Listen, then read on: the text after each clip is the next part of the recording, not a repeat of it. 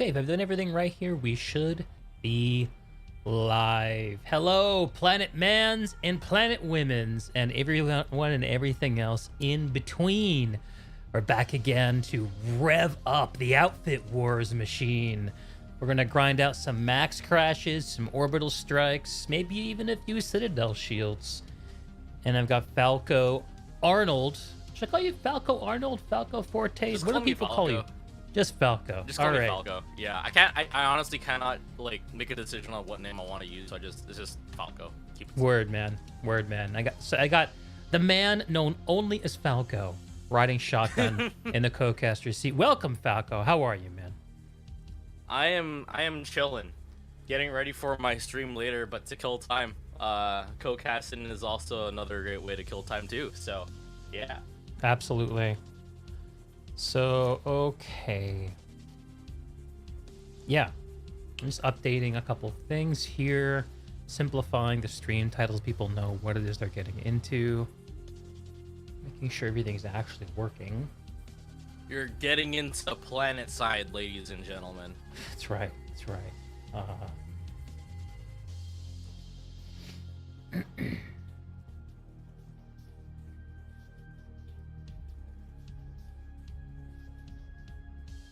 All right, looks like everything is activated. Very good. So Falco, I had the pleasure of casting a game with you yesterday. We did, it was that unfortunately one-sided conflict between ISV and AODR where it was kind of a virtual no-show for ISV, and AOD didn't even really fill the full platoon either. And then we jumped into the Recursion and 2RAF game where we watched the medic, the combined medic and air force of 2RAF just not have what it takes to take on Recursion. I mean, Recursion is a difficult team, so I mean, let's give them that at least. They tried their best against a really difficult team. Those Recursion kids, I think they got something going. I think they're gonna go to the top. They're spunky, you know. Yeah, exactly. And okay, actually I gotta press one more button here.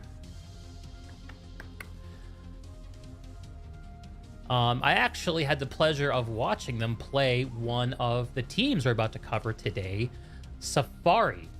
Last week, Recursion v Safari. Everyone was expecting it to be pretty one-sided going in, and it was one-sided. No big surprises, but the Safari boys and girls did field a full platoon, and I had the chance to debrief with one of their leaders afterwards, and they had a great attitude about it. They enjoyed it. They were excited about coming back again, and I'm excited to see what they've got second time around. Because again, like for the first couple of rounds, things can feel lopsided until things get sorted out in terms of like how all the rankings will get sorted out. So. Absolutely. Totally normal in any kind of competitive format, by the way.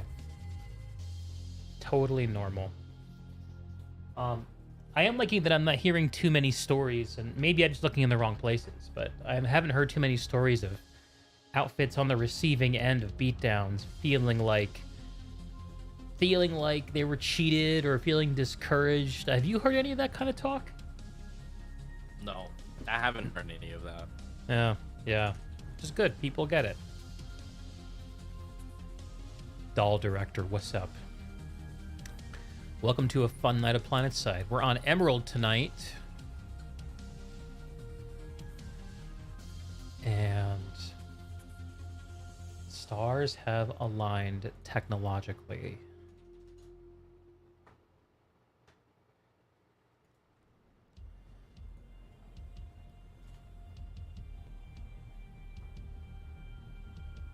Okay, so who are the Safari guys and gals playing? They're playing VSTD.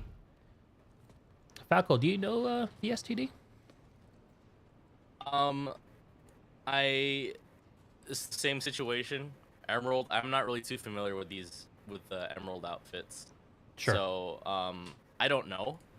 I have pulled up some stats, however, and this appears to be the same situation in terms of matchmaking as to yesterday, where Two Raf's opponents, not two, excuse me. VSTD's opponents were two Raf who went up against Recursion yesterday, who just so happens to be the opponents for SFRI Right. previous week. So, hoping that it'll be even. We will see what happens. Yeah. Yeah, really excited for this one. Sorry, I just got distracted looking over the listing and seeing what people's point totals look like.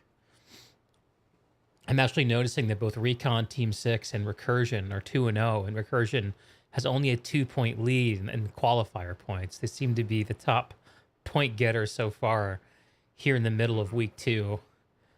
Looks like it's number 1 Recursion, number 2 Recon Team 6, number 3 Vanucats. We still haven't had Bushido Way or Goblin Jumpers play their match this weekend, though, so that's forthcoming.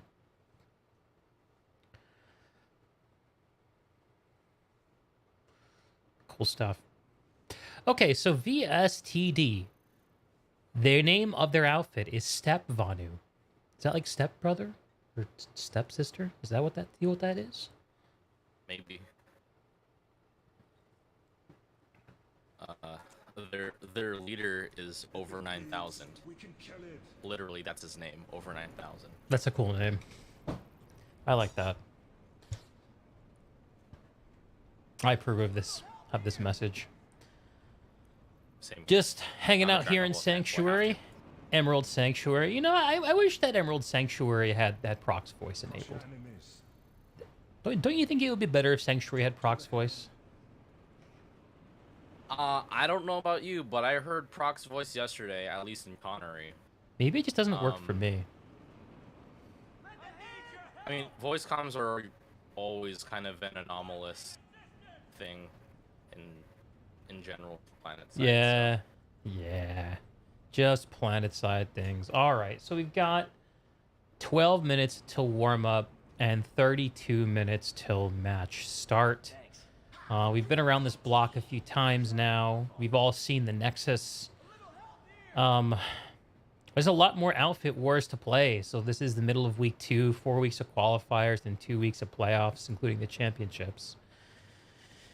Is this too much outfit wars, Falco? Are you ready for the next month of outfit wars? Like, how's this feel to you? Is it the right amount? I think I'm just kind of drawing comparisons to past iterations, right? I think that this is kind of like a good balance of, you know, given how much outfit wars we've had for the past year, which was more or less non-existent, right? Yeah. I think this is kind of like a healthy dose of like, yo, like these are some matches that you guys can look forward to, or like if you're in a participating outfit, these are some matches that your outfit can look forward to, or you can look forward to participating in. And I think that, especially when it comes to this game mode, because it is the temporary game mode, that I think, you know, dosing it in this manner, where it feels like there's, basically 7 total weeks of outfit wars. Mm-hmm. You know, like that's a healthy percentage within the year. Yeah. And I think that it isn't like the very, very first iteration of outfit wars, where even though the matches themselves were like you know, they would only be like on the weekend or whatever, but the actual grinding of getting into outfit wars was a royal pain in the ass. Right. Where people were literally running shifts day and night trying to make sure they could secure points. Those OG qualifiers. You know, I've heard from a few folks who run very large outfits or are highly placed within them that they actually really missed those qualifiers and thought they were really, really fun. They can. I mean, I don't doubt that, but I think for the greater community as a whole, and also for people who also work real life jobs, in particular, that it can be very draining, where you come home from work, then you go into Planet Side 2 to blow off some steam, only to find out that now you're stressing out over getting points for your outfit, versus other outfits who have legitimate day and night shift teams for Yeah, like, okay, this is gonna be our yeah. 5 to 8. This is gonna be our like 8 to 11 or whatever. Yeah, I remember, yeah. I remember hearing about like Recursion having like a squad of dudes that would roll from like midnight till like 8 a.m. And I'm like, how? I don't understand how that's The even late possible. shift, baby. Yeah. Yeah. Yeah. So I mean, I think we're in a really nice spot. So in that terms was of, too like, much. preventing burnout. That was Yeah. too much. Clearly. Yeah. Yeah. Yeah. Yeah, you know, and also a lot of those people were going into it with the idea if they have to put in as many points as 20 guys for some of these larger outfits, and that's just Yeah. hence the And then around the they clock did- stuff. And then they did a little bit of balancing so that way they could balance out smaller outfit impact versus like larger outfit impact for like points. Which small outfits, I believe, for the most part, were very appreciative of, but then larger outfits kind of saw it as like a, what the hell? Like, we spent all this time trying to grow our outfit, and then now we're kind Right. of getting punished for it. Yeah, I think it would be So- cool. Yeah, totally. I mean, I think it would be kind of cool to bring something like that back. Not for outfit wars, but I don't know, like maybe like. I mean, the thing that these large outfits typically trade in is soaking in new players, right? Maybe there's some Yeah. kind of way that we can run an event that helps connect new players with some of those big outfits and use some kind of a live competition like that as a catalyst. I don't know. Like it's just whenever something cool happens in Planetside, and sorry, I'm rubbing suntan lotion off of my ears because I completely forgot to do that before I sat down, and now the insides of my ear cups are fucking gross. But I just always think it's a shame whenever something cool happens for someone in Planetside to like not treat that as like we should like find a way to do this that works for everyone. I need medical attention. It's one of my many wishes for Planetside too. I need a ride. PlanetSide is a game of the people, so. Of the people, definitely. Well, I hope we see a full 96 people on the on Nexus here in a few minutes. To see all the people. I hope we see another great game like the one I had last night. I don't know if you caught any of the replays or heard anything about it, but last night on Connery, I was casting Araxis Iron Guard and Hell's Angels. And that match came down all the way to the wire. Hell's Angels, with 10 minutes left, had 6 out of the 9 territories and 100 point lead in the points. Not that the points dictate winning, but just goes to show how the match had gone up till then. And in the last 10 minutes, they gave it up. And Araxis Iron Guard managed to flip it 5-4 in their favor with 4 minutes left. Each team had a hack with 2 minutes remaining on the enemy's Nexus base. Damn. And if Hell's Angels had somehow been able to secure the enemy Nexus and resecure their Nexus at the same time, they would have gotten the W, but they couldn't quite pull it off. It was such a fun match to watch. I think that's great to hear, given the fact that, as if I can recall correctly, Sexy and Araxis Iron Guard, they're both of the lower ranking outfits for Connery. Right. So, yeah, exactly. So then if they had a competitive event and it just so turned out that it went down to the bare wire to the very end, like, that's kind of cool. I inversely casted WTAC versus Fate. Yeah. And it wasn't really anything like that. So- Yeah. Yeah, I mean, like that's the heart of competition is, everyone sort of intuits that they should be getting to play people who are good challenges for them, but not overmatched by. Yeah. It's hard to do that, but when it does work, like it did last night with the Angels and the Iron Guard, man, that was fun to watch. And you hope that as the weeks go on, we get to see more and more quality matchups like that. And I hope that as we get close to the playoffs and certain outfits begin to realize that they're not going to make them, that they still, they still really show up. Yeah. They still really show up. So we'll have to see. We have a little bit of a model train yard going on in the Emerald Sanctuary right now. People bored, waiting for their matches to start, showing off their bling, but very sneakily. Very sneaky. About 2 minutes and change to go till warm-ups.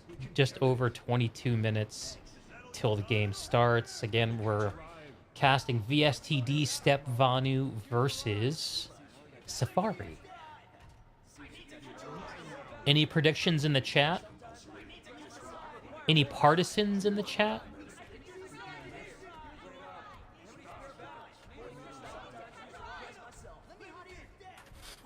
Sound off in the chat if you think Planet Side will win. If you think what? If you think Planet Side will win.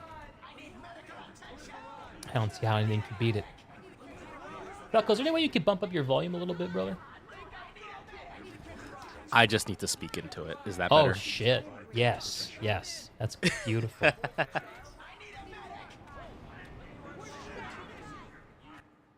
Can you give me one more sound check?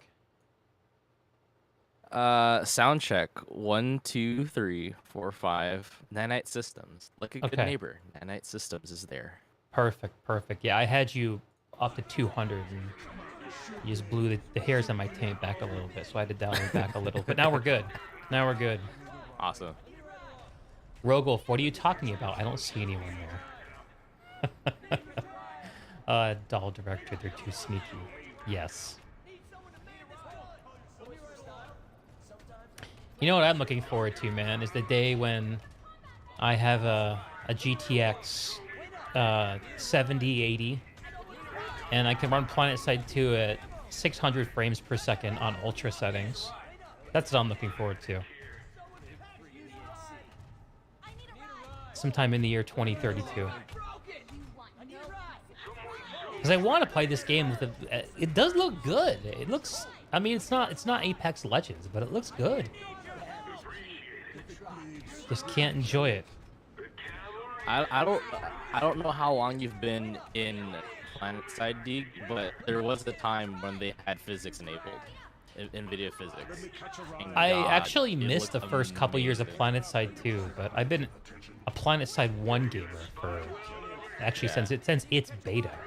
But yeah, I didn't get to play PlanetSide 2 during its first couple years. Oh my God, Araxian armor is a head trip on Ultra. Who knew?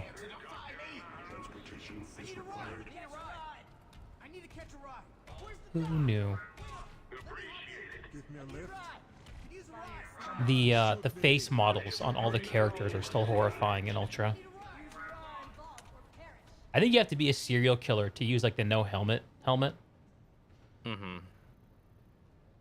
Especially if you have the generic white dude face. That dude looks like he's about to fucking murder people in a gas station.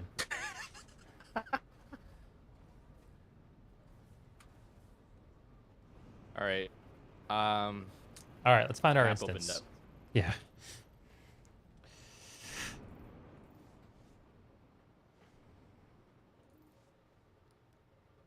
Yeah, team's populated real fast. It's already looking like a 24-48 in one warp gate and a 24-48 in the other. So I think we got 2 full teams. Let's go. Let's go.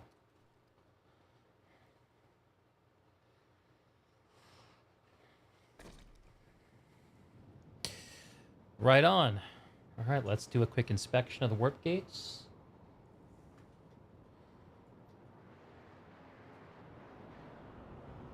You see the blue team is Vanu people. No outfit tags. Yeah, I'm not seeing outfit tags, but colors are still working, right? So Yeah. And on the red side, I'm seeing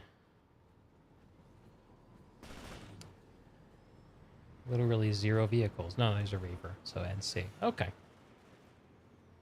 Okay, so it must mean we have Safari as red and Step Vanu as blue. Mm-hmm.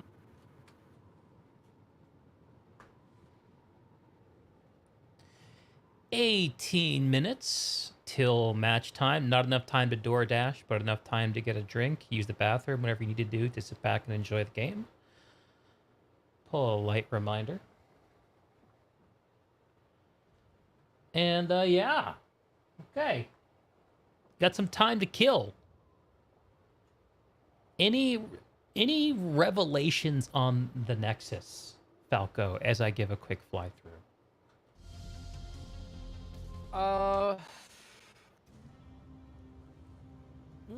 Not really. The nice thing about Nexus is that because it's such a small map, after you've seen it a couple of times, you kind of really get to know it intimately. Yeah, I like that too. Yeah. So, like everyone at this point is, for the most part, aware that, Granite Head Reactor, like 8 points in the ground, Yeah. points in a powerhouse, 8 points over a triple, and then you go over to the northwest, go over to Bitter Gorge. It's like, all right, C points on a triple, A's somewhat out in the open, B points in a triple. It's kind of like, it's almost symmetrical. And then inversely with the Satcom Hub, it's just tech plant that isn't a tech plant. But Yeah. Yeah, it's a mini tech plant. So, yeah, and then it's like once you learn those 3 bases, like you almost have a good idea as far as how all the other bases look like too, because it's just mirror opposites. So like, Hydroponics Compound is a mirror of Secure Substation, Slate Canyon Hold is a mirror of Argent Pass, and then obviously the Nexus bases are both the same. So I mean, there isn't too much like, oh my god, this is kind of cool kind of a thing. I think something that I've kind of realized, but it isn't so much like a revelation, is that vehicular play is not exactly a huge force multiplier by comparison to something such as like air play. Air dominance is a very big thing, like especially for like an opener plan, when you fly out the warp gate for like the very beginning of the match. I feel as though a vast majority, if not every single match that is played out on the Nexus, every team that has won has pulled air at the very beginning. So I think I may have seen an somewhat- exception to your rule yesterday, actually, and I'm not sure what to think about it. Whoa, was that Rakkus Iron Guard versus Sexy, or? Nah, well, I mean, nah, man, not really. It was the Recursion 2RAF match that went down yesterday. So 2RAF pulled an enormous amount of air. Recursion, just like a modest amount, and they didn't keep people in the air throughout the match at all. I mean Recursion more so in suffocated terms them, of man. like I mean more so in terms of like the very beginning of the match. Okay. Yeah, that beginning skirmish, because I saw, because the match that I cast yesterday with WTAC versus Fate, WTAC had pulled an enormous amount of vehicles, and that really limited their movement around the map at the very beginning. So like they weren't really able to capitalize on like any other bases. They did like a full platoon stand over at Satcom Hub while Fate would get like Bitter Gorge and Granite Head. And because of the fact that they had ground, they had to. I think what happened was that they redeployed, not realizing that while they were redeploying, because they had to move to elsewhere on the map, Fate had stolen the capture from them at Satcom Hub. That is. So it's just kind of the early game mobility, I think, has, I'm not phrasing this correctly, but the air game has a lot to do with early game mobility, which, it can be crucial when it comes to those neutral bases, because it isn't like, you stay on the point and then you capture. It's like, no, you stand on the point and you have to make sure it goes the entire way through, because it's a neutral base. Otherwise, the other team can go ahead and steal it, and you will have then just wasted like 2 minutes just standing around not doing anything. Mm-hmm. So at least that's just kind of how I'm looking at it right now. Sure. Yeah. Yeah. Yeah, man. I'm thinking too about like the effect of the sort of lattice asymmetry in the neutral bases. So it's sort of an interesting thing, right? Where Bitter Gorge connects to Granite Head, but Granite Head does not connect to Arazak. And I feel like that redundant lattice link between Granite Head and Hydroponics and Nexus, which is redundant with Arazak, it does create some backcapping opportunities, which are kind of cool, but it tends to make Granite Head kind of a backwater in terms of actual gaming. And from what I've seen, has that been your experience too? Yeah, I haven't seen a lot of battles happening at Granite Head. A lot of battles that occur tend to be like around Bitter Gorge. Yeah. It's weird because I would see it happen at like bases like Bitter Gorge, and then like there'd be some skirmishing at Granite Head, but then it would flow into like either Secure Substation or Hydroponics Compound. Sure. I wouldn't really see a whole bunch of people going into like the bases that are Argent Pass and Slate Canyon for whatever reason, even though Bitter Gorge is captured. Yeah, totally, because there's no... Are there, like, goat paths between Granite Head and those two bases? Let me have a look. There are a lot of weird mountain passes through here. What's back here? Anything? No. Yeah, it's just the lattice that connects, looks like.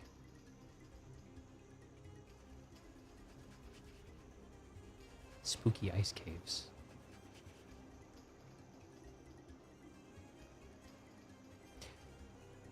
Yeah, I'm getting hitching too, Falco. Yeah, no. Apparently, earlier today in the EU matches, like it was really bad. Really? Yeah. It Because seems yesterday to be. we didn't have hitching. I didn't notice very much of it. It's a good point. It's a Yeah. good point. But then today, apparently, it was really bad during the EU match. So. Huh. Interesting. Yeah, one of the big... If there is a disappointment for me in terms of the way these matches have gone, like just in general, is that I haven't seen any really cool Galaxy Lodestars deployed over the top of Granite Head, dropping dudes on top of the triple stack and like trying to keep the point against people flowing in from the spawn room or whatever. I haven't seen anything like that happen. It's just the fights go elsewhere and people will try to do like a cheeky little steal on that base, midway through the match, which, tests people's lattice awareness. That's kind of it. Where I've seen the most... Yeah, go ahead, sorry. I think that's kind of the nature of the beast, where it's like, when it comes to capturing points in planet side, generally you want, if you're really like playing hard and gaming, like, you're trying to capture the next point as soon as you can to prevent like your opponent from having the opportunity to flip back. Mm-hmm. So it's kind of like by nature of it being a competitive game mode, like people are more invested in capturing points versus like duking it out. And like really the only times you'd ever see like outfits and teams really duke it out is like if they make it to like a Nexus base, because at that point there isn't anywhere else to go. Sure. And I think that's actually one of the things that cost Hell's Angels the match last night. It very much seemed like they were in control, but they got kind of tunnel visioned first at Slate Canyon, and then they got very tunnel visioned on Nexus Omega, the enemy's Nexus base, and just let a lot of lattice play go uncontested while that was happening. So Aractus Iron Guard made some smart plays, and the Angels they were just fragging. Anyway. All right, so we got about 10 minutes till match starts here on the Nexus Glacier. Tell me, Falco, do you know of any lore surrounding the Nexus? Do we have any Nexus lore in PlanetSide too? So, the Nexus is a map where it is believed... Yeah. Or it is believed that there are secret ancient Vanu technologies throughout the map. Ooh. And the new conglomerate and the Terran Republic in an attempt to prevent the cult that is the Vanu sovereignty from growing into an even bigger cult, have basically nuked it to hell, which leads it into looking like the mountainous, incredibly poorly terrained map that it is, with all the different hills and stuff. And I am totally not just beating out the ass right now, I'm just bullshitting. So No, it's beautiful. It's beautiful. yeah, and so yeah, Nexus is Nexus. Nexus is Nexus. Yeah. Couldn't put it any better myself. I do think it's quite in character for the NC to just blast anything that they're vaguely threatened by. that totally seems in character to me. The TR just kind of blindly are like, okay, like if the Vanu are doing it, it's probably something we don't want to. I think that sort of TR is more like anti-Vanu. TR is like we want to be. TR is like we want to be in control, so you are not allowed to do this. And NC is just like, what? Loud noises? Like I think that's the NC response. And Vanu are just like, I just want my fucking plutonium vibrators. Leave me the hell alone. My Araxian vibrators. We can fly under the map. Maybe we can find some Vanu secrets of our own. Whoosh. Okay. We got some time to kill.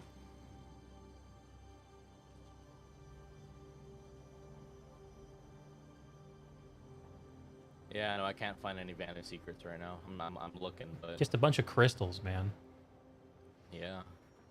Well, Just like my wife. What if those are the? Runs into crystals and if thinks they're those- magic. What if those crystals are actually the vibrators? Yeah, maybe that's the answer, man. Maybe that's Yeah. it.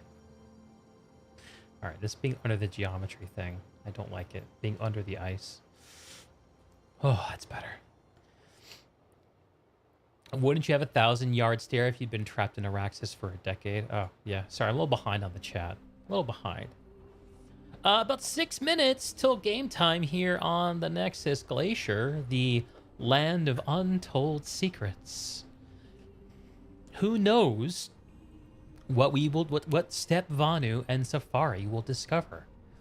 Will they find eternal brotherhood? Will they find war and conflict? Or something more disturbing altogether? Stay I tuned. think war and conflict's a given. Stay tuned. I'm going to step away from my PC for 1 minute. I'll be right back.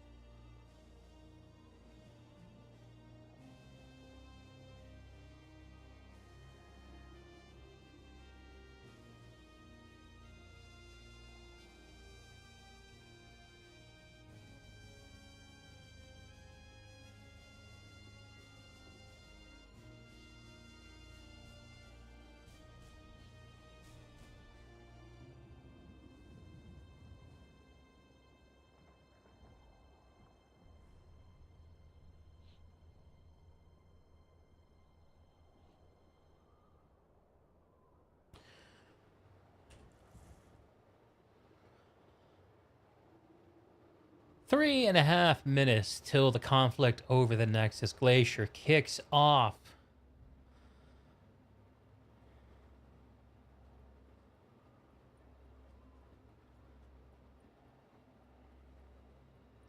I have a question for you, Deeg. Sure. Speak up, by the way. What is your favorite base on Nexus? The base that I want to love is Granite Head. I think I shared my opinion about it. I wish I've seen more action on it. But I think the one that I've had the most fun watching, I mean, you can't beat the drama of the Nexus bases. You can't beat the drama of 100 dudes fighting over 1 point, in my opinion. But if I had to pick an answer other than those two, it has to be Slate Canyon / Argent Pass. Just the fight over the triple stack, the murder hole infantry tunnels, the cheeky little Sunderer garage underneath, the overly exposed spawn room. It's a fun base to watch. Yeah. What about you?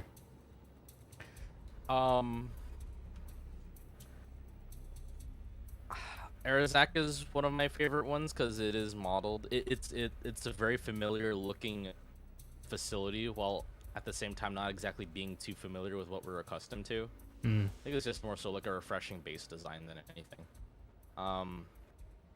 The idea of having like, a square building at the very top and then the core of the building is a tech plant. I think that's kind of cool. Yeah, it is a just, cool base. Yeah. Like that's kind of cool, but like also like what you mentioned, like the Nexus bases are like once a battle starts going in a Nexus base, like it's pretty intense.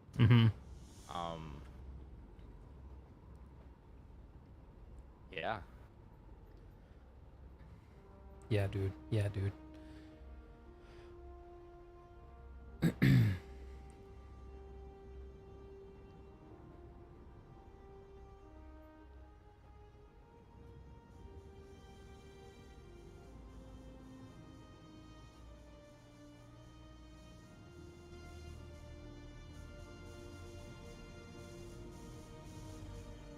Right on. So, just under a minute remaining. At 30 seconds, we'll give you the Warp Gate disposition reports to start the match. I'll start at Alpha. Why don't you go to Omega? Yep. And we'll briefly talk about what we're seeing, and we'll all enjoy the opener.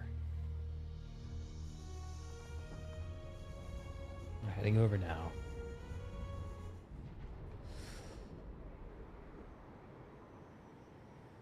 Clear out of that area. Okay, I'm looking at the Safari disposition. They've got a smattering of ESFs. I see a single galaxy. No, sorry, a couple. A couple of galaxies. One with their Force Commander in it. I see a pancake. Pancake sighting. What do you got? Nothing but sides. And Nothing maybe but one or two galaxies, a Libby in there, 2 Liberators. No pancakes because I guess they don't like IHOP, so. Let's But ride, yeah, baby. no, It's here time we for the go. opener. Let's do this. Safari versus Step Vanu. Let's see what these boys and girls have for us today. Kind of a wide spectrum look. I'm seeing a couple of VS dudes making their way over to Arazak, while the rest move over to the middle for that beginning engagement. These murderous sides. These galaxies don't stand a chance. My God.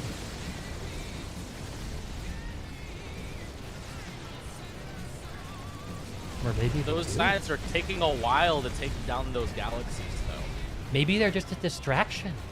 Is that possible? They're taking a lot of this side's attention.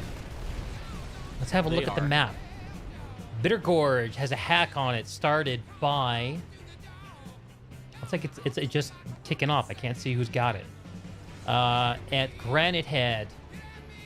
Yeah, these indicators are confusing. Let's just zoom in and have a look on the ground. Yeah, so Bitter Gorge is started by Alpha. Granite Head is started by Alpha. StatCom has not been figured out yet. I'm zooming in here over the Granite Head reactor. And it looks like all 3 points are held by Safari. Yeah. Looking quite comfortable, despite they don't have a dominant pop here. There is a Stepvanu Sunderer deployed just off of the C point, next to the triple stack. But, oh, it's getting flanked and is about to get popped by the Safari infantry. So the Safari prioritizing Granite Head reactor, and they are gaining more of the pop here by the second. Let's zoom on over to Bitter Gorge. See how things are playing out there.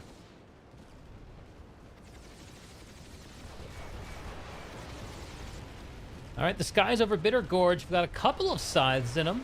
A couple of scythes up there, but not too many. Safari are ensconced at the B point, but at the C point, we have Stepvanu, and in the middle, transition. Stepvanu. Looks like they began a flip on the A point, but no one's finished it. I'm seeing a kill trade looks like it happened over here. But Safari are rolling up in there currently and are gonna. You got the lone Stepvanu that could. Well, there was one. Now there's two.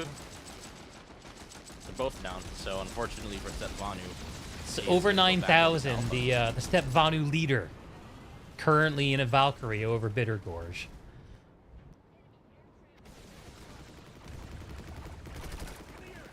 Let's see if we get an actual infantry fight between A and C here. Well, Alpha currently has spawn logistics set up right next to B point,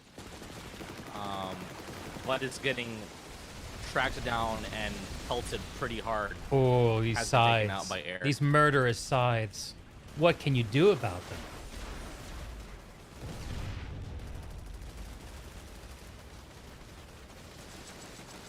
So Granite Head is about to flip soon. If he keep the fast cap going. Yep, and that 20 seconds left. Which leaves hydroponics open. So 8-point flips for Stepvanu. It looks like their Stepvanu's attempting to go for B point, but Safari has a good hold on there, and Safari is also appearing to be recapturing A1 at Granite Head, so this base is going to go to them. Okay, and over here at Bitter Gorge, the Stepvanu Air still dominant. Can they dislodge these Safari infantrymans off the point? 8-point flipping. Looks like they can. It's got to send someone up there to tap it, and they got someone. Yeah. Under 8-point that's flip for Stepvanu. B point is flipping for also Stepvanu. So Safari is gonna have to do something to recover this situation, because right now all points are going for Omega. Safari is moving over to C point. They have a lone person, the lone Safari that could, over on C point. They have recovered A point with a large drop of dudes. We're going to be met by a couple of Stepvanu people, a fire team of approximately 3 Stepvanu people, and those guys have been melted over. Is this an Arizek? Is that what you're describing? Gorge. Bitter Gorge, okay. Bitter Gorge, yeah. I'm having a look over at Arizek. Safari just crash landed a Galaxy on top of the B point. They're taking the top of this base by force. With all these sides in the air, though, it's only anyone's guess how long it'll last to see if they can press their advantage while they've got it. The B point is theirs. They own the top of this miniature tech plant. The sides still don't know what's going on here, as these very, very exposed Safari infantry are trying to figure out how to get down to the bottom of this base. I don't think they know about the jump pads. Dude. This is the time where you need like that air to just come in and just pelt the hell out of everybody. Yeah, I mean, one side could have had an enormous this is gonna impact be on this. Yeah, there it is. So Safari captures. There's that StatCom hub. There it is. So if I'm Stepvanu, you gotta go all in for Bitter Gorge at this point. Otherwise, you're losing all middle bases for the beginning part of the match.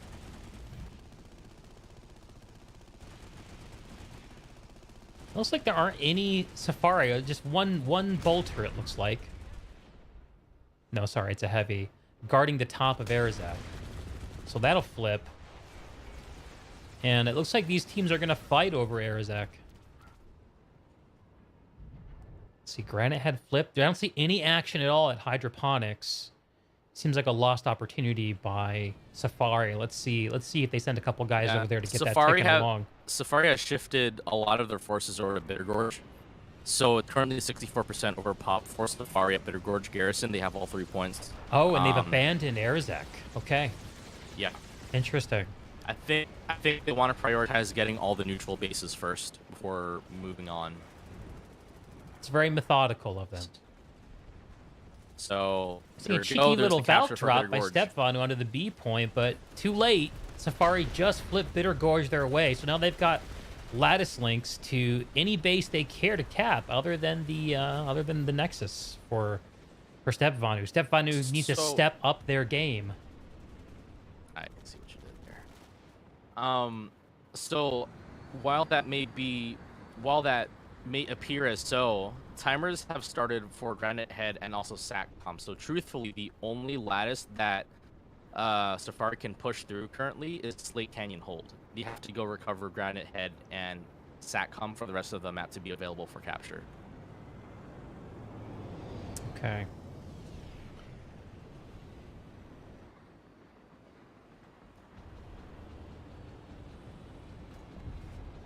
So SFRI have resecured Granite Head. They've cleaned everyone else up over there. That base go for or a is that few minutes, SATCOM though. hub? Yeah. Is that SATCOM hub currently has all points in favor for Stepvanu. However, it looks like there's a small fire team of SFRI who have dropped in and are attempting to flip B point, but they were not able to. Those Or is that murderous SATCOM sides, still man. remaining for steps? Yep. What you gonna do? Okay. I don't think we've seen any war assets being used yet, so it's worth keeping an eye out for those things. Okay, looks like Granite Head just finished getting resecured. It looks like Stepvanu are committing to Bitter Gorge, and they've got 40 seconds left until until Arizek goes through. Question is, where are the SFRI folks?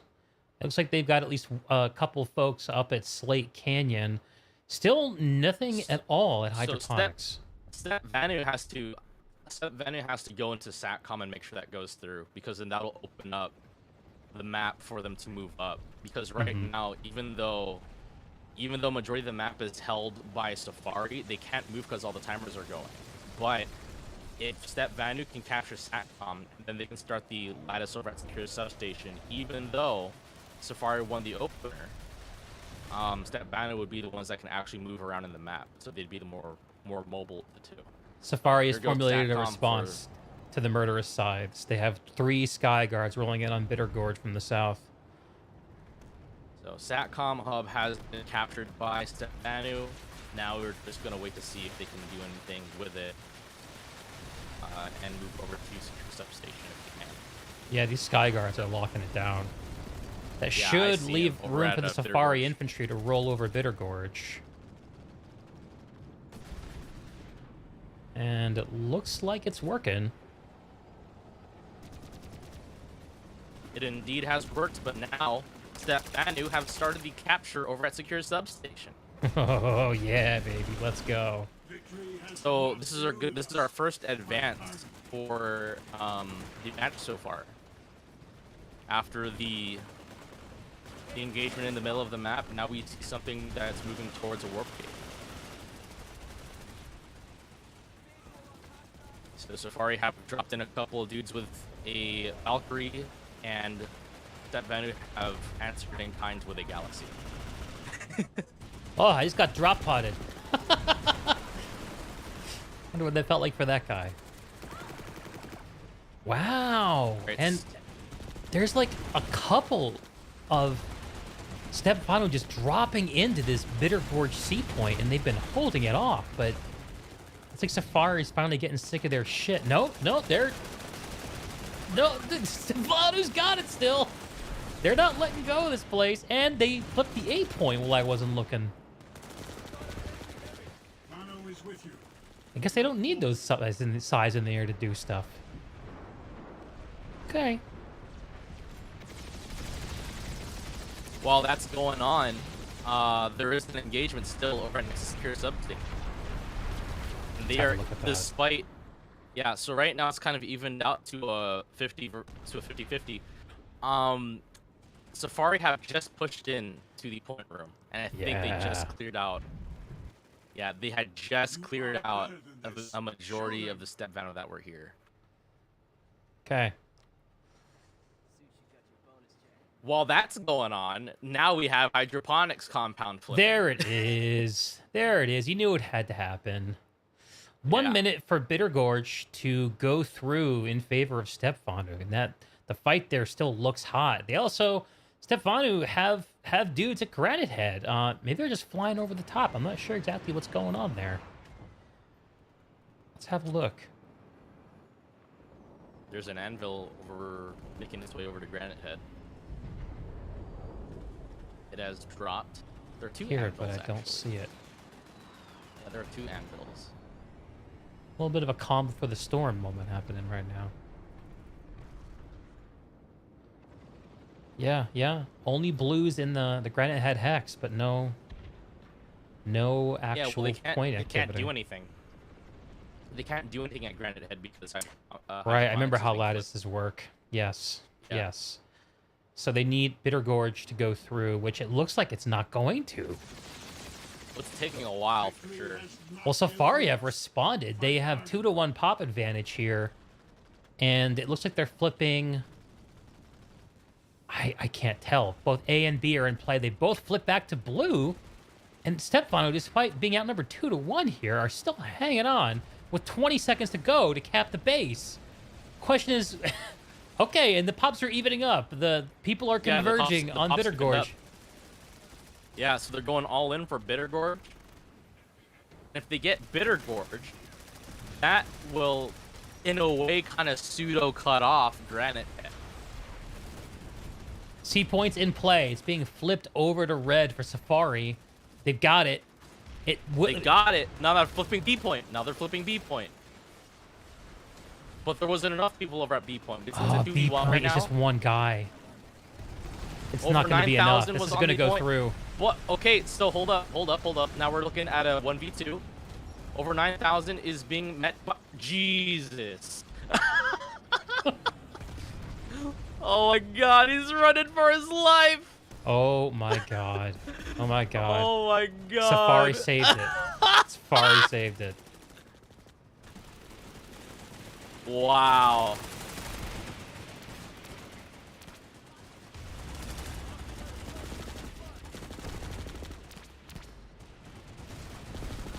All it's left to do is to clean up the mess.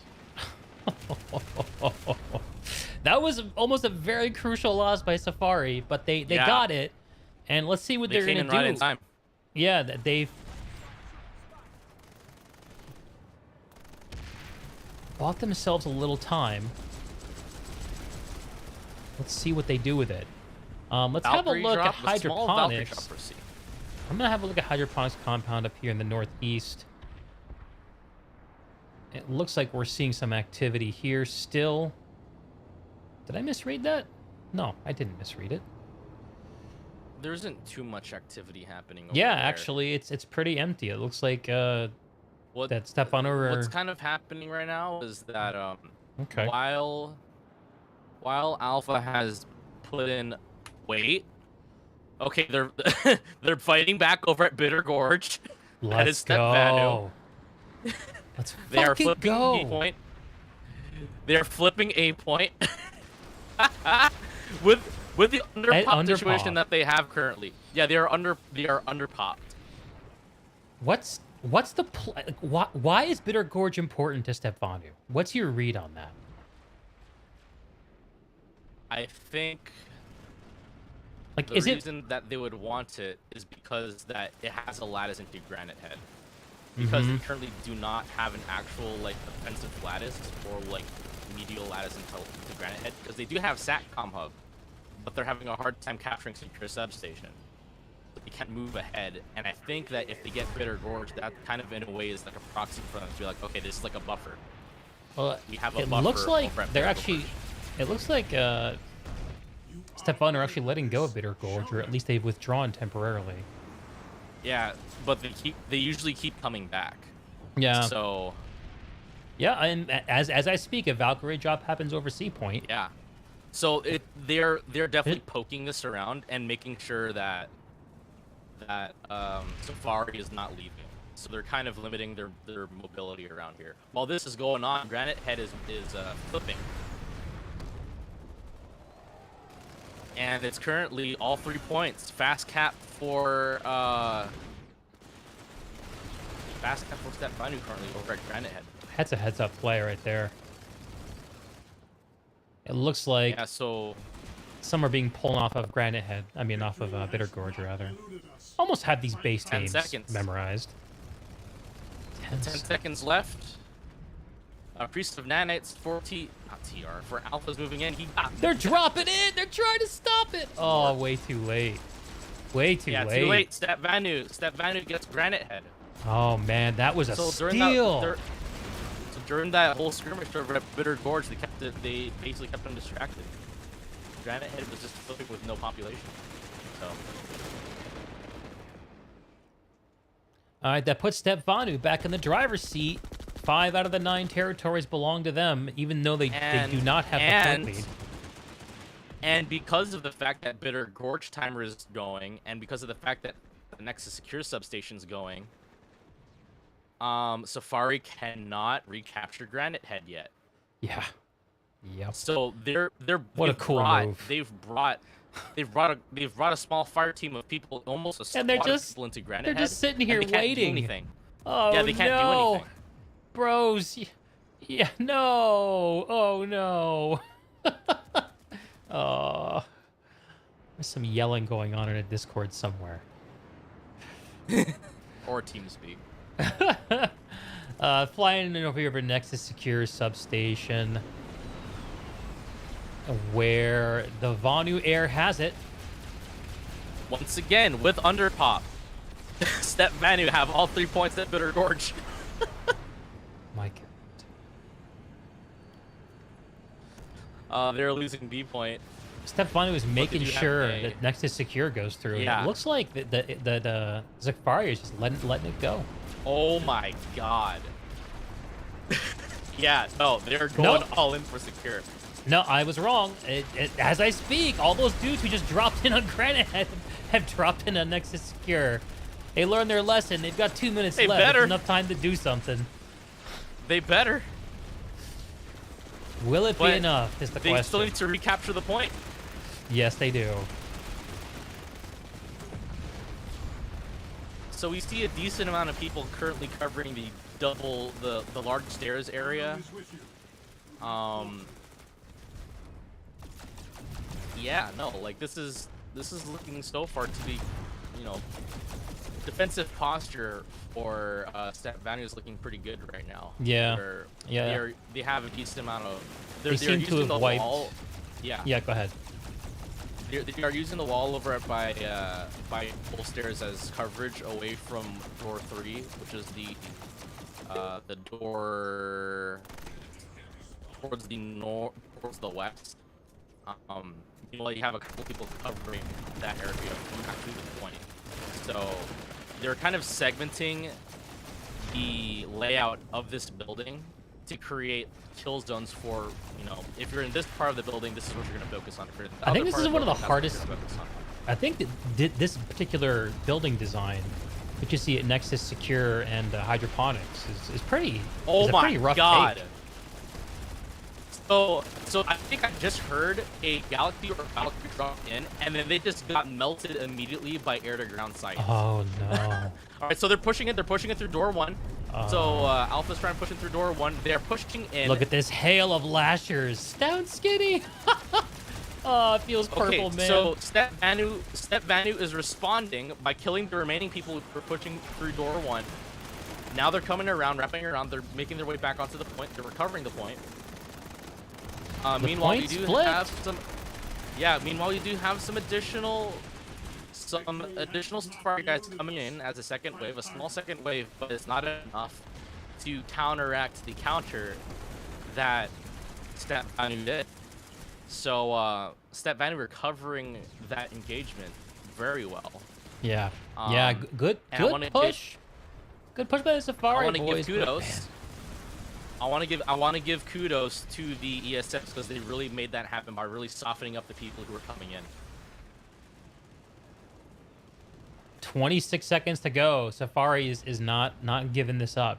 They're dropping dudes in, and they're gonna make another go of it. But they're coming in a little bit piecemeal, and they're getting cut down.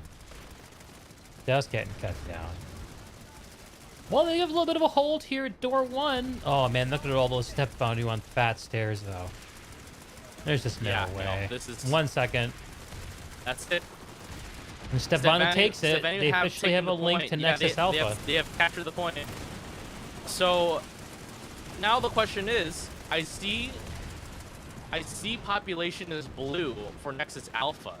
I wonder where that blue population actually is in Nexus Alpha. And I think, Well, unfortunately, they're not going to be able to do anything because your substation timer has flipped. Yeah, man. Whenever I see one of these plays happen, I think there needs to be one infiltrator just sitting on Nexus Alpha for the last minute of this hack, just so they can start the flip as soon as it goes through and lift the big old middle finger. So meanwhile, while that has been happening, Bitter Gorge has been stuck, and it has not moved. Wow. The brawl over Bitter Gorge continues. Arazek and Granite Head remain firmly in Step Vanu's grasp, and they're rolling over the eastern side of this continent. And the question is, can they retain control of the Nexus Secure substation and play that advantage into a push on the Nexus Alpha? I'm going to check out Bitter They are Gorge. making a push on door 1. Ooh. But And a counter drop hit by Step Vanu over Nexus Secure. Let's do it, boys. Vanu compels you.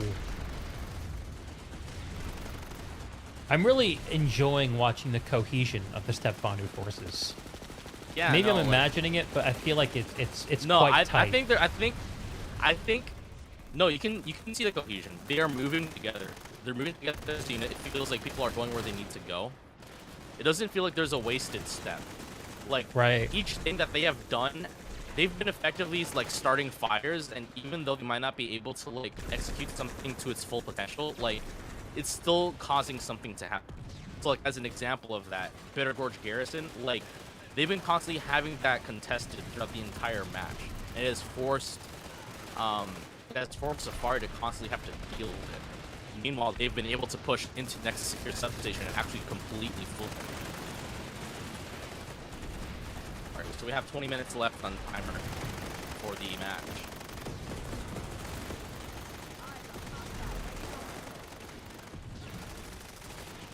Zombies up at Nexus Secure, it's not going to be enough. It's not going to be enough, but it's keeping... This building is still under contention. Yeah, they can't leave, man. It's keeping Safari... Yeah, no, they cannot leave. It's keeping Safari here. So even though zombieing is kind of like, God, why do you want to keep like reviving and dying? It's still forcing the opponent team to stay where they're at. And they've effectively like burned through so much time right now. So the time that they're burning is not just the capture timer, but the amount of time that could be spent for this 45% population of Safari to move out elsewhere. So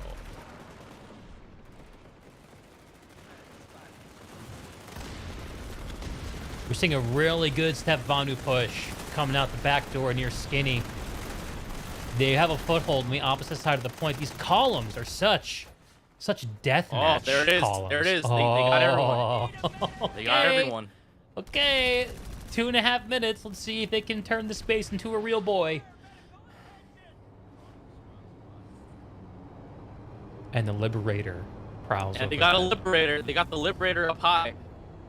So, okay. They've learned their lesson. From outside the base, it looks like they're pulling Valkyries, and they're going to attempt to do a Valkyrie drop to recover Secure Substation. You see one Valkyrie drop so far that has dropped about 5 or 6 dudes. They're taking out. Oh my god, are you gonna take out the spawn beacon?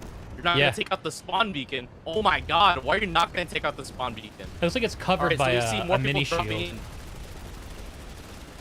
Oh, there's one right up top. Everyone dropping in. Oh, that guy's got it. Stat Vanu holding out as best as they can. Oh, they have so many mans here too. Oh, look at that! I saw the hex pop tick. It went from 20% red to 44%. Yeah, but now it's. Oh my god. Yeah, there's brawl. There's a brawl. But Vanu still hold the population Oh, difference. Safari zombies are up.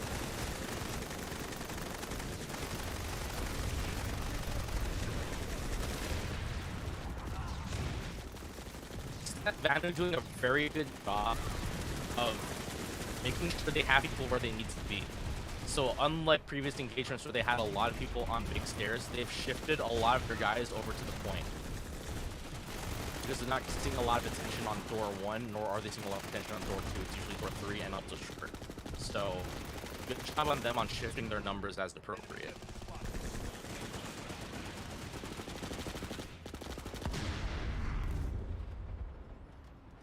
So while this is going on, Stefan has to make sure that they get this at start Nexus Alpha soon because Slate Canyon Hold is now flipping.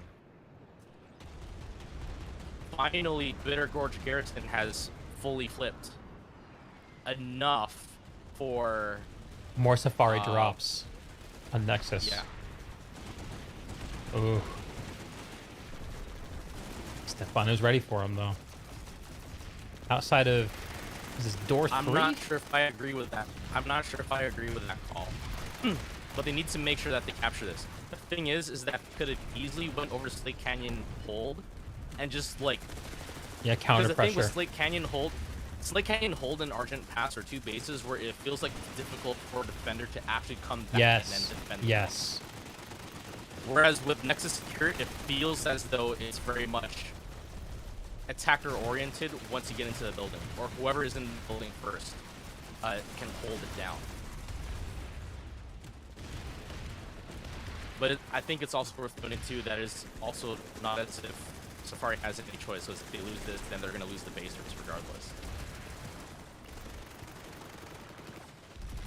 All right, we got to see a full defense now from Step Vanu. Base remains blue. They have blue dudes in the hex. Oh, there it is. There it is. Nexus Alpha. There it is. Nexus Alpha has started. There it is. All right. Nexus Alpha has started. Now the real game begins. When the first fighting happens over the Nexus base. So, all right. So we see a current preemptive. We see a current preemptive by Safari coming in pretty hard for a defense over at Nexus Alpha. I wonder how many people are actually at Nexus Alpha for... Oh yeah, so it is the 50-50.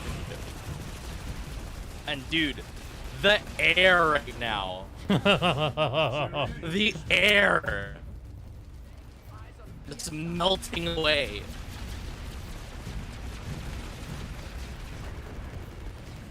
Amerish belongs to the sovereignty. Well done. Kudos to the Vanu Sovereignty for controlling average. Praise Vanu.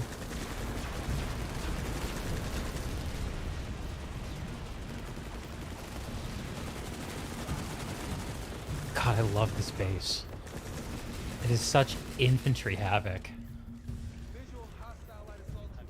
Step Vanu cleaning on up. Solidifying their hold over the point.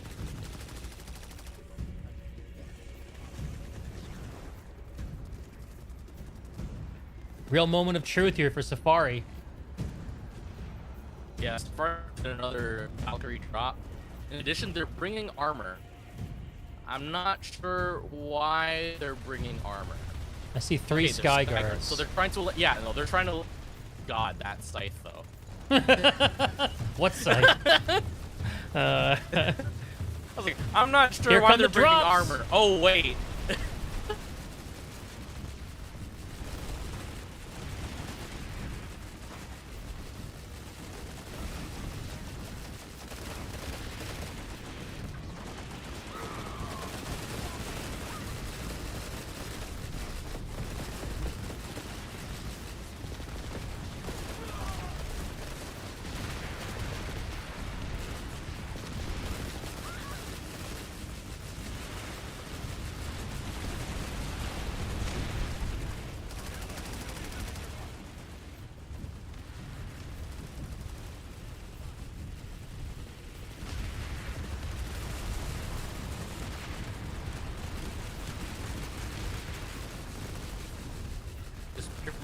right now on Nexus Alpha. Yeah, bro. 55% step Vanu, 42%. And all the points for today's match have been allocated. Slight advantage to Step Vanu. Pretty even split, though. Territory-wise, 2-to-1 advantage. And 4 minutes to go. Ghost cap for Granite Head. Okay, that's a smart play. They have 4 minutes. They could just wait to the last minute and overwhelm this place. There's an orbital strike. All right, so if you're looking towards the warp gate, there is an orbital strike. Once that orbital strike goes down, all that air over in the Nexus warp gate is probably going to drop in. They're following it up with 2 orbital strikes. And a Citadel shield. The Citadel shield went down at the absolute worst time. All right, so now we have almost everybody. Oh wow. Okay, so unfortunately for Step Vanu, they thought that they were going to be coming in from their spawn room, but they didn't. They were coming in from their warp gate.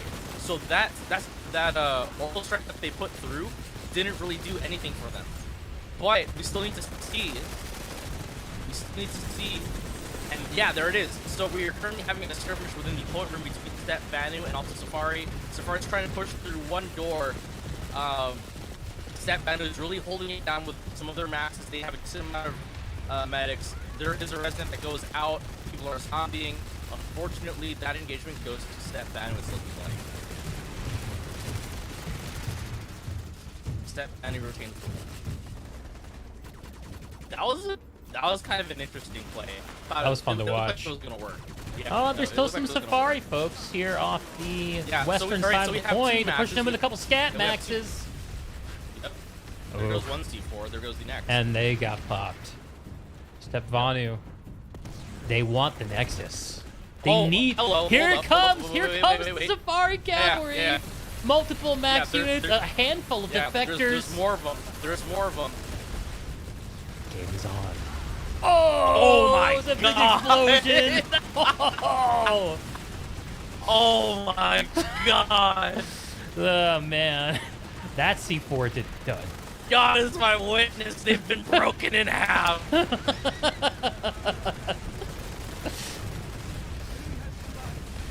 Just under 2 minutes for the desperate Safari scat maxes to break through this Step Vanu column. Can they do it? They don't have more dudes. Look at this tail of Vanu gunfire. All the dudes. Oh, they're pushing in. To the point. They're pushing in. They're pushing in. Can they keep it going? It's meat versus meat, boys and girls.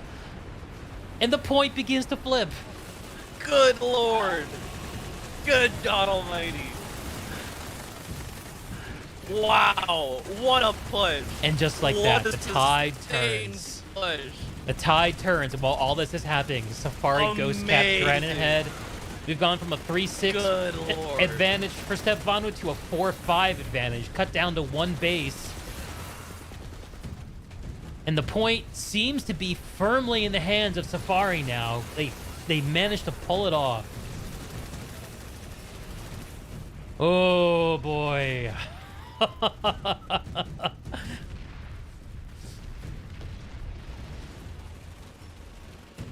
Let's have a look at the big map. Oh no, here we're seeing a Step Vanu push coming out of the southeast, top of this powerhouse.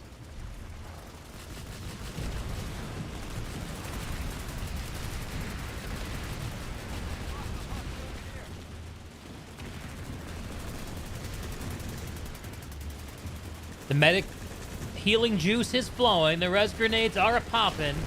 Safari are returning the favor of all the punishment they received trying to get in this point room. But for all of that, they don't seem as comfortable here as Step Vanu. They've not had as much time to get established. And the Vanu lasers just continue to pour in. Step Vanu not letting it inch off the gas on the Nexus Alpha.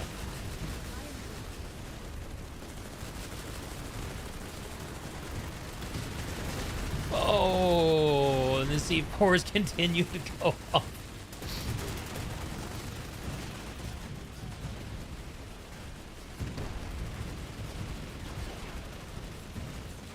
Vanu's popped a new Citadel shield. It's like they're trying to cover a drop zone. They're looking to divide the room. So there are 2 entrances on one side and 2 other entrances on the other side. Interesting. So dividing the room, that's a play that's advantageous to the attackers, right? It can be, yeah. So if you look at how the room's set up right now, a lot of people are looking toward one half of the room and not the other. But now, okay, yeah. So quick again. Vanu are getting a toehold. They're getting in their steps. Yeah. They're on the point. SFRI are falling back to behind the Citadel shield, and they're falling. They are falling, boys and girls. So there's an example of like how the Citadel shield can be useful, because they didn't realize that they were moving back into the Citadel shield. So once they move back into it, it cuts off their lane of fire. Okay, Vanu counter pushing. I guess they're coming out of the spawns here. Let's have a look.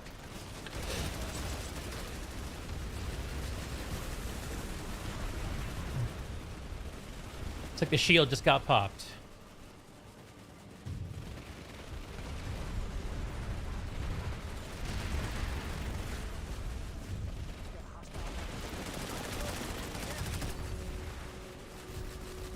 And for all the brilliance of Vanu's retaking of this point, their hold on it is quite tenuous.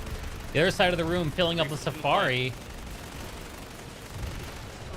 And SFRI are boiling in from the spawn room. SFRI massively upping this next right now. Yeah, they just bring in more dudes. Yeah, Vanu have either lost all spawn logistics, or they're not pushing and making any more efforts to capture this base. Because the population difference is starting to get bigger. The whole fight is here at Nexus Alpha. I'm only seeing a tiny bit of action over at Hydroponics Compound. So Hydroponics Compound is more sort of recovery attempt, because you can see that there's probably an ops cam over there, plus in addition a couple of enemy people. Yeah, I noticed that. And then Granite Head.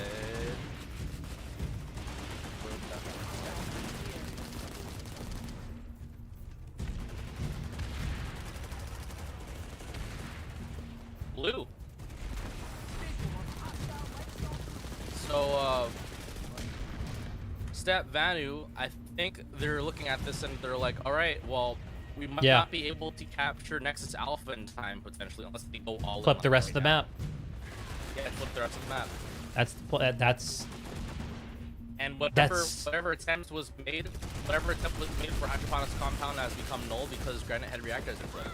So that's the drama of the Nexus bases.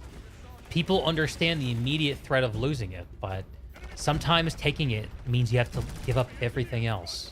Let's see if SFRI can respond and prevent the Lattice from falling into shambles. So there's still 4 minutes left. That's still a decent amount of time to recover Bitter Gorge and do a fast cap on Granite Head. How long is the cap on Granite Head? Is it 4 minutes? Granite Head, fast cap on Granite Head is 2 minutes and 20 seconds. Oh, that is pretty quick. Just having a flyover Bitter Gorge where the Vanu Air Force is in force and making sure that their infantry have plenty of cover, as well as just the pure number dominance over the Bitter Gorge garrison. Oh my god. Yo, look at Hydroponics. Whoa! I stand corrected. The timer was still going, so they were still able to recover it. Yeah, they were still able to recover it because they saw the timer going. I stand corrected. So, oh shit, that is an interesting play. Big man play. Big brain play. That cuts off 1, 2, 3 bases. And they can just let go of the Nexus. Fuck the Nexus. Vanu can have it. Flip this. That will flip the entire match on its head within the span of 1 minute and 14 seconds. See, that's a bold play so far. Let's see if they can hold it. Well, they gotta do this. They have 3 to minutes. do this. 3 minutes Wait, on. wait. No, all right, that's not gonna matter anymore because Bitter Gorge has been captured. So Bitter Gorge would recover the lattices that are lost by hydroponics. Yeah. They needed Bitter Gorge. Yes, they did. Yes, they did. And now the base. That effectively. Oh. Yeah. The Step Vanu has all the time they need to just. No, actually, they're gonna let go of. Are they gonna let go of hydroponics? Maybe a little too late, but that seems to be the theme of this entire interaction. Because even if Safari does flip it, there's only 2 minutes left to do anything else. Yeah, no, that's it. This is basically going towards, as far as I'm concerned, this is going towards Step Vanu. Yeah, that cohesion, that discipline. Yeah. And those murderous fucking sides pay off. And it isn't like, you know, they can cut off Bitter Gorge right now because now Argent Pass is going through. So they've effectively, if you look at the map, what has happened is the Farc have effectively cut themselves off. Oh no. Well. Yeah, they have effectively cut themselves off with that. And even though they do have the cutoff lattice, they're not going to be able to capture Nexus Omega in time because that's going to be a 7-minute capture. So, yeah, that is a GG. That's a GG. Everyone knows it too. What a fun match this was to watch. Yeah, almost the very end. The last 2 to 3 minutes.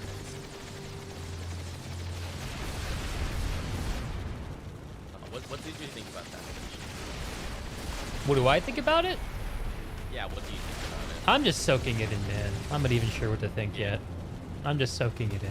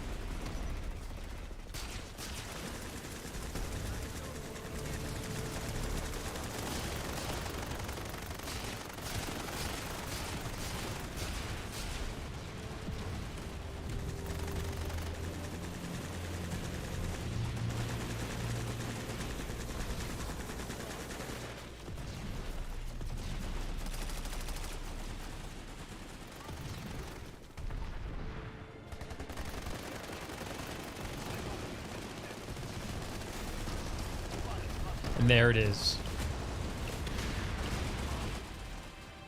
Congratulations to Step Vanu.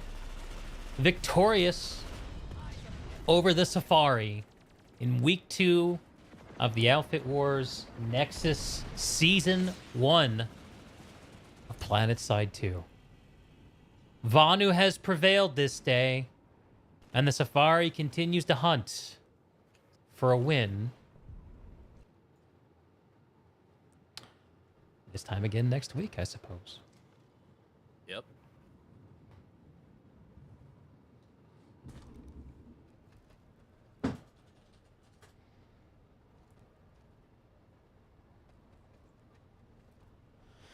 Pretty good shit. Pretty good shit. I enjoyed watching it. Pretty good shit.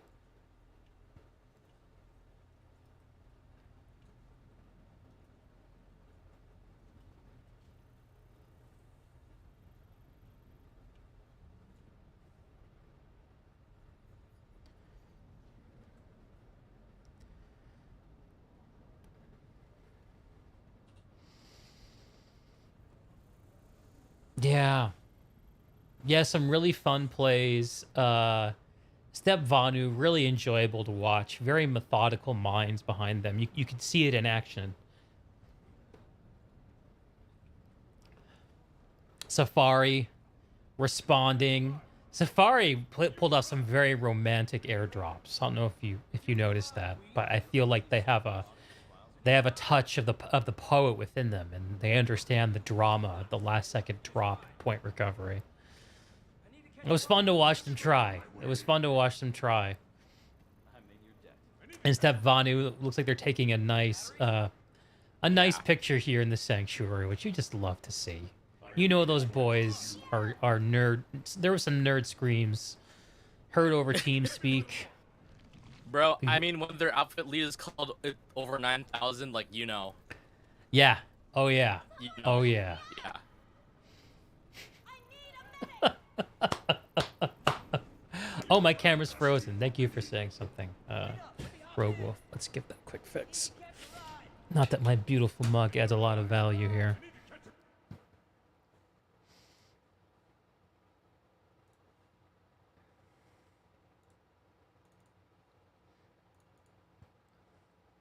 Alrighty.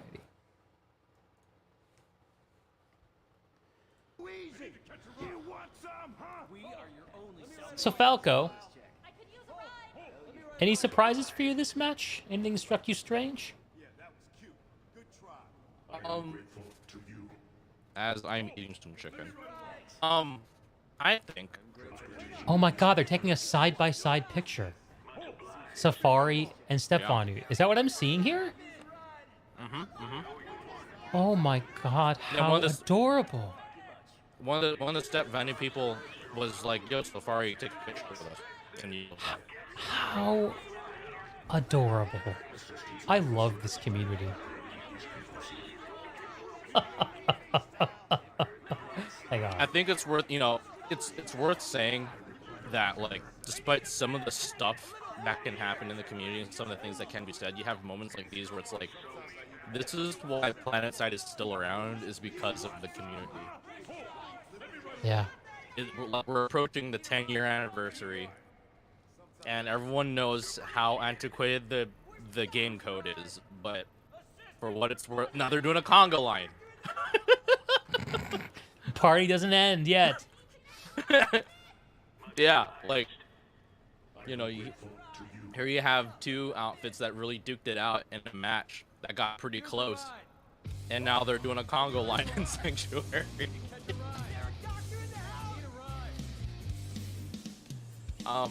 But to answer your question earlier, really thoroughly surprised me most is that I felt like at the beginning of the match, Steph Banu, it felt like as though they were kind of losing out on the opener, and they were kind of losing a lot of opportunities to capture bases, especially with Bitter Gorge. But I think over time,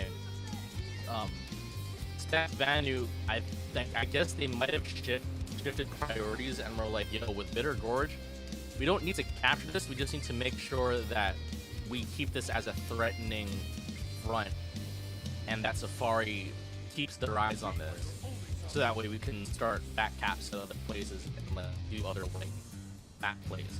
And that kind of really worked out for the Secure Substation. So. Word. Yeah, a more patient approach, it feels like, from Steph Vanu. Yeah. They had a game plan, they executed it. On the other hand, Safari, more reactive. And yeah, I guess, like, it's a 45-minute alert. You got time for things to unfold. And I think, in addition to that too, the competency of the leads, because for you and I, at least I know for me, the moment that I saw that back cap going back through for hydroponics, I was thinking, oh god, this is it. But then the Step Vanu leads were able to recognize that if they got Bitter Gorge, it wouldn't matter. It wouldn't matter. Yep. Yeah. Yeah. And that's on the opposite side of the map. So yeah, the one base that they were fighting throughout the entire match to either distract or to like make some amounts of attempts to capture the base finally went their way at the very end when they needed it. Yep. Yeah, and let's not forget the whole reason that we got to see a fight on Nexus Alpha at all was because of some enterprising infiltrator, I'm sure, just like, hey, this base, what's the name of the base in the southeast? And it's not hydroponics. It's Nexus Secure Substation. Yeah. Says the substation's gonna flip, and if one of us is over on the Nexus point, then SFRI won't be able to flip it back. And then we got that awesome slugfest. It didn't happen the first time. It didn't happen the first time they captured it, but the second time was when they got it going. Yeah, yeah. And I don't know, that shows off I don't know, it's in character, that the sort of patient, like, we're gonna get this going kind of feeling. Oh, great sportsmanship, says Doll Director. Absolutely. Absolutely. All warfare is based on deception, Rogue Wolf. Amen, brother. Sluggy Fresh, this rules. I totally agree. I'm so enjoying this. Rogue Wolf. SFRI seems to be on the back foot of almost from the beginning. They pulled off some great plays, but it was always just a little too late. Yeah. Yeah, sure. They seem to be more reactionary in their approach. More reactionary. If any of the leads from SFRI or Stefanu are in the chat, and if you want to do a quick post-game debrief, then you're welcome to do so. You're welcome to do so. I'll drop my Discord link if you're interested, and if you're not, that's okay too.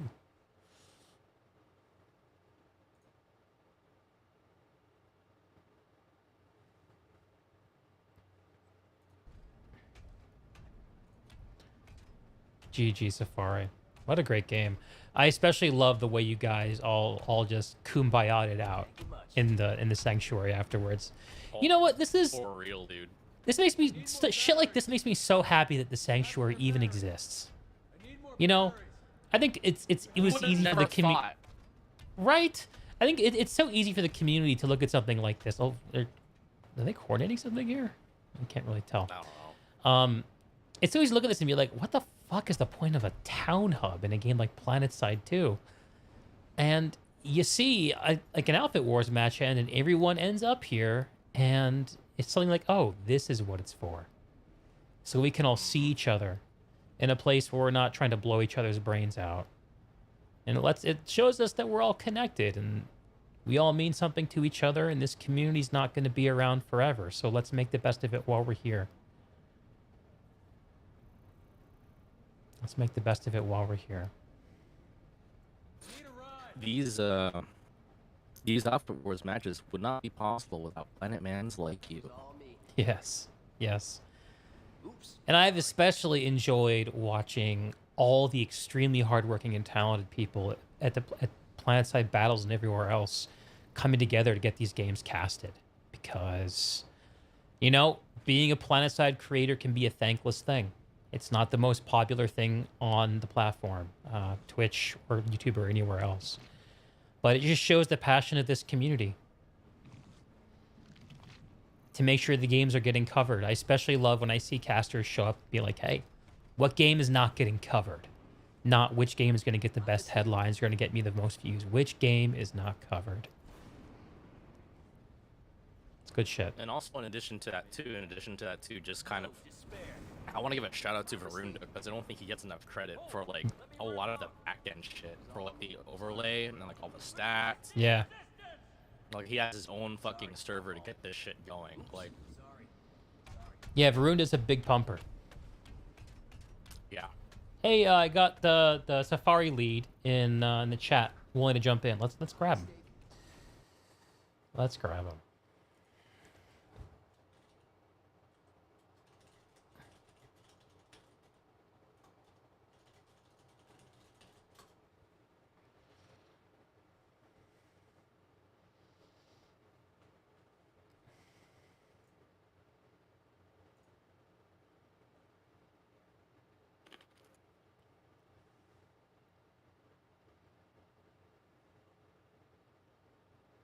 They're doing a debrief on the SFRI side. Okay. Take your time, soldiers of Araxis. You've earned it. Okay. I'm going to go take my time and debrief my bladder. I'll be back in just a moment. Okay.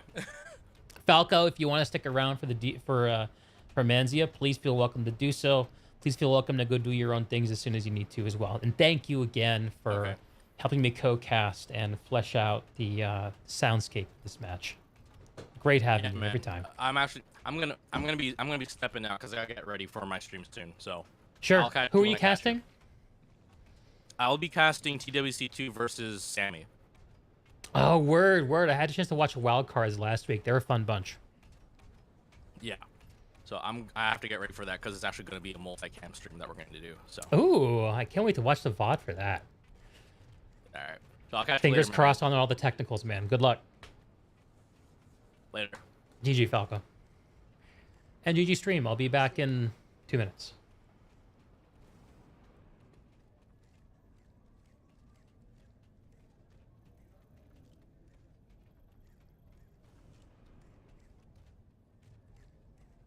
That was all me. Sorry.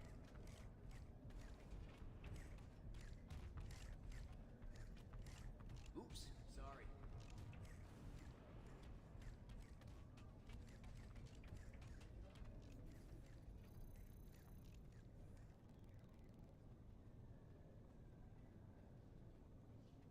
Sorry, my fault. My mistake. Oops, sorry.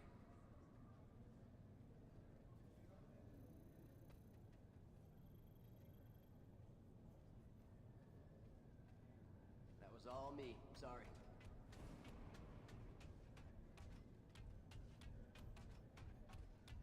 Oops, sorry. That was all me. Sorry.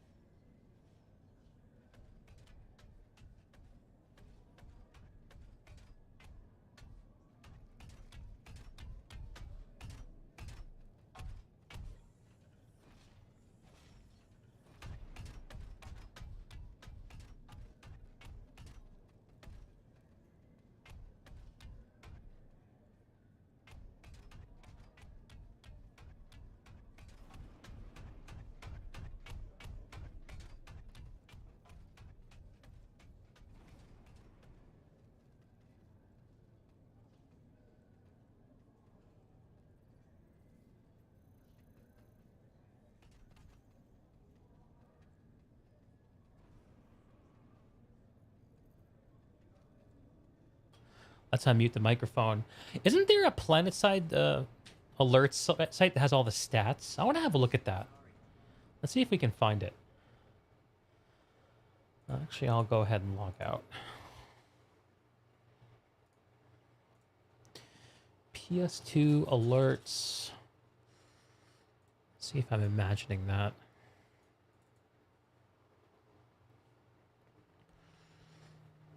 Outfit Wars. Here we go.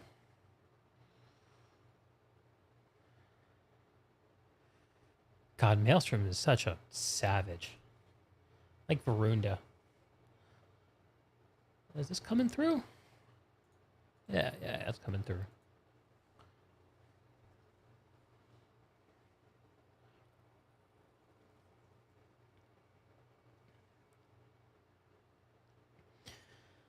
Okay, how can we see match stats? Brackets. Connery, Emerald.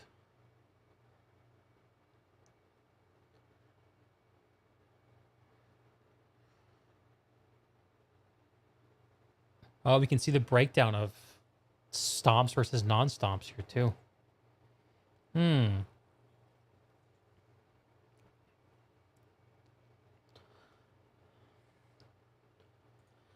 Interesting. Okay, yeah, here's some stats. I wonder how live this is.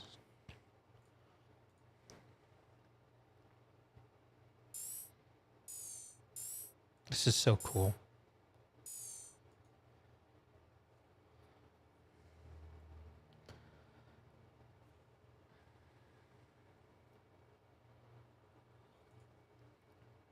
Kills.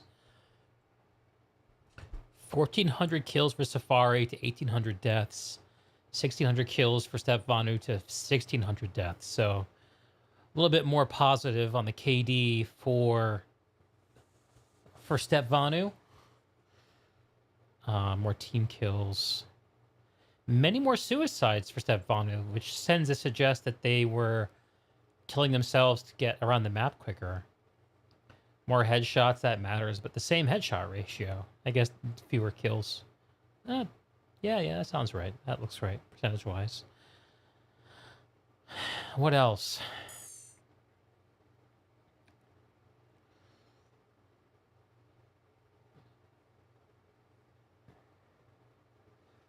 Here are the kills. You can see the leaders. Home Sweet Canada. Fragging out, man. With 105 kills.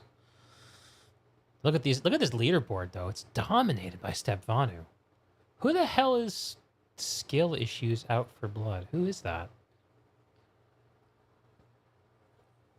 Is that the way that faction-aligned NSO show up?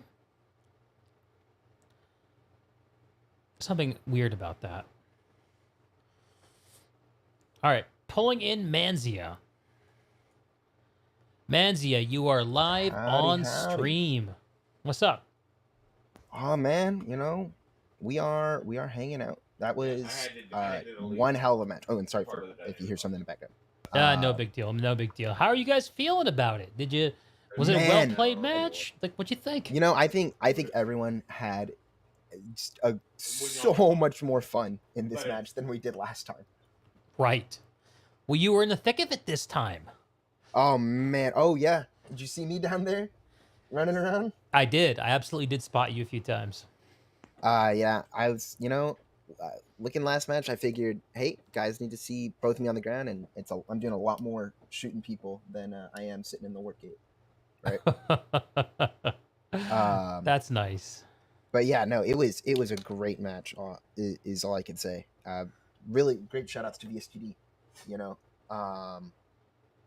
that air opener had me a little scared there at the beginning. They were like hornets, man. They were just swarming the skies. I'm surprised we won the opener because of that. Like really, it was a we go in, our anvils are gone that we just dropped because of that. You know, Alpha is doing AA, and they're fighting for their lives, and 20-30 seconds in, the Alpha's wiped, and I'm like, uh-oh. So it's like it was great. And then I mean we got Bitter Gorge, and we got the middle base, and then we stole the tech plant right there at the end, and it was great. Yeah.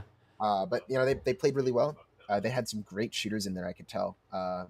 Watching my poor guys get mowed down sometimes. But yeah, no, I mean, all in all, it was a fantastic match. I think we did great. You know, it was fun to watch on the spectator side, especially the final minutes where we were rooting for you guys to pull something off. For a second there, you know, when we saw that you had forces committed to hydroponics, we were like, oh shit, you here comes the steal. We were trying so hard, and I'm sitting here at the end there, right?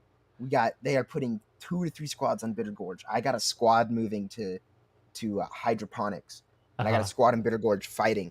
And I tell one of my squads to get there and defend the base, and if we can get this cut off, we win. And we ran out of nanites.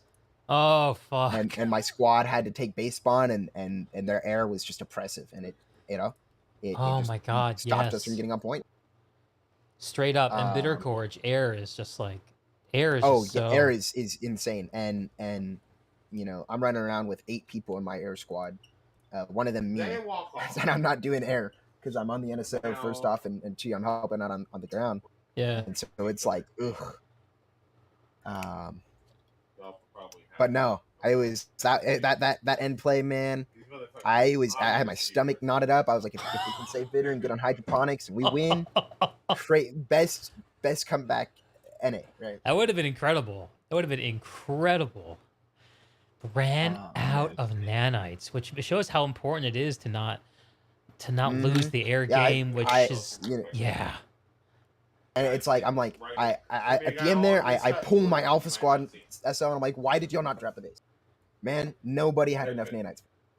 What are you gonna do? You can't be mad at that. It's just the way it is. Shit, I guess it's all nanite boosters for next week, huh? It if you have them, if you can pay for them. Yeah, man. No, devs kindly said no more. What's the word? Of those merit nanite boosters, right? So Yeah. no, but it was a really good try. We had a hell of a time, and losing by 10 points and only 1 or 2 bases here and there. Mm-hmm. I think a lot of guys did not see it as that big of a loss, and it definitely was not the pounding we got the week before. It didn't feel like that big of a loss watching it on our side. Like it really, I could have seen it go in y'all's way. And I mean, the recursion game, like everyone watching it, I'm sure everyone in it too is like, oh yeah, okay, we know which way this is going to go. And let's just try to like have some dignity, right? And this is different though. This is like a real thing. We can win this, and I smelled it in the air, and I was rooting for you guys, and I believe you'll pull out a W. I'm thinking this with 2 losses, but we gained a lot of points, right? And for the matches, for getting matched up on this, like we are, I think it's very important. I think we're going to do very well in the next go around. Sure, man. Knowing, I mean, no clue who we're getting matched up on. Oh man! But and then looking at this, I am looking at this Outfit Wars PS2 alerts, and I can tell it's awesome, dude. Awesome shooters out there. And this program is fantastic by all. Yeah. I actually had a chance to interview Maelstrom like a year and a half ago. Really smart dude. Yeah, and I'm looking over this too. Like for the individual killers, it's like home sweet Canada for y'all wrecked. But other than that, and Loxon, it's just like full of Step Vonu. You can see, and all it was killers. actually something we just talked about. Where, we're sitting here and we're like, why are our kills so low? Yeah. And it's something we're gonna have to go over this next week and go over with the guys and figure out. Hey, there was a point on the last base on Nexus Alpha. Right before we broke through, Loxon, who's the outfit leader, gets on platoon and just starts yelling, just starts screaming, get in there, hit fire and run in, right? Yeah. And it worked. We broke through. Oh man, that's awesome. And it was dude. So I think that was that kind of morale boost is an important thing, and making sure people aren't, it's one thing to be able to shoot well on a normal game, right? To be able to or in live, right? To be able to hold a corner and click on heads, and it's one thing to just get in there and kill 4 people and die, and kill 2 people and die and get rezzed and break the hole. Yeah. No, but I mean it was a great thing. The VS Air really kicked out tonight. Really pulled it in and tore us up. So, yeah. Oh, yeah, I refer to them throughout as those murderous scythes. Yeah, they tore my air squad up, and there was a couple points though. I had that squad pulling sky guards, and we were able to push them out, and it flipped flopped. Luckily it wasn't exactly all cut and dry, what I saw, but yeah, for sure, man, Okay. Yeah, and I mean, like watching from the eye in the sky, like one of the biggest things that we were noticing about Step Vonu is that they seem to be very well cohered as infantry squads. A lot of like movement that was all in step together. Didn't see a lot of people kind of struggling in onesies, twosies. I saw that, and it's a little bit of a wake up call for my guys. I'm gonna have to maybe this week is try and drill them into to being able to hold their own against 1 to 2 people, which is 48 battle people buddies on 48. Something, man. Well, I'm an outsider coming into this outfit. Word. With my own and my own. So we've got a squad of Sinks players who are making up a squad. Oh, word! I didn't know y'all were Sinks. Okay. It's your tag. I can read now. Okay. No worries. I just changed it the other day. Okay. But yeah, no. So I've got a squad of basically a full squad of Sinks players coming in, and we're a little more, a little more fast paced, normal play than Safari. Mm-hmm. And I came in and I expected goodness. I expected decency out of SFRI, and they're great. They're good players, and I think now I see exactly what needs to be done to make us even better, and come out next week and trounce, and then come out the week next and trounce, and hopefully make it into playoffs, right? Yeah, brother. Go yeah, in there brother. and blitz through. Yeah, dude. Well, I can't wait to see what you guys do. Yeah, no, knotted stomach again this week. Tomorrow is going to be like, oh, I don't want to touch Planet Side, and then comes Thursday, and we're all talking strategy and Yeah. Man. That's the ebb and flow of it, man. It's the ebb and flow of it. Oh man, it really is. It's like I don't know if you've ever played an MMO at the end game, but it's like progression rating nights, and you prepare, you prepare, and then once you're done, then it's like anything but this. Yeah. Oh man, I know what that's absolutely. It's you get that butterflies in your stomach when you're going in, and then you're in there, and you're fighting, and then you're done, and you debrief and you relax, and then you don't want to feel it anymore. Not till next week, right? That's the next week problem. Word. But okay. Yeah. So. Well, I'll watch with eagerness to see who y'all are matched up against next week. Who knows? Maybe I'll get slotted in with you guys again, and we can just be buddies throughout. Who knows how? Hey, will go. that would be awesome. I'd love to see that. Something to think about is well, the Loxon, the outfit lead, last week said that Recursion was our hardest match of the tournament, and as of 2 games in, I've got to say that, and it's just, I don't know, something to think about. And I think now we've got a lot to learn and a lot to put down in this week without burning people out. And hopefully next week we can actually field the full 48 for the first time. Sure. Yeah, that's good. That's always good. But yeah, I mean, I don't. This match was not as cut and dry as the Recursion one. Mm-hmm. And hats off to VSTD for kicking ass and taking the win. Good game, Manzia. Good game, SFRI. Good game, the Sinks boys. Oh yeah, thank you for streaming and thank you for covering us. We really appreciate it. Pleasure is all mine, brother. You have a good rest of your night, Manzia. You too, man. Take care. Clarence Starr, I see you in the chat saying that your lead yells at you just as much. If you're on the Step Vandu side, Clarence, and if there's someone on one of your guys who wants to come in and give us a debrief on stream, I'd love to talk. Little whisper in the ear. If not, no harm done. If not, no harm done. Love talking Planet Side.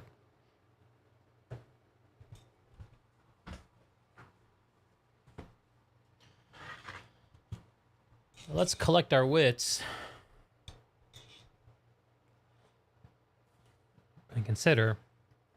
Okay, so there's more Outfit Wars on the way.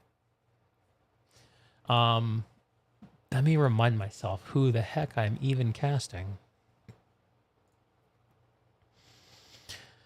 Okay, so next up I'm going to be co-casting with Camikaze78. And I'm the official caster for Recursion versus GHG1 coming up in about 90 minutes. But in an hour, I think I might also be hopping on to co-cast another match with him. Let me just DM him. Is he streaming? Put a little light music on while we're vibing.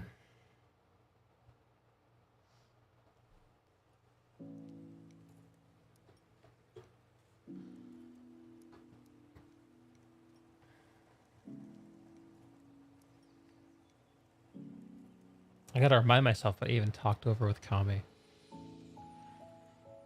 He wanted to cast TTA versus FEFA and Recursion versus GHG1. I'll just DM him. We're on for casting TTA, FEFA, and... Right?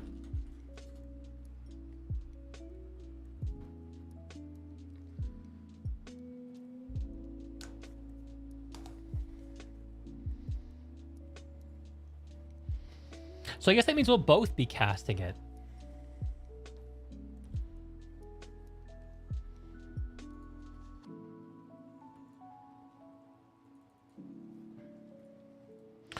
So I will put here...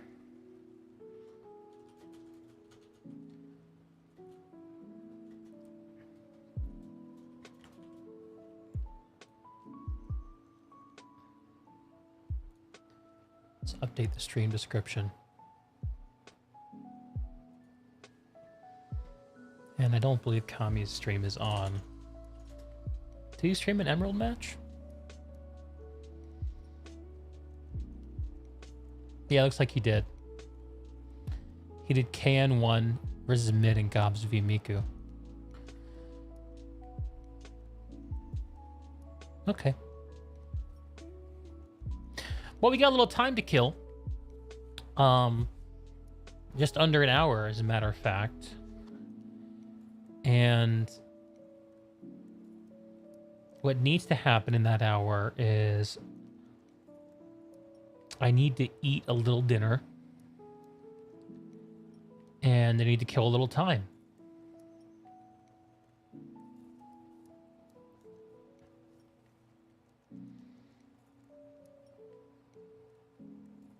Question is, do I keep the stream on for that, or do I just turn it back on?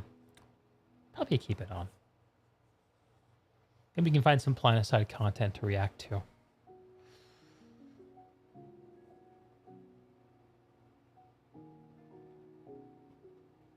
Oh yeah, let's react to a Camikaze78 video before we co-cast with him. I think that'd be fucking funny. Okay. The KN1 mid-match was a heater, was it? Maybe I'll watch the VOD. Yeah, maybe we'll watch the VOD. But anyway, I'm gonna grab some food first. I'll be right back.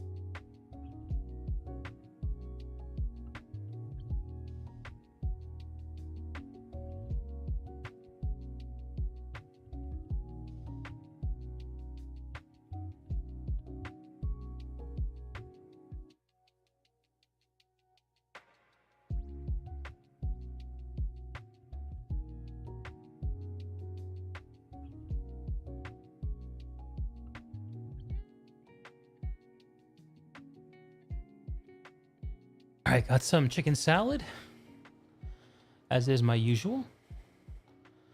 Let's find that KN1 match.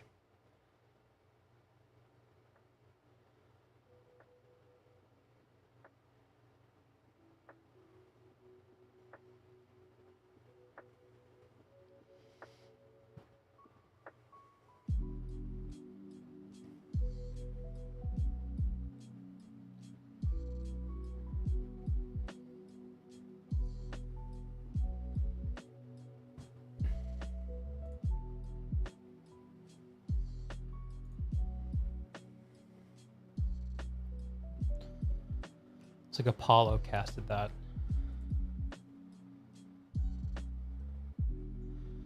We'll watch his official cast.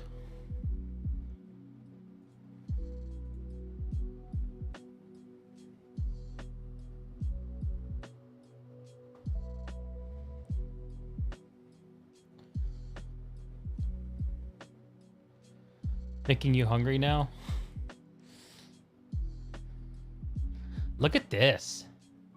Paulo made a PowerPoint. Been established way back in 2002, which you might scratch your heads at. They originated from Halo in reality, and then they came to PlanetSide 2 around 2015 is when the actual outfit was created, but some of their members This is good shit, were man. around back at launch. And then Some mid research. is very different. They are a conglomerate of 4 different midfits over on the Connery server, the US West server, and they were established just a few months ago, 2 months ago in fact, and have 76 members. So looking into kind of just the general format of each outfit, we have KN1, very well known outfit on NC. They run Sunday ops, 2 to 3 squads, a good little bit of a boost recently because of Outfit Wars, and that they are objective focused infantry. So if you play on Emerald, you will not be at all surprised to hear that. They run very tightly, very cohesively together to kind of hold points, hold underpop at bases to help their faction. They are additionally open to anyone willing to move fast, play the objective, and excel at teamwork. I would say those are 3 defining characteristics of KN1. So nice to see no stat requirements there. So if you're looking for a new outfit, be sure to pay attention during the match and see. KN1 took me. Same thing goes for Oh, mid. hang on. Very similar in kind of their theory craft and what they do while playing PlanetSide. So they have multiple ops each week. Like I mentioned, they are a conglomerate of Tal, Frost, Voight, Volt, I should say, and PSO-A. So they are cohesive infantry gameplay focus, right? They sometimes will use some combined arms tactics, but really only when necessary, and they are open to anyone looking to work as a team. Now, let's get into the specifics of the actual Outfit Wars match. So KN1 comes in with a long list of pedigrees for Outfit Wars on Emerald. So they were the Outfit Wars 2, I believe the bronze champions. They actually beat the outfit that I'm part of, VKTZ, in a thrilling match. And then they were a runner-up in the gold match of Outfit Wars 3. So they have a lot of expectations riding on their shoulders for such a small outfit. Obviously, excellence is kind of their name brand. It can take some time. From KN1, we see the gals slowly lumbering out. In the air first, we see a lot of Reavers going towards Tech Plant. From KN1, we see the gals slowly lumbering out. Mazis are immediately going towards Gorge and Center, which is very interesting. We see some of them dive bomb. We see some KN1 anvil here. Or no, a mid anvil here. Newtism is going to pull a Sunderer for the top. Very nice. These are mid galaxies that we see here. Let's see initially who is winning the air. Looks like a lot of mid folks are winning the air. We see 1 KN1 galaxy. No, the KN1 galaxies are here. They are the ones taking over. And they are going to focus fire this Sunder, presumably. Can he run over the max? No, he cannot. One of them goes down. There goes the max. Bulldogs all around.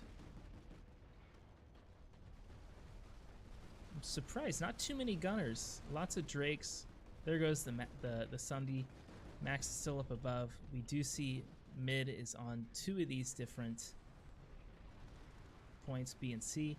A point is still neutral. So let's see what else is going on the map.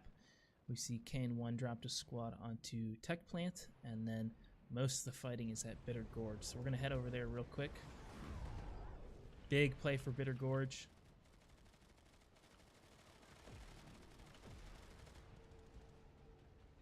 Looks like this is all mid all day. I'm going to go ahead and see if I can change my colors, hopefully, Rise to the moment you can prevail. to what they should be.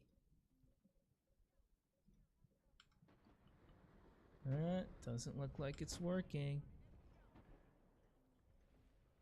We'll have to deal with that. Oh, there we go. Just got a call from the wife. She's on the Yes, way I home mentioned from a fun little shopping trip. Watching this KN1 Right now, match. These are KN1 folks. Let's mute the cast.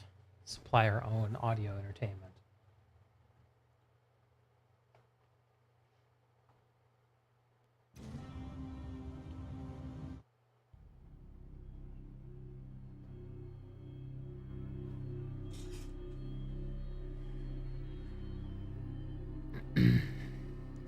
So Apollo's got the whole Varunda scoreboard overlay going.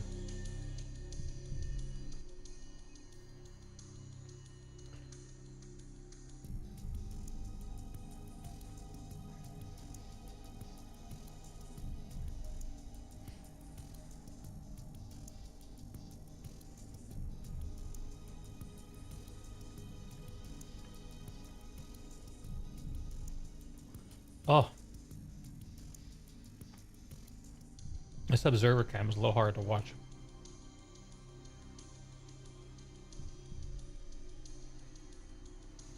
Fighting over the granite head. Love to see it.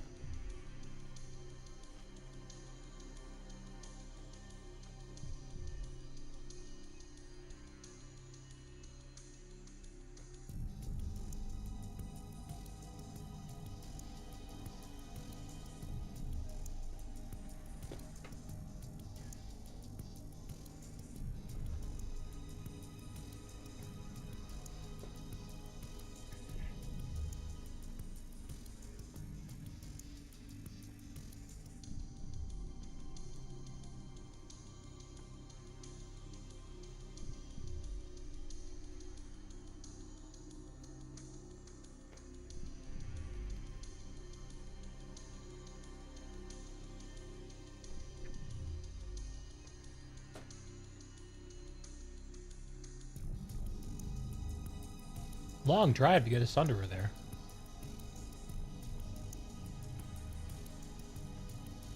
Let's see, so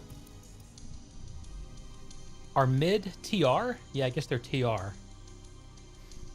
And they are in blue. That's confusing.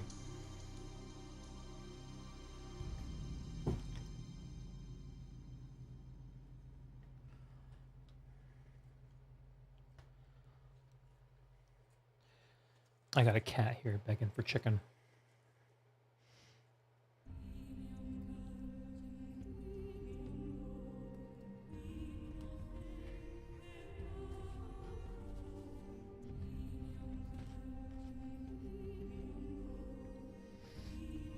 Here you go, cat. She begs for a good reason. I always hook her up. Let's fast forward a little bit. 39 minutes. Let's fast forward to 29.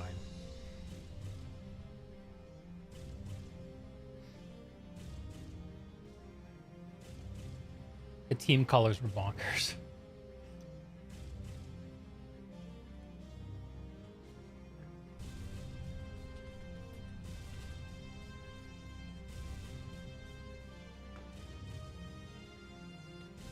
Even territory split. KM1 with the slight advantage. About, what, 1/3 of the way through the match. Points are a dead heat between the two teams. Wow, this is a heater.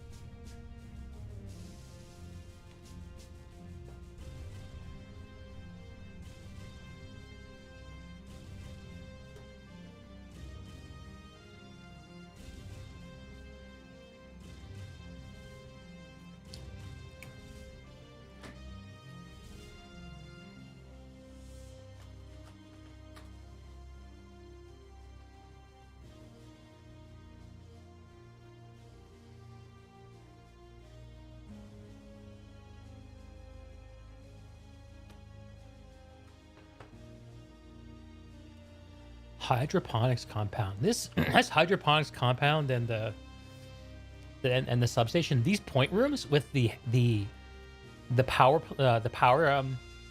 fuck, it's not power plant. Power room. What the hell do you call these buildings? Yeah, whatever you call them. But with the extra walls where there are usually banisters, I think it makes such a huge difference in the defensibility of those. those points. Especially with the point being on the lower instead of the upper.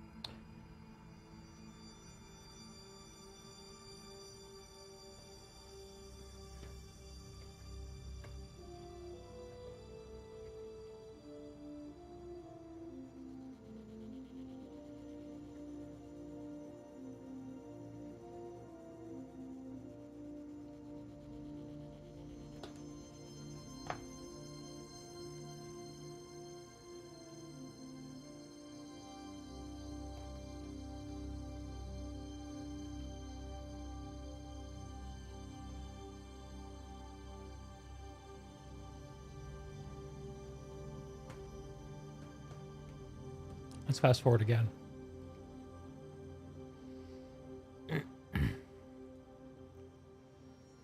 Okay, all the points have been doled out. Cam1 with a slight advantage. 13 minutes to go. Oh my god, it's still a dead territory. Wow.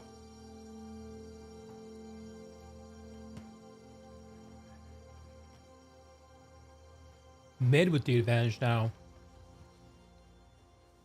In these really close games, the scoreboard stats where it shows like the frags and stuff, they tell more of a story when the game is close like this. I really like that, actually.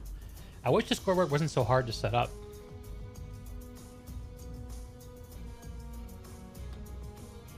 KM1 with fewer bases, but like 30% more frags than mid. That is interesting.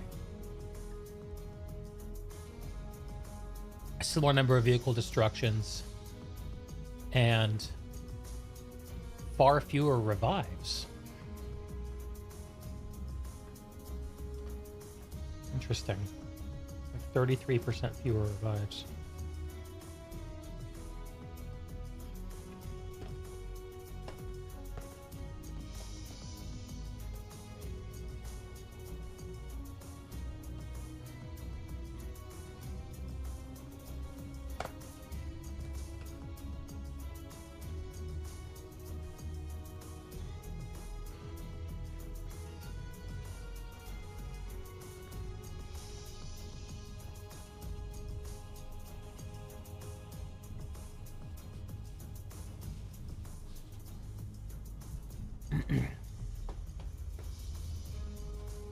That's it, cat.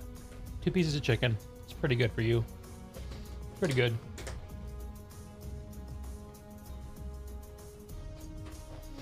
These salads. I know I've talked about them before on stream. These salads are just fucking saved my life. Big part of the reason I've been able to lose so much weight this year. Taste amazing. Feel amazing. Very few calories.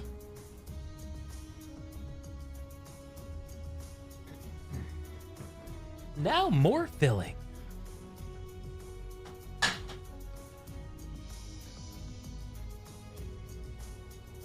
about 15 minutes, I'm going to hop in the stream with Camikaze78.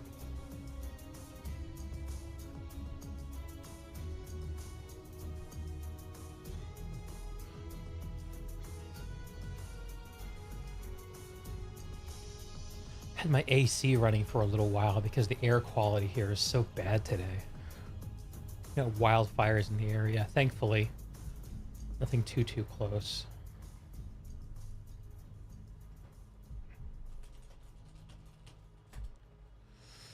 Rogo, if you wish you could find decent salads, making them is a real pain. I had to make them myself in order to get what I wanted, man. For years, I swore by...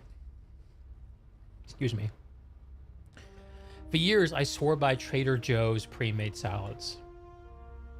Their Pacific salads with chicken and their barbecue chicken salads are my two favorites. But first, I had to stop eating the barbecue chicken salads because something in the dressing was just... I think it was in the dressing. Was not agreeing with me. And reliably, like 2 hours after I had one of those, all of a sudden my stomach would just be like, grrr, and I'd feel like shit for a couple of hours. And then I went over to their Pacific salads, which don't seem to have any dairy in them. But nonetheless, I still felt crappy after eating them. And I thought maybe it's the chicken anyway. So I just made them myself. And now I feel amazing whenever I have my lunch salads. Instead of strangely bad. It is the one food item that I actually make for myself. Everything else I just take totally pre-made.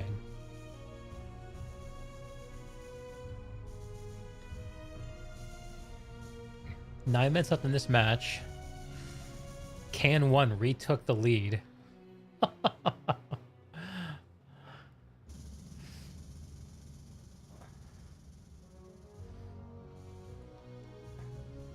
Let's go to the last few minutes. Oh my god, look at how many fucking frags KN1 has. Compared to mid.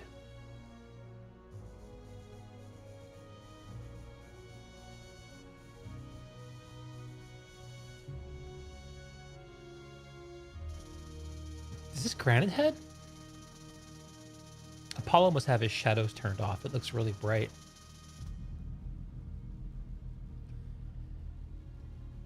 And you even bought a food processor to make the whole process easier. Right. The main thing that makes my lunch salads tolerable in terms of prep is that I can buy the chicken pre-cooked and it's good. I mean, it's not always the best tasting, but like it's not making it make me sick. If I had to cook the chicken too, I probably would never do it. Can 1 crawling.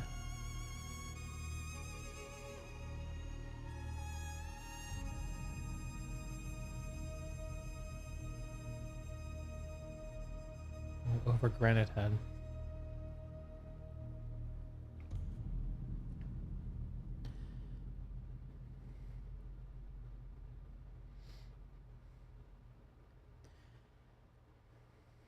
Thing is, if I turn my air conditioner off and then I need it in a couple of hours, there's a decent chance if I'm streaming at the same time and playing a game, it'll trip the breaker. So I got to make a decision about that. Because it's getting cold in here.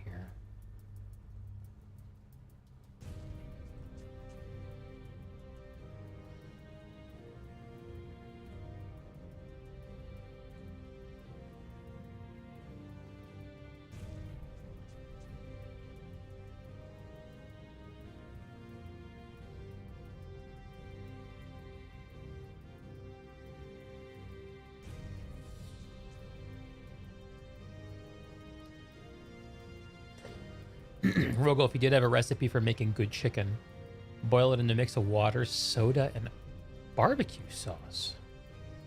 Interesting.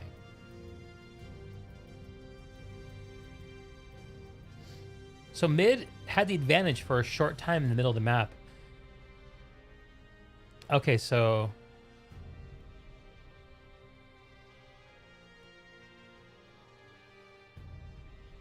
Yeah, you know, I feel like looking over these stats is like a good idea, but I'm not sure if it tells me anything that I don't already know. Same thing with all the fragging stats and everything.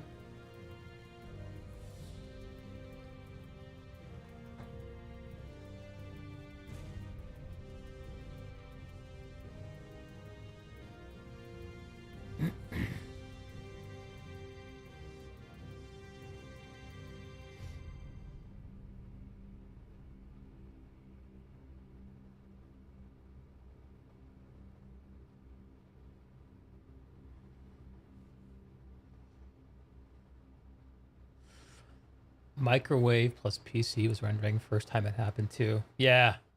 Yeah, man. It always happens during heavy power draw. Yeah, dude. Okay, so I'm gonna jump in the cast with Camikaze78. It's about 8 minutes. We're gonna roll pregame on Terran Alliance versus FIFA, and no matter how that match goes, at 11:30 Eastern, well, actually it'd be like 11:50 Eastern, 8:50 Pacific time, because that's when the match will actually start. I'll be toggling over to Recursion v GHG1. That's the plan.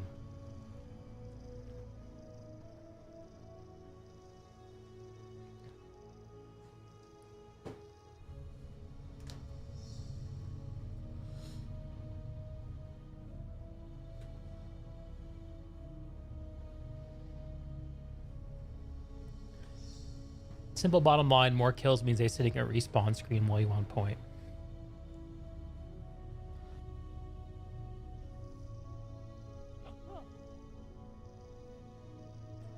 More kills is better. Agreed. Agreed.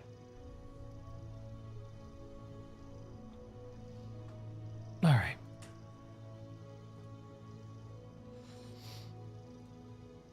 Let's turn the game back on. Get logged into our Connery character.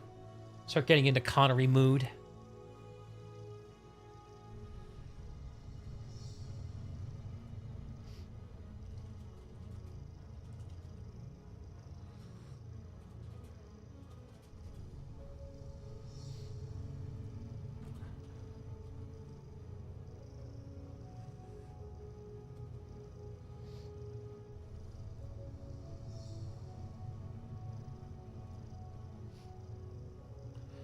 I'm not sure how this is going to go because these matches are only 30 minutes apart, but the Outfit Wars match can take up to 45 minutes.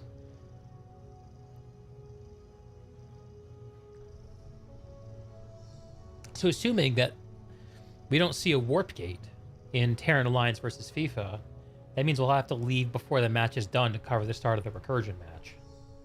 Right? I'm right about that, right?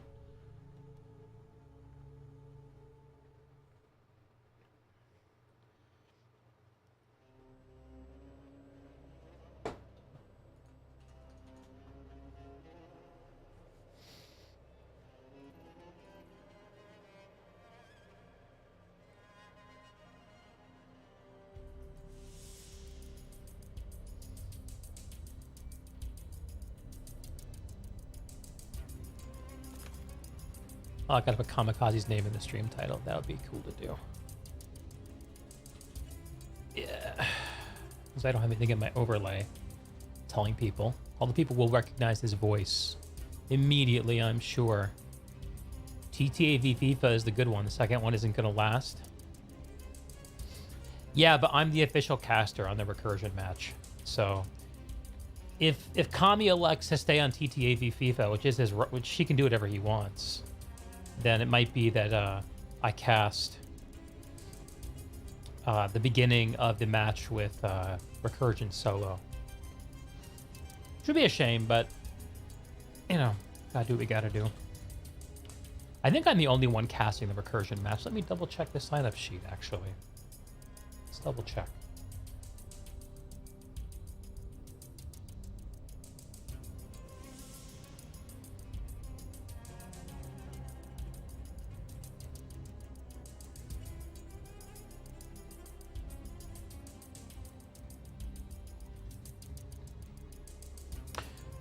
I am corrected. There is a Chinese language stream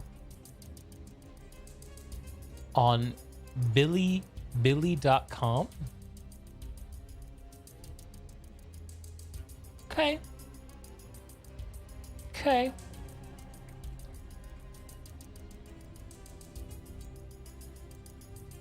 I'll ask Kami, see how he's feeling.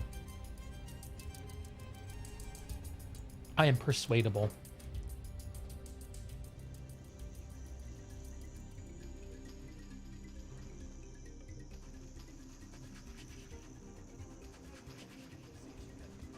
I'll be right back.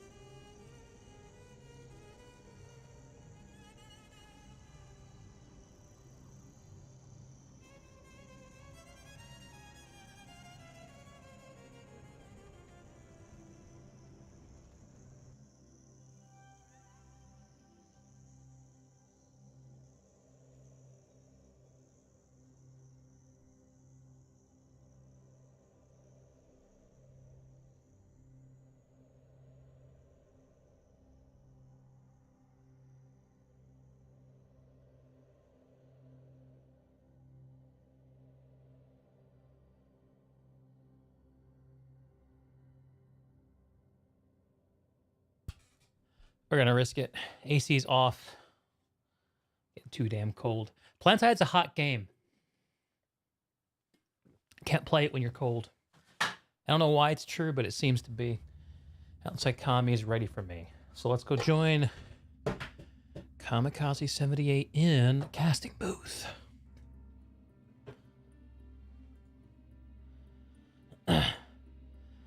There he is. What's up, brother? Hey, Deeg, how are we, mate? I'm awesome, dude. How are you? Mate, living the dream, one day at a time. It's been exciting casting Outfit Wars again, honestly. Tell me. I've felt much the same. How's it excited you? Oh man, I just gotta be honest. The way these matches are playing out, the 1v1 format, like, I don't know, man. I'm digging it at all levels. It's provided some really exciting back and forth territory control matters in a way that I don't think we've seen in a competitive format like this before. Like, it just matters so much. I agree. It's been so much fun. Yeah. It's really fun to watch, like the back hacks or like going down to the last few minutes and some daring play happens. It's easier to understand why it's important. It's less complicated, and also it's just a head-to-head story is just, I don't know. It's the quintessential thing. Man versus other man, and the one with the bigger club will win. Yeah, and the underdog stories that have come out of this too have been great to watch too. I have to say. Yes. So I'm live on my side, Kami. Are you live over on your side too? No, so not yet. I'm starting in the next 20 minutes or so. Cool. So how I'm planning on doing this, and please feel free to let me know if you object in any way. Yeah. I'll run my 5-minute countdown timer. I'll get things started. I'll be able to hear you on my end, but stream won't be able to hear you just yet. Okay. We'll then I'll boot in. I'll do my intro. I'll introduce myself. I'll introduce you. I'll basically let you do your little bit. We'll go through the game rules. We'll go through the match layout, that sort of thing. We'll do a base overview, and then we'll head down into the game zone and start getting ready. Sounds about right, man. Yeah, sweet. Excelente, my dude. Yeah. I've just finished up all the assets, so people know it's you all over the cast, which is good. That's what I love about you, Kami. You have a professional production when it comes to your stream. You've got the overlays, you've got the graphics. I saw this amazing transition you did where it like zooms in on your face and the whole thing blows up around you. Like, I love that shit. It's so good. I appreciate it. I appreciate it, brother. I really do. Yeah, so that'll get us busy. I'm gonna get the overlay, like the in-game overlay, set up too. I'll send us the link that where we can control the stats as well, so we can sort of get some ideas of who's killing the most, that sort of thing. Are you able to use the zone command to figure out which of the overlays is the correct one to use? I got told from Zolfa how to do it in the last game. I haven't tried it yet though. Sure, because I'm in a state with it where I can pull up a scoreboard, but until the outfit tags lock in, which doesn't happen until the killing starts. There's no way for me to know which one is the correct one. So I've just been not using the scoreboard overlay. And even though it does kind of suck to not have kills and stuff, I mean, the most important stuff is already shown in the UI, the caps and the points. Yeah. But if you're able to get it going, man, I love it. Yeah. Let me see if I can get that going for you, and I'll get some links sent out once the matches kick off. Sure. All right. I'm just gonna quickly go refill my water, and I'll be right back, bro. Sounds good, dude. Oh, when Kami gets back, we got to ask him about the overlap of the two matches, how he wants to handle that. Dark Jakaru, last match of the night. I probably should figure out a mic mute here, so when I talk to you, I'm not always talking to Kami. I didn't think about that. That's streamer stuff. But while he's AFK, I can answer the question. We have 2 matches coming up. Terran Alliance versus FIFA and Recursion versus GHG1. So 2 more matches. All right, I'm back, brother. Welcome back. And I'm realizing I need to set up a push to talk for Discord so you don't hear every time I talk to my chat. Actually, once the cast starts rolling, I'm not going to be talking to chat. So no, me neither. Problem. Yeah, we'll be bouncing off each other pretty. I'm the same. Like I don't bother talking to chat. Sorry, too chat. much going on during the it's too much during the going on. cast.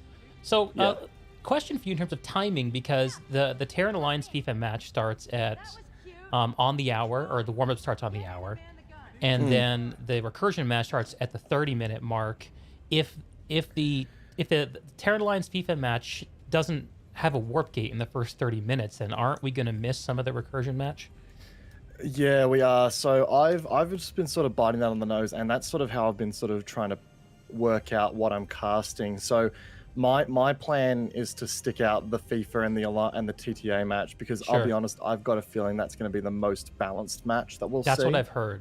Yeah. Yeah. And I think I honestly think Recursion and GHG1 might be a bit of a stomp. Sure. I could be wrong though. I could be wrong, and I'm happy to be proven wrong. But I'm willing to sort of. We'll see how the match goes. I mean, if FIFA and TTA's if one of them gets demolished too quickly, then we can obviously that decision's made for us. Yeah. No, I really would like to see the full duration of the Terran Alliance FIFA match, but I am signed up on PSB to be the English caster for Recursion, so I think it would probably be a cool guy move for me to cast the whole Recursion match, no matter how the one before it goes. Okay. So it might be that I need to ghost you for the last part of it. I hope it doesn't happen, but I'm not really sure how to handle that. I'm still thinking. Are you co-casting with anyone else for that match? No, I was gonna plan to do it with you. Because I'm just looking right now. Give me a second. Let's have a look at who else. Because there's a lot of people live at the moment. So Sirius, I know, is doing TTA versus FIFA and OO versus GHG1. So we've got a total overlap with him at the moment. My God. Okay. I think Archie might be doing the same thing. Hang on, let me just quickly bring up Archie's Discord. So we might be there might be oversaturated in terms of coverage. You can choose your planet side flavor. Because if that's the case, Archie's She has not. Hang on. I owe you. 10th matches Miller, Emerald, Connery. Yeah, he's doing the same games. Okay. Okay. So I don't know. Yeah, I think if it doesn't cramp your style, and if it does, then I'm willing to be persuaded otherwise, then I'll just bite the bullet and jump over to the recursion match, just to be sure that there is someone who's covering it. Yep. Yeah. Yeah, that sounds And good. then, So what we'll do then... Oh, go yeah, ahead. you go. I was just going to I was say just that gonna- if you wanted to jump in, as you know, whenever the Terran Alliance FIFA match is done, and I can Yep. cover the first 15 minutes, or I mean I can fill in audio space. It's no problem. Yeah, so what we might be able to do is what we'll do is we won't get you to leave this voice room. We'll mute. We'll just mute each other. And then when we jump on over, I'll let you know or something, and we can sort of, or what I'll do, when you move over to the recursion game and start casting that, I'll deafen myself. And Why don't you spin off a second room? Can you just make a clone of this room? Yeah, I probably could actually. Or do you have a Clone complicated channel. setup? No, I can just clone it. There we go. Yeah, I'll just drop down. Okay. And you can join me whenever. Yep, no, that works for me. Okay, sweet. Sounds good, mate. Sounds good. Cool. Okay, yep, that overlay, I'm just testing all my overlays now to make sure we're all fit and dandy across the board. That one's perfect. That one's good. That one doesn't get changed. Thank you much. And that one is good too. Sweet, okay, we're good. Excellent. Excelente indeed. I've got a few of the guys in in this sanctuary who have found me. Are you? I guess you're still in your duds, not in your observer cam yet.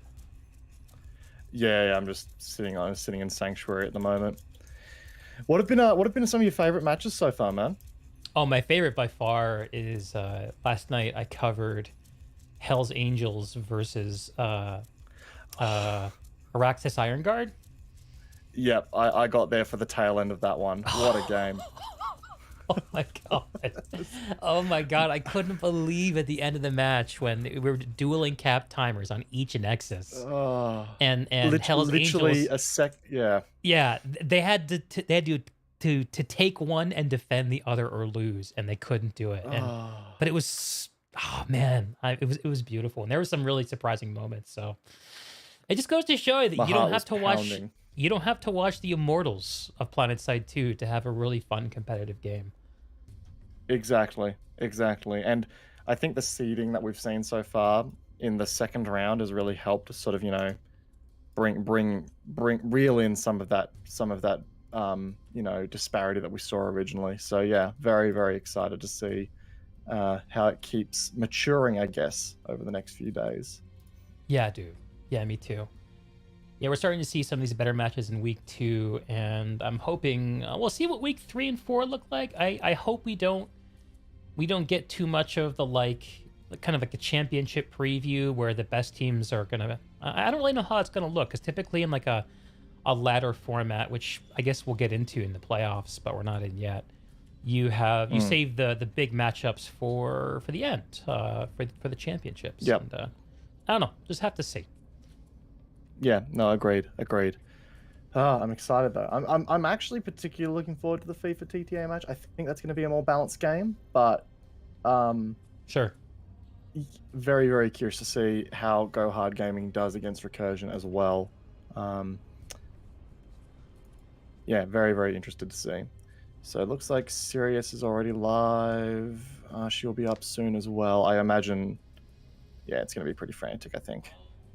The PlanetSide creator hegemon is forming up around these matches. Yeah, I think everyone's sort of battling each other for views at the moment.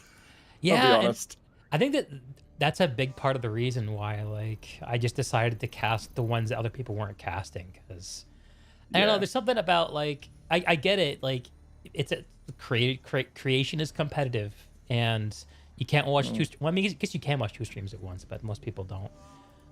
But there's something to me about having matches go uncasted while some are getting double and triple covered. That just wasn't sitting right with me. That's how I landed on it. No, I know. Totally fair as well. And what I like most about, like, obviously everyone competing for caster privileges, and I think we're going to see a lot of that for the finals, where like the actual number of casters that you can have is going to be very limited.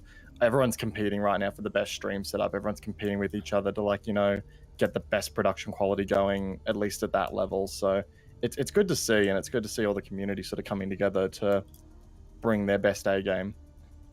Amen, brother. Competition breeds success, I guess. Yeah. I hope. God, I hope. I mean, the greatest hope of all for PlanetSide creators is that we're not competing against each other, but we're competing against the world, because there are a lot more people not watching PlanetSide content than that are. Yeah, exactly. Very good point. Very good point. I read a quote from an author who said that when you're publishing a book, you're not competing with people on the bestsellers list. You're competing with the legions of people who don't read anything. That sounds about right. So think about that sometimes. Okay, I'm gonna get my stream started a smidge early here. Figured, fuck it, why not? So you can keep talking though. Like, no one's gonna be able to hear you until I hit the go button. Okay. Which will be nice and easy. Cool. Let me just start broadcasting, and yeah, we'll just go from there. All right. So here is I'll when we get meeting. started, if you don't mind, I'll just introduce everyone. I'll let everyone know what we're doing, and then I'll call out for an introduction from yourself. Let's roll into it, dude. I'm ready. Yeah, sounds good, brother. All right then. Wait for YouTube to start receiving the signal.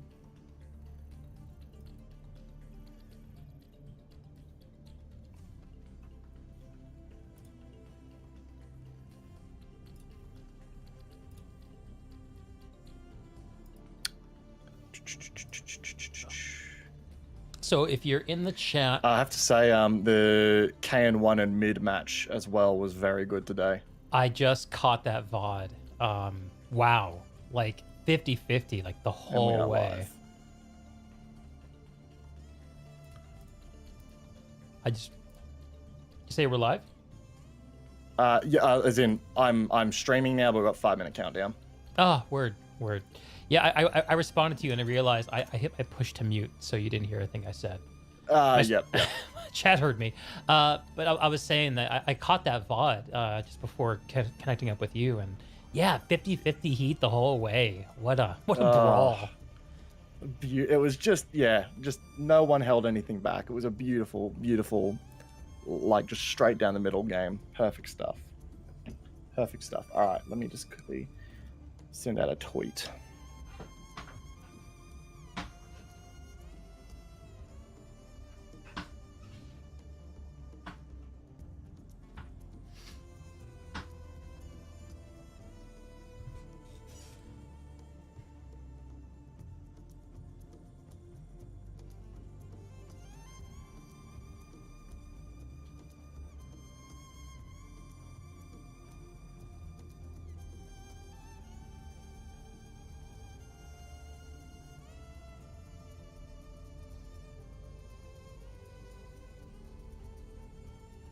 About 3 minutes out from the warm-up for Terran Alliance versus FIFA here on the Connery Outfit Wars in the Nexus season, week 2. That's 22 minutes till match time. And just a few moments, Camikaze is going to steal the mic and introduce us both to his stream. I'll stream, he'll stream, we'll all stream for ice cream. And we'll do a Nexus run through. Introduce these teams. Maybe Kami knows something about them that I don't. Him being more of a Connery dude. And that's the plan. We'll watch some PlanetSide. I just muted myself because I didn't want you to cop the clickety-clackety of my keyboard. All good, bro.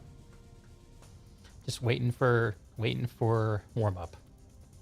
Yep. All right then. Oh shit! I didn't hit go live. Oh my god. Lol. Fuck my life. I was wondering why I was like, man, no one's chatting yet. What's going on? I'm not even live yet. Oh, I'm an idiot. Yeah, a small little detail. Wait, it still says going live. Why am I not going live right now? Yo, YouTube, what's going on, brother? You have to hit the. Did you hit the button in YouTube Studio? Yeah, it's Yeah. giving me grief. Weird. You've been doing this longer than I have, so you know better than I do. But Watch live now. Apparently, YouTube is saying I'm live now.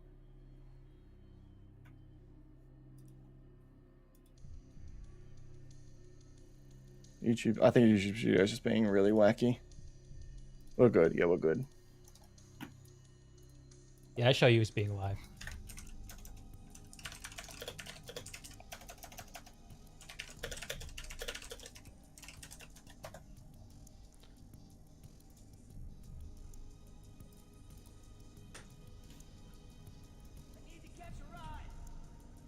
Ah, there we go.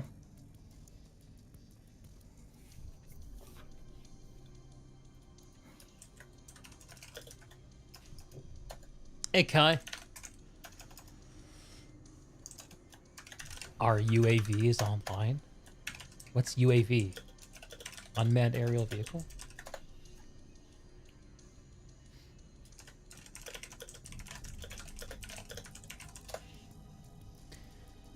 So, for folks in the chat, per Kami, it looks like every PlanetSide creator you've ever heard of will be casting these same matches. So, you can have your pick. You want to hang out with me? Something you can do. And I would love that, but it's up to you.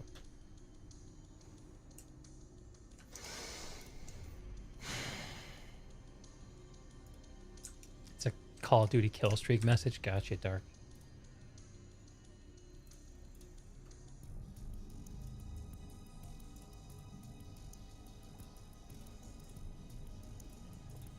Jeez, there's like 3 sanctuaries open at the moment. That's huge for Connery. That's rare as hen's teeth for Connery.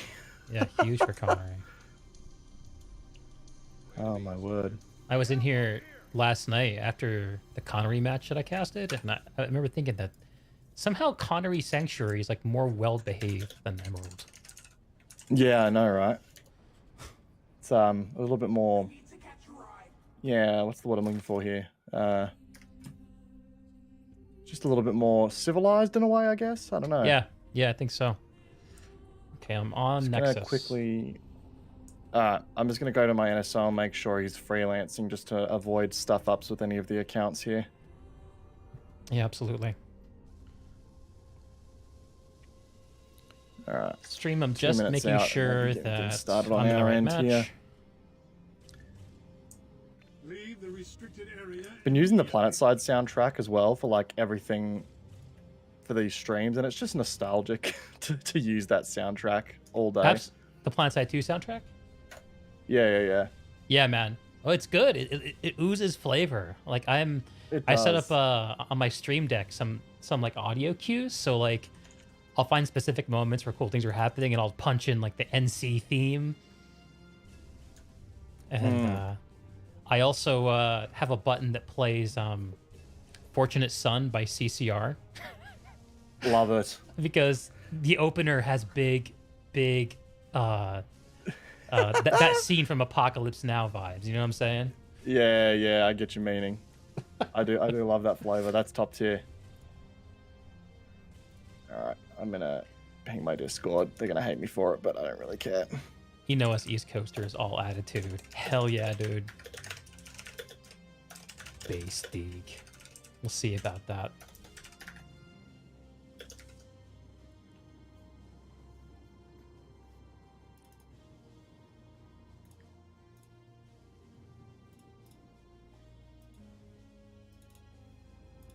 I will say this. I think I have I think I have the best observer cam hand of all the Planet Side casters.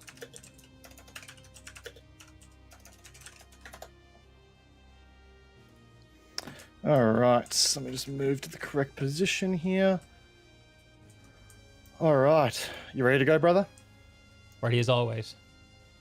Let's do this. Let's fucking do this. All right, kicking things off as we speak right now.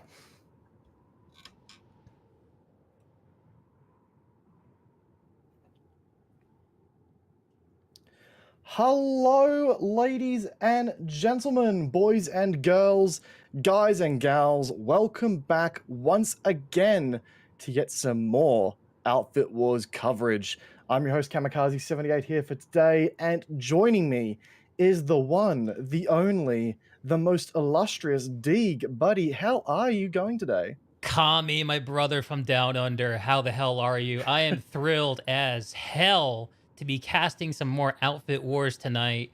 I have been so enjoying watching my fellow Planet Mans slay my other fellow Planet Mans, and tonight's no exception. Mate, it's just about it, isn't it? So, guys, we're going to be casting some Outfit Wars Connery matches for you here today. We've got some exciting games lined up for you. Dig and I will be sort of dividing and conquering as per required to make sure all of the matches get the relevant castings that they are required to do so. But before we get into the map, the teams, all the bells and whistles, let's go ahead and jump on down to the game rules and see what we're dealing with here today. Because, well, for some, this is the first time we're checking out, Outfit Wars, so it's good to know what we're dealing with here. So, let's go into the match rules here real quickly. So, kickstarting things off here, we have a match layout of 1v1 here. That is a 48 versus 48 layout here. So 48 players on each team here, representing either the Alpha team, who are in red, or the Omega team, who are in blue. Neutral bases are located along the middle of the map here, and we'll get into more of those a bit in more detail in a few moments here. There's a 45-minute match time limit here.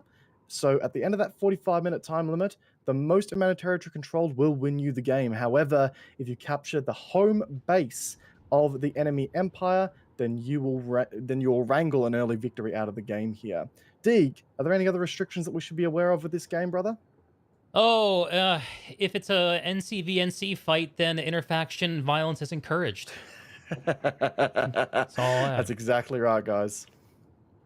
Exactly right. Additionally, it's also worth noting, Bastions and Colossus tanks are not allowed on this continent. They are out of play here for this match. It's also worth noting that construction is disabled. You can still pull an ant vehicle, but the deploy on it is disabled, and you are not able to deploy construction assets.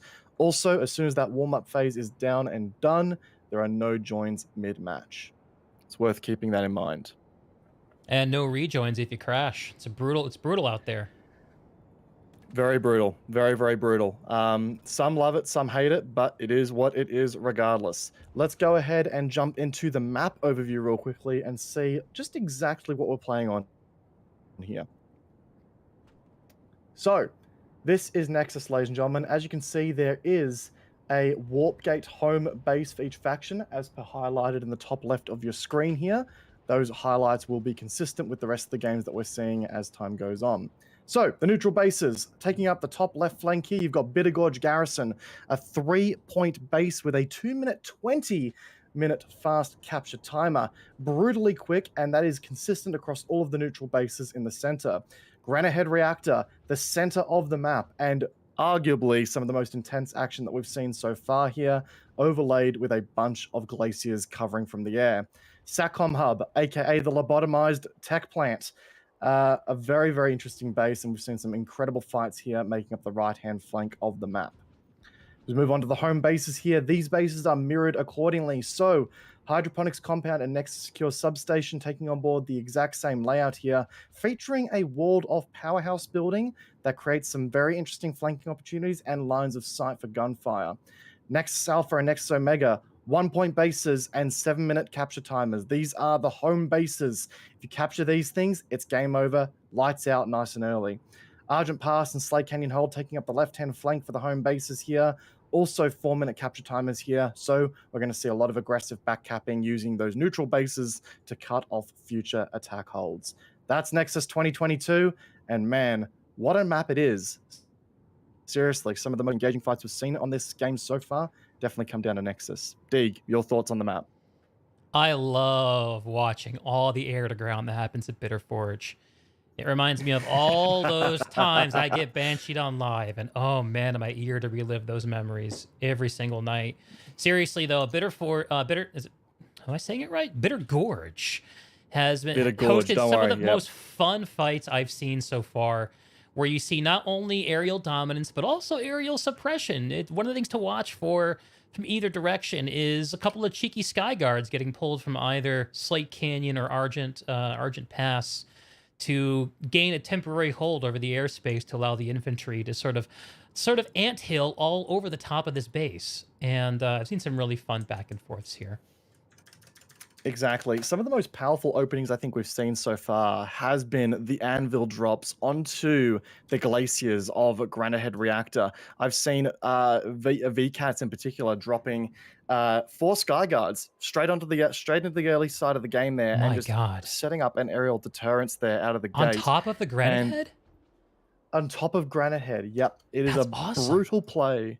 A brutal play, and it's great for setting up some early dominance as per required. We are currently fixing up the overlay, ladies and gentlemen, so please do bear with me on that one. I'm just trying to work out what instance we are located in. I'm going to say it's probably instance 6 here, but yeah, it's unfortunately they aren't coming up with those correct numbers here. So I'm just working out the overlay here. Oh, the overlay. Deeg, yeah, Deeg, I'm going to send you the links to the overlay here just so you can use it as per required as well. Yeah, if you got it locked in, I'll take it.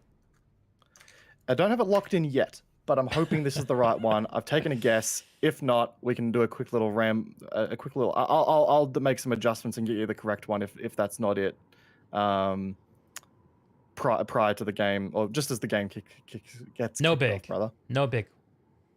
Either way, no big. I'm a stats man. I love my statisticals here, so I'm hoping that is correct there. We'll soon find out though, ladies and gentlemen. I've just turned Deeg up, guys. Do let me know if that's not enough. Sorry, chat were just telling me that you're a little bit quiet there. Unlimited power. Am I powerful enough now? Test, mic check. Chat, let us know. Let's see how that goes there. I've got Deeg at 95% audio quality, audio volume here, guys. Deeg is almost at full power, just so you know. Deeg at full power is a scary thing to behold. I like Deeg at full power. It's great. Oh, you and my wife. Hey man, look, I think anyone who believes otherwise is just not a man or a woman of culture. That's all we got to say here. The brotherly love abounds in the PlanetSide community. Exactly right. So Deeg, FIFA versus TTA, what are you expecting out of this match? And can you make any early predictions here? Do you reckon there's any strategies that are gonna be prominent in this game? Sure. I mean, I'll be totally honest with you, Kami and friends. I don't know these outfits very well. I'm not really a Connery man these days. I have heard tell that this is expected to be a very good, very close match. One of the things that I've learned to really watch for on the Nexus here is aerial dominance. It's not necessarily a guarantee of a win, but it definitely helps and puts you on top of the resource game, because when you win the air, you also win the ground, and you get dominance of the vehicles on the other side. So I'll be watching for that. I'll also be watching the openers, and just in terms of force allocation. One of the common theme I've seen among some of the winners, I saw Recursion do this, I saw Access Iron Guard do this, and just earlier today, I saw Brain Networking Step Vanu do this as well. Is be less reactionary. Let the game plan unfold a little bit, and don't send people all around the map every drop of the second. And they were able to play a game plan that won, and so I'll be watching for who's highly reactive versus who is more proactive. Yeah, exactly. And I think that's something that people are still working out with this format in particular, right? Is the fact that while, yes, territory control matters for the majority of the game, because that's what gives you those tiebreaker points for when the seeds do see ties emerging, It does what it does more so than less is, the important part is at the end of the game. What amount of territory do you hold at the closing moments? And if you hold the majority at the closing moments, then boom, you win then. So it's very clear that while being proactive is very important and starting fires is very important, being a little reactionary too and just sort of wearing your opponent a bit thin is also a very strong play in this format. Yeah, absolutely, absolutely. And one of the things you really just can't afford, this isn't lane smash where we're all just smashing each other down a single lane. There's a lattice here, and one of the things that teams can't afford is to get tunnel vision on any point. One of the main things that I've seen is folks get really, really excited to fight at these Nexus Omega and Nexus Alpha bases, these infantry slugfests over the single points. And I've seen some outfits lose their matches over an overcommitment to holding or attacking those points, and while letting the rest of the lattice go where they shouldn't. So it's a tough balancing act. I really agree with you on that. Yeah, exactly right. And we've already talked about it before, but the power of air dominance in this mode cannot go unstated. Like I've seen games be decided on the prowess of air forces and how much air a certain faction has committed to that side of the game. And like as we know, the ground, the ground game here playing armor, while yes, armor has its roles in certain areas, this map is just far too linear and the capture points are far too fast for armor to really have any meaningful impact here. As soon as by the time, if you're in a vehicle over at Arazak Satcom Hub and you need to then move over to Bitter Gorge Garrison to do your job there, it'll be too late by the time you get there. The fight will either be over or, your infantry would have wiped the point anyway. So armor in this game, definitely, while it has its impacts in a limited capacity, it's clear that the air game here is what's proving to be the life or death between many, many outfits. And in the KM1 mid-match, I think that's definitely what gave KM1 the edge. They had the freedom of the air to make mobility where required. Yeah, and there's an arms race right now for good pilots. I've talked to a few outfit leaders, and a lot of them everyone gets how important the air game is, but not everyone can lay their hands on enough pilots to do what they want. It's a real struggle. Exactly. with flying being the one of the hardest arts to master in PlanetSide 2. And this format is showing that there's a lot of opportunity for more pilots and for existing pilots to up their game. So I don't know. In my heart of hearts, I sort of hope that what wins here will also start become more prevalent on live. But we'll just have to see how that rolls out. What's interesting as well is obviously here it's a 1v1 format, whereas on live it's 1v1v1. So not only are you playing against your opponent, but you're playing against little Timmy who's just off on the swing set, playing in the tulip fields, doing its own thing. So at the same, like there's a sort of an element taken away here, but I think that sort of adds to the competitiveness of the format as well. Thank you. I was always someone who was a huge advocate for Desolation in its own right, but I think what we have here as well is fantastic. I think that the Nexus is way more fun than Desolation. I mean, Desolation worked 3 teams. Yeah, like I get it. It is what PlanetSide is, but 1v1 is such an easy story to tell in terms of competitiveness and winners and losers. And the bases here, yeah, there is symmetry on the home side on both fronts, but there are decisions to be made here that look different. And the thing about the biggest thing for me with Desolation is, when you're watching it, the fact that all the bases look the same is, as a spectator, it's hard to know what you're looking at a lot of the time. And I appreciate that with the Nexus, it's much more obvious from a spectator perspective what you're seeing and why it matters. I think that makes it a much stronger. It's from like an esports perspective, which is a term I hate to use when it comes to PlanetSide, but it's more in that direction, right? So I love that. Yeah. No, I couldn't agree more. I'm 100% with you there, mate, for sure. Guys, make sure you get the word out. By the way, Deeg is also streaming right now, if I am correct. So make sure you go ahead and send some love over to Deeg as well. He's broadcasting his POV, and as much as I would love to get some multi-simulcast POVs in on our streaming, that's a very difficult thing to do. So we'll just have to, force you guys across 2 different mediums at the moment. But I do recommend checking out both Deeg's and mine's perspective here today. Get our streams out there, share the love. The PlanetSide community has really come out today to try and get you guys the best coverage we can. So We appreciate all the support we can get. Hell yeah. Kami, I'm going to step away for one moment before the match starts. I'll be right back. Yep. Go for it, mate. So, chat, I want to hear it from you guys. Let's start getting some predictions out there. You know, I've made some predictions in the past. I tell you what, it's pretty interesting to see who's where the thoughts lie ahead of these games. So I have to ask, who's going to win this one? And on top of that, I would love to know, in addition to that, so who's going to win this game? Let's get the poll up there. Let's see where everyone's predictions are at. But in addition to that, I also want to hear you guys chanting in chat there below who you think will come out on top of this one. Let us know who you think's going to bring home the cake today. Who's going to get the winner chicken dinner?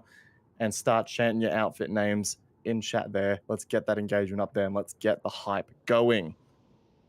Very, very excited to see what these outfits bring to the table here. That's for sure. FIFA, all I can say is that I know FIFA bring aboard a strong air game, and I'm talking real strong. FIFA are a very strong air game. They know what they're doing on this front. So I'm curious to see whether or not that they can continue to perform there. The last FIFA game that we did end up spectating, they brought ahead a really, really, really strong, coverage on that one. So with the FIFA Air in play, I've got a feeling they're going to be a really, really tough contender here. I'm seeing a lot of TTA, support there too. So we'll see how we do. 1 minute 30 left to go until match start, though, ladies and gentlemen. Very excited to see how this pans out here, to say the absolute least. Definitely. Obviously, we've got... Welcome back, mate.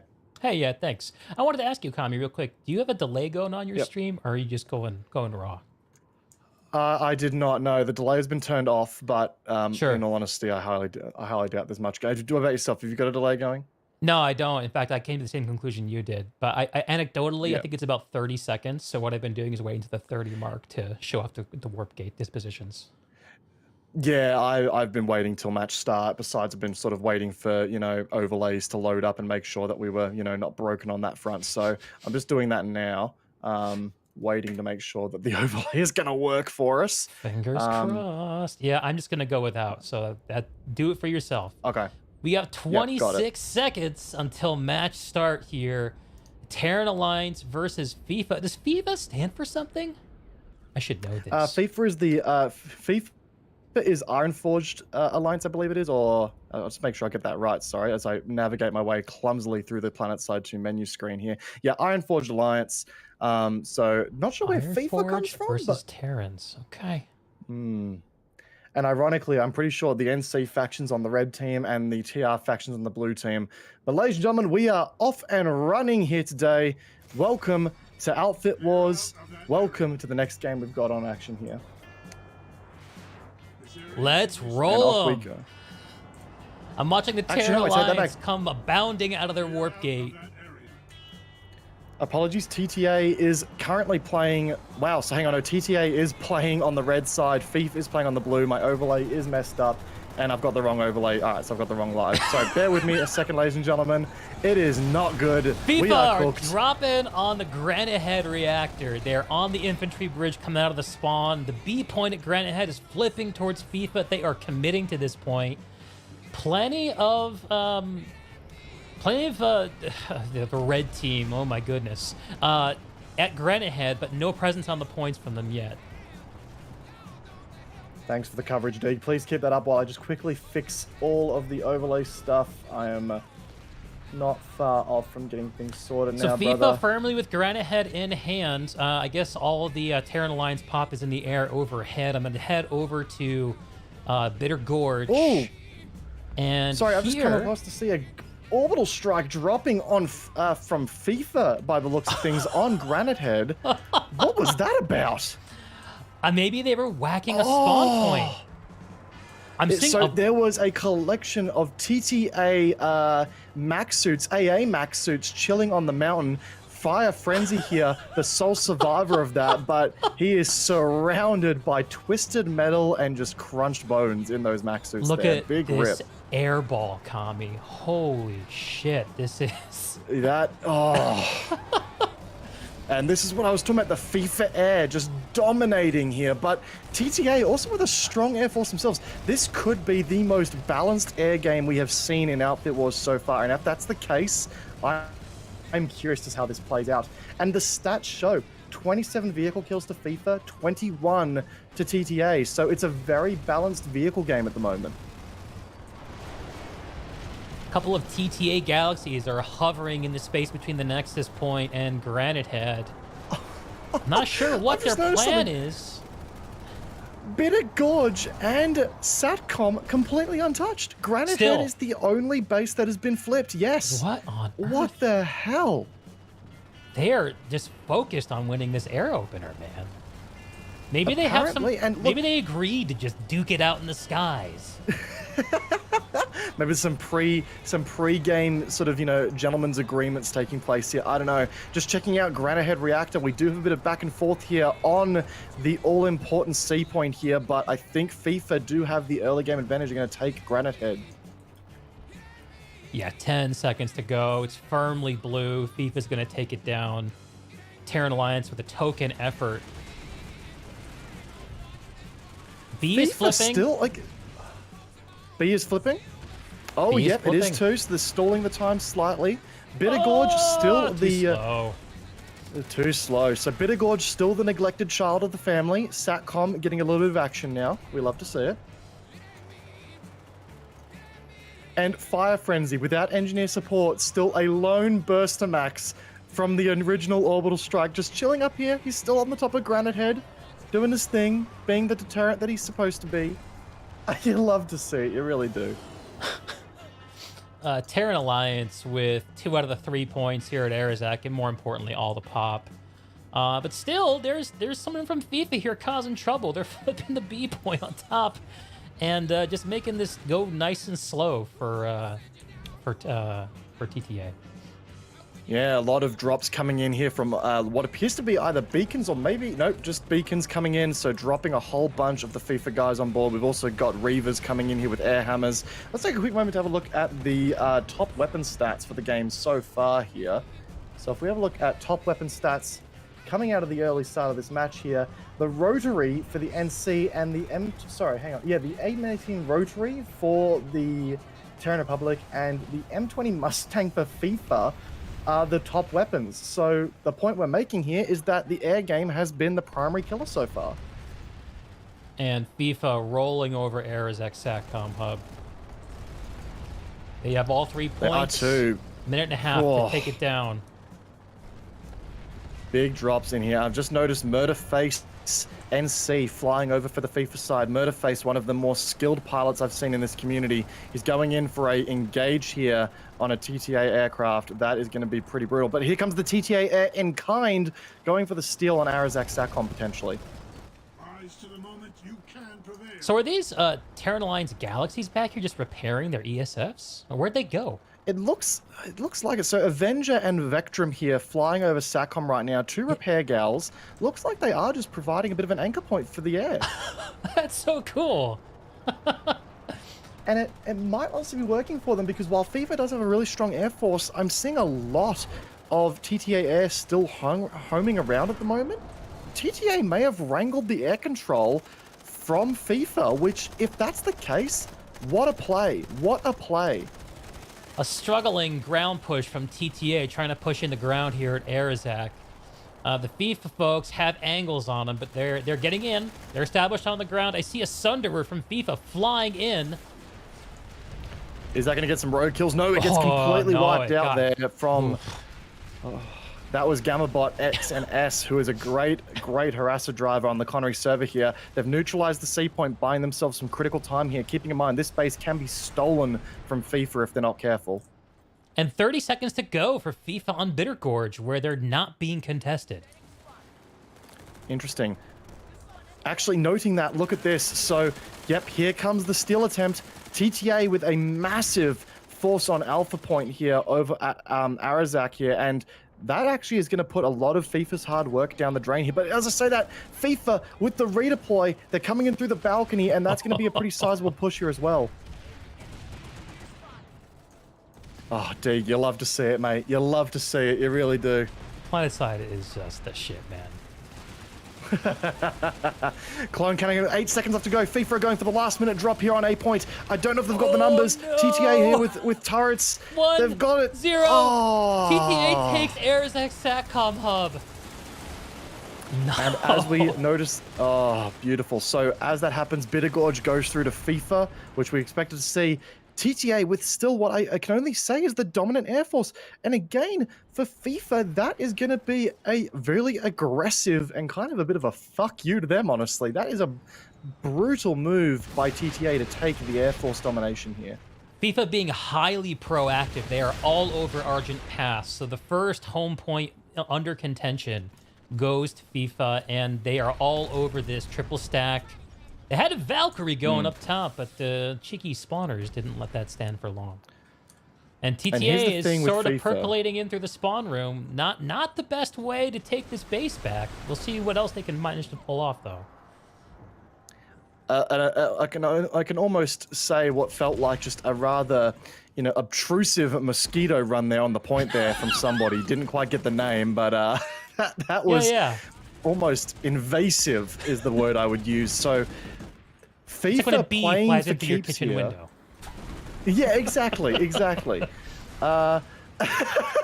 So FIFA here playing, they're playing aggressively. So we have now Nexus Secure Substation and Argent Pass under assault here from FIFA, and they've got what appears to be a pretty dead even split in force allocation here between these two bases. Now it makes me wonder, where the hell are TTA? What are they doing? What's their plan?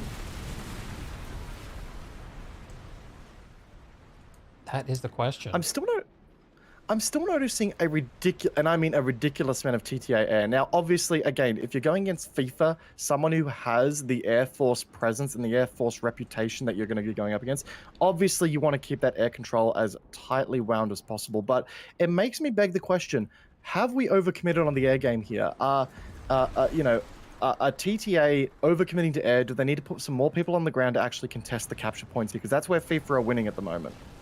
Absolutely, and this is a common theme. Like, air will prevent you from losing, but I'm not sure it actually gets you the win on the Nexus. Looking over here at Nexus Secure Substation, where FIFA they're firmly ensconced on both the Nexus Secure Substation and on Argent Pass. How can TTA let this happen? This is pretty brutal. So looks like Nexus Secure Substation is still ticking down, and Argent Pass is still getting absolutely violated here. I just want to quickly point out, Narcom, yeah, I know you're probably wishing that no one saw that, but I saw it, brother. Narcom, one of the ace pilots of FIFA, belly flopping his Reaver into the ground. It was quite majestic, and I know he was muttering under his breath as it happened. Man, I hope no one saw that.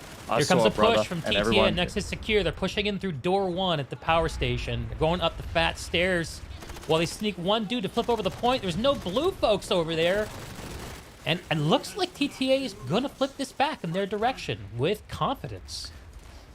In the meantime, TTA is still prodding and poking away here at Argent Pass a lot, and I mean a lot of Air Force present here just sitting outside. I do wonder if some of this Air Force would be better, sort of allocated inside, considering that, well, FIFA can just sort of rotate around the underside of the stairwell here. It's going to be a brutal down-to-the-wire moment. We've got beacons up from TTA. Can they get the required forces through the door? I'm not sure yet. If it was up to me on TTA, you'd start prodding over at Granite Head, start getting a cap going elsewhere, or at least try and get hydroponics flipping so you can start get the exactly, because right now, FIFA are in total control of this lattice. And FIFA's retaken the Nexus Secure Substation. They've pushed TTA off the point. And once again, big air brawl still taking place right now. FIFA seem to have resecured some of the air game here, but it's not quite a dominating victory yet. 88 vehicle kills to TTA78. We have a look at the total kills of the game. This is down to the wire, Deeg. 233 kills for FIFA, 227 for TTA. Beautiful. This is the most balanced match we've seen in kills at this stage so far. TTA are attempting to re-drop back on Nexus Secure. They're outside the server room, just kind of biding their time. I'm not sure what it is they're waiting for. They have an anti-infantry turret set up in the doorway, just hoping for the FIFA folks to fall back and give it to them, I guess. Now they're So pushing having in a quick look tentatively. That at- medic juice is flowing. You can see the green coming out of their crotches.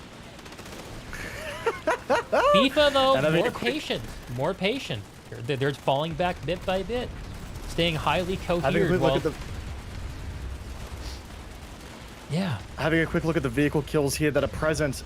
Some no surprises here. Murderface, NC leading the vehicle kill charge here for FIFA, and totally not Delta as well on that list alongside Bush Tucker, man. Names that you would expect to see out of this roster. And it looks like FIFA are going for Nexus Alpha. They want to get this over and done with. Oh, baby. Let's go. FIFA now with the 6-3 territory advantage. The ball is in their hands. This is their match to win or lose, with 32 minutes remaining. Let's see if they need all of it. A very, very aggressive play here by FIFA without question. 100%. Over here at Nexus Secure Substation, TTA playing the rooftop here, working out what the best approach is to get in there. They need to start killing off these beacons that have been placed here by FIFA, and they're working there. There we go. As I live and breathe, they go ahead and do that. So how are they going to resecure this? They need to do it right here, right now. Interesting. So I'm watching. It looks like FIFA actually has a hack on Arizek. I mean, and I don't know if they're going to need it at this point, but I mean, potential opportunity for TTA. It seems like they need to abandon it, though. They're losing too much everywhere else. I'm having a look here at the Nexus Alpha. God, I love covering this space. These fights are so fun to watch. And where TTA has control of their point room, let's see where the FIFA forces are approaching from. Looks like there's about a squad coming in out of the powerhouse in the northwest. And they're shooting into that point room, just tentatively poking the TTA folks, seeing where they might fall over. Having a look at this point room here where TTA are holding out as best they can. The FIFA forces are going for a monster assault here. And I gotta say, it is, they're doing their best here. TTA are stuck playing the defensive though, and it begs the question, you know, can you allocate enough forces here to defend properly while getting forces elsewhere to start planting fires elsewhere? That's the question now.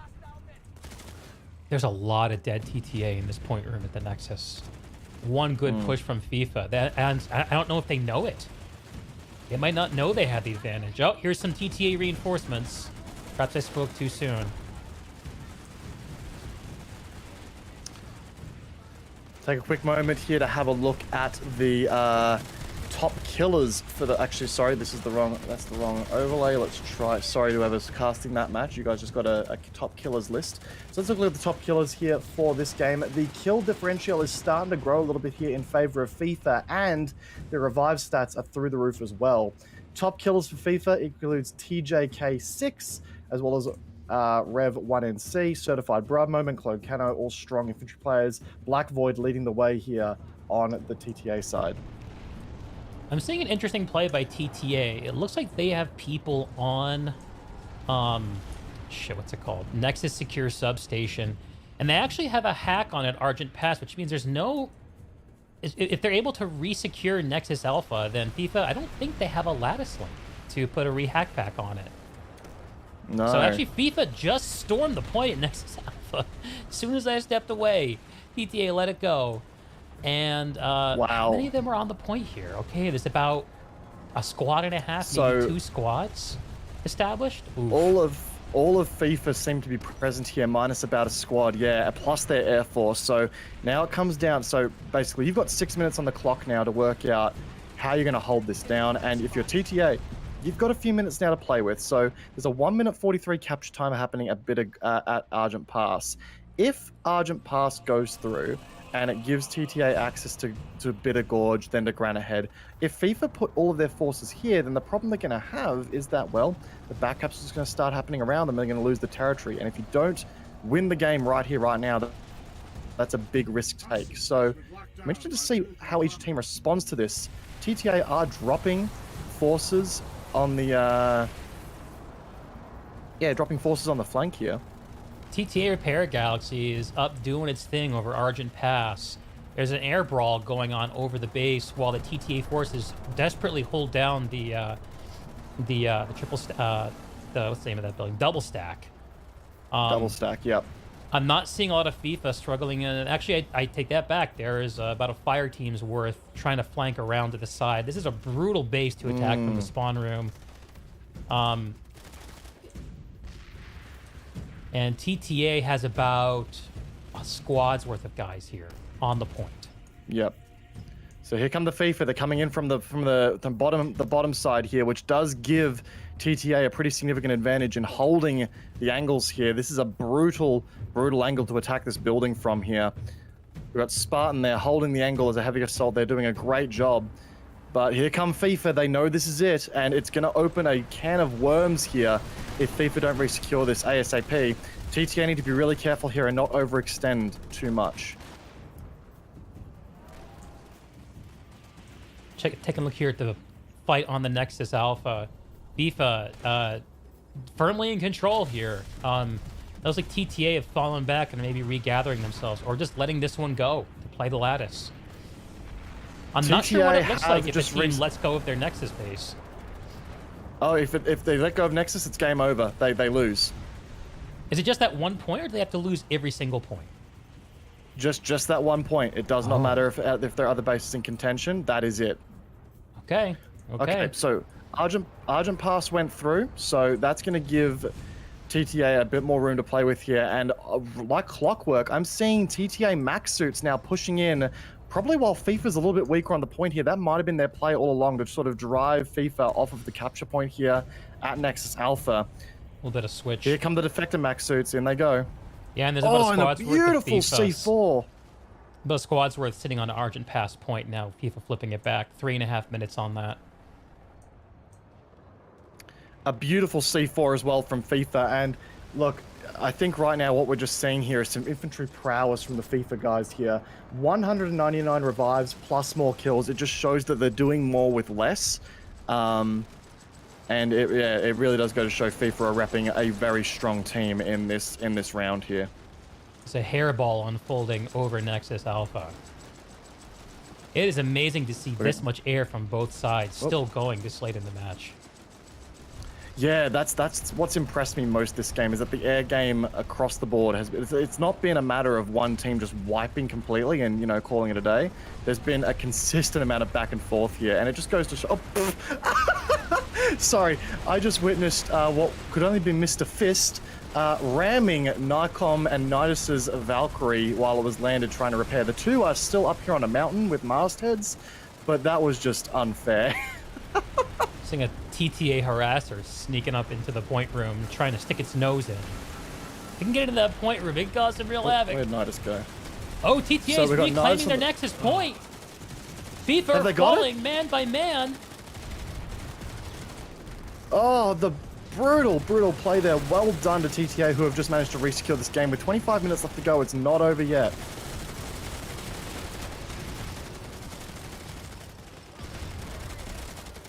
FIFA putting in still a hell of a fight here. You've still got people like Clone Cano, great infantry player, but he does get outnumbered, but he still manages to take a couple people down with him. Beautifully played. Oh, we're gonna have a quick look at the. There's like a squad of FIFA laying on the ground, waiting for a res grenade here at the point. Wonder if they'll get one. So having a quick look at the top kills here, and it really does tell a little bit of the story here. So currently on the NC side here, top kills with the NS6 Gossaw and the NC6A Godsaw, repping 92 kills and 76 kills respectively. And then you've got their top air weapon being the Mustang at 40 kills. Meanwhile, the Butcher representing 69 kills for TTA, and the top air weapon only being 34 kills. So it's clear that FIFA are fragging a little bit hard right now in all domains, no matter how you look at it.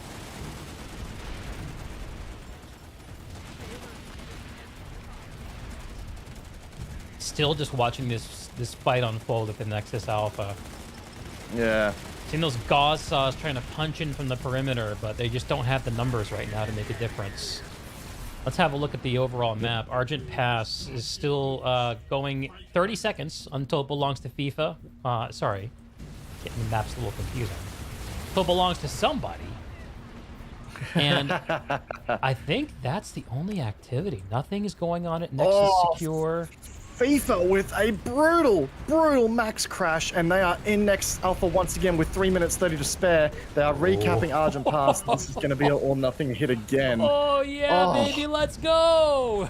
I'm ready for the orbital strikes to start falling. This is when the desperation kicks in.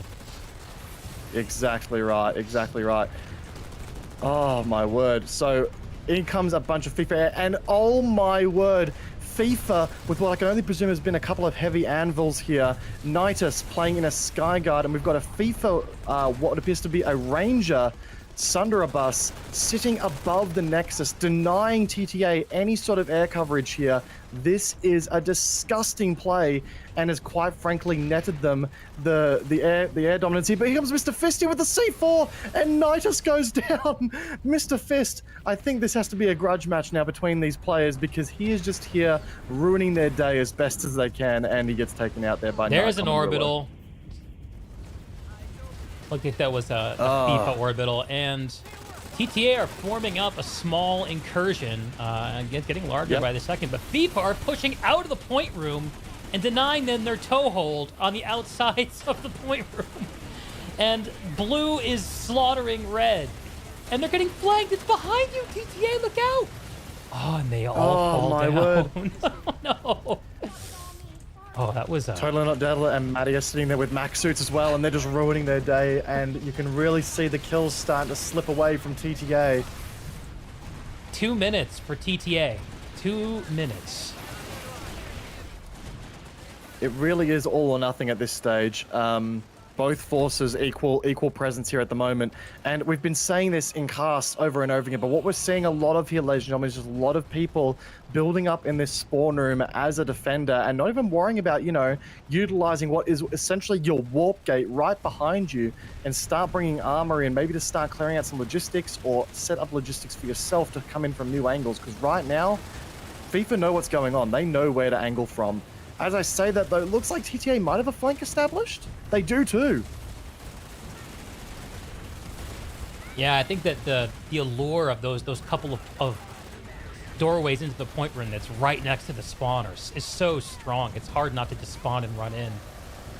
Yeah. Pretty decent FIFA holding the top of this this pseudo power station, and another orbital strike dropping in right on cue here, and it's on the flank that TTA are based. There goes that max suit. They're still brutal. ticking, and they're pushing in. Oh no, don't They push it are yet. too. It's too early. I think that was a panic push. A max suit with a phylactrophy, that is just disgusting. We hate to see it. Getting a self-res without even needing a combat medic presence. That's not legal. That is just filthy. That's illegal, isn't it? Oh, and here comes the max suit. Look at that, 3 max suits from the NC, and look, can you really beat those scatter cannons here? 30 seconds left. I think FIFA are going for an early win here, and what a brutal win this will be. My God. Oh, My God. and the orbital strike just to seal the deal. Oh, let's go. This suffer no rivals. TTA are just running in here. Oh. Yeah. 000, I'd like to report a murder. 5 seconds. Count it down, everyone. 3, 2, 1. Wow. FIFA with a dominating victory here today, ladies and gentlemen. What a play. What a play. Wow.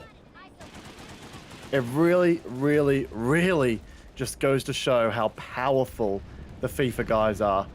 Like that team, that FIFA team is just something else. It really is. They know exactly what they're doing. Well played to FIFA. GG's to everyone involved there. Brutal game. Brutal game. Let's switch on over to the other game, Deeg. We've got time here. Actually, perfect timing. Great game to Beautiful FIFA. stuff. Great game to Terran Alliance. What a fun match. And now it's time for another fun match. We have Recursion versus GHG1. We're starting in about 3 minutes. Beautiful timing. All right, then. This is match 1. I think it's Here we go. 1. Observe match 1. Yeah. Looks like the wildcards game seems to have finished up as well. There's a lot of guys with the wildcard stuff in the Sanctuary as well. So let's go ahead and get in here. We've got 3 minutes left to go in this game. I'm going to try and get the overlay set up in record time here. What a play though. That was something special. Yeah, that was a fun watch. Honestly, FIFA seemed like they had just they were on the downbeat every single moment from the midpoint of that match on, with TTA just kind of responsive. That's sort of what happens. I from what I can tell is you see one team that kind of gain an advantage and then they set the rhythm, you know, and everyone else has to react to them. They have to syncopate off of them, and it's really hard once that rhythm gets going in one direction, and the lattice lanes and the opportunities start closing in on you. And especially once it shows you just how brutally important those two bases connecting to your Nexus Alpha are. Because if you let one of those go and you're not extremely attentive, any little asshole can just sneak onto the Nexus point and start a hack. And then you're fighting for your life for the next 6 minutes. So, exactly. Exactly right. So looking at the other matches that took place here, Wildcards were beaten by Sovereign Army. So very, very good game, I imagine, from that side of things as well. We've obviously seen the games from yesterday. So the last two games to take place here are take that back, Drunk Division and Mother Killer against Go Hard Gaming and Recursion. So yeah, going to be interesting to see how this Recursion game plays out here. Just under 2 minutes before games start. And Recursion, GHG1. Recursion, I feel like everyone knows Recursion. They need no introduction, practically speaking. You know what I learned about Recursion, Kami, the other day? I learned that they came together originally just shortly after the Nexus was initially announced. However, the hell long ago that was. And so I think that there are some folks in Recursion who sort of see this return to the Nexus Glacier as like a coming home party and maybe the end of a long arc for them. And I don't know. I'm watching that team with a great amount of interest because of that, and I think they're taking this competition quite seriously. Fielding two teams, one on Emerald, one on Connery. But I don't know much about GHG1. Do you know them very well, Kami? No, so they're a pretty new outfit as far as I'm concerned. They do fit onto the larger sort of, I think the more Zerg fit archetype, if you will. So they definitely fit more so into that realm. But generally speaking here, I'll be interested to see how they adapt to the format, how they adapt to the fight. Definitely going to be curious to see them play. So I've got the correct overlay loaded up. We're ready to go here. 40 seconds out. I'm going to have to say, I do think my prediction does say that it's going to go in the way of Recursion. Obviously, they are the powerhouse that they are, but I'm curious to see how GHG1 do. Sure. So when you're talking about a potentially one-sided matchup, what you start talking about is what's the moral victory for GHG1. So we'll just have to wait and see what hill they choose to die on. Yep, couldn't agree more. And I got to say, that last game there, beautiful back and forth in the air game. A Steel Rain? I'm sorry? The rumblings of Steel Rain can be heard overhead. The alert drops, and I believe this is a GHG1 Steel Rain? Hold up. Oh shit, they're going over Granite Head! They're dropping in! Is that a Granite Head drop? Yeah, they're all they perfectly placed it. They're filtering into the B point, they're flipping it along, they're heading towards C. And as the Recursion air flies in overhead, they're like, what the fuck, dudes? What the fuck, dudes? That is wild. What the hell? Oh, man. Oh, my God. D, you'll have to excuse me here. I have had an observer camera drama. Oh, no. Match 1. Hang on. I'm going to have to... oh, dear. Hang on. Observe. Give me a sec, chat. I've had... My observer camera has decided to screw the pooch on us. So, D, please take it away while I get this fixed up for us, mate. Absolutely. So, as I'm sneezing my head off here on mute, the action at Granite Head is unfolding. With GHG1 holding a pop advantage about 2-1. If I know Recursion, they're playing their own game and letting things unfold however they need to in the moment. They're going to plan to get back here in the next 2 minutes. Let's have a look at what else is unfolding around Granite Head. So there's a Citadel shield from Recursion up over Arizek, Satcom Hub, and they held all 3 points despite being overpopped. Not too sure where the population is here, actually. All right, we're back in action. So apologies for that, ladies and gentlemen. So here we go. Let's have a quick look at how this game is progressing so far. So as expected, Recursion in with a pretty hefty kill lead already. GHG1 here representing the Vanu Sovereignty, a faction that we've not seen played as much in this Outfit War tournament so far. Yeah, they what's the do deal have with all that? 3 points held. I don't know. I think the NC and the TR are more popular picks for the time being.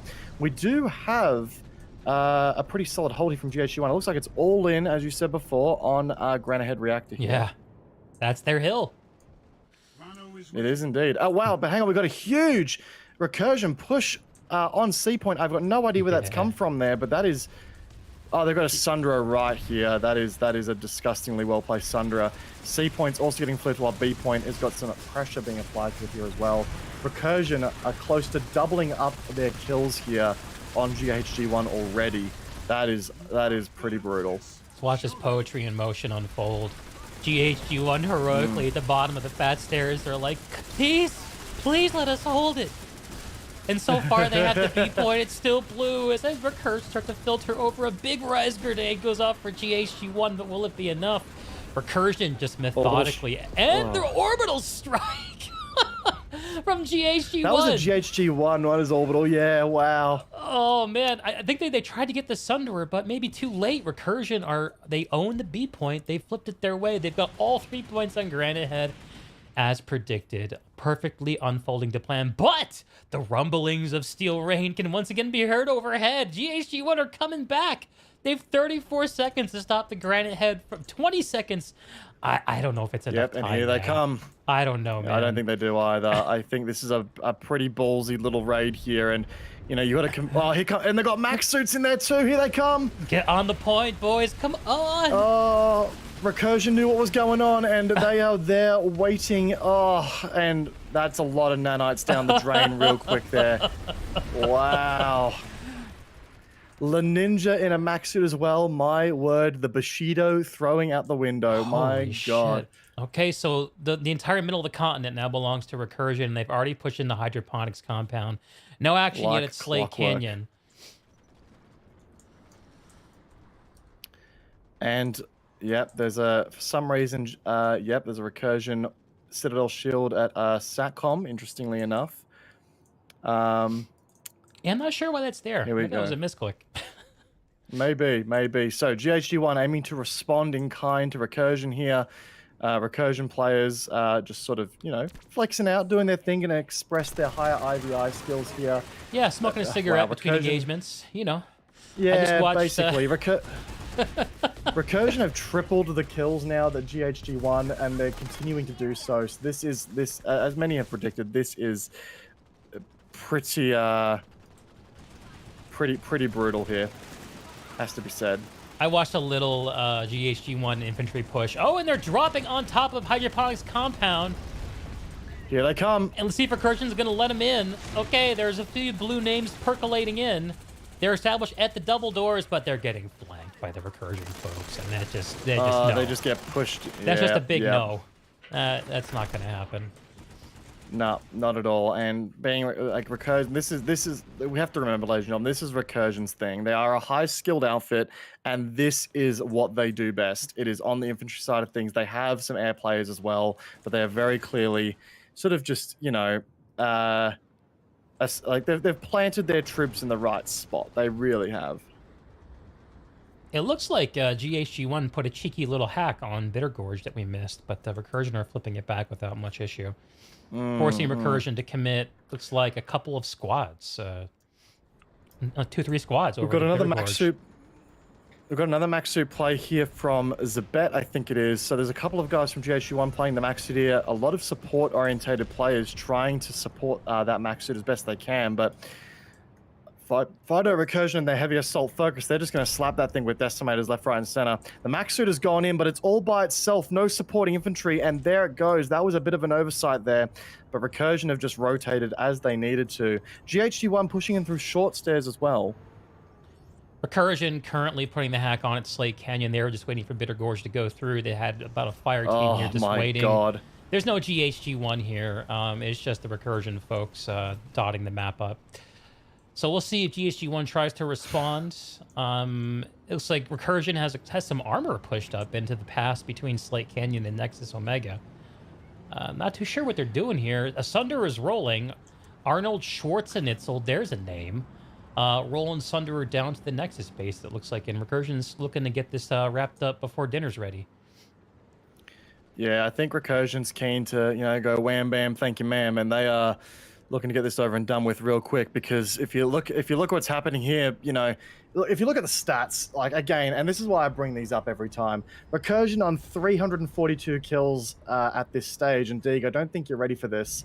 GHG1 sitting on 76 kills only. Oh no, that is demoralizing, and GHG1 once again running in with a fucking max suit push, and I think those max suits have just been reduced to a physical consistency of paint, because there's just nothing left of them. That was brutal.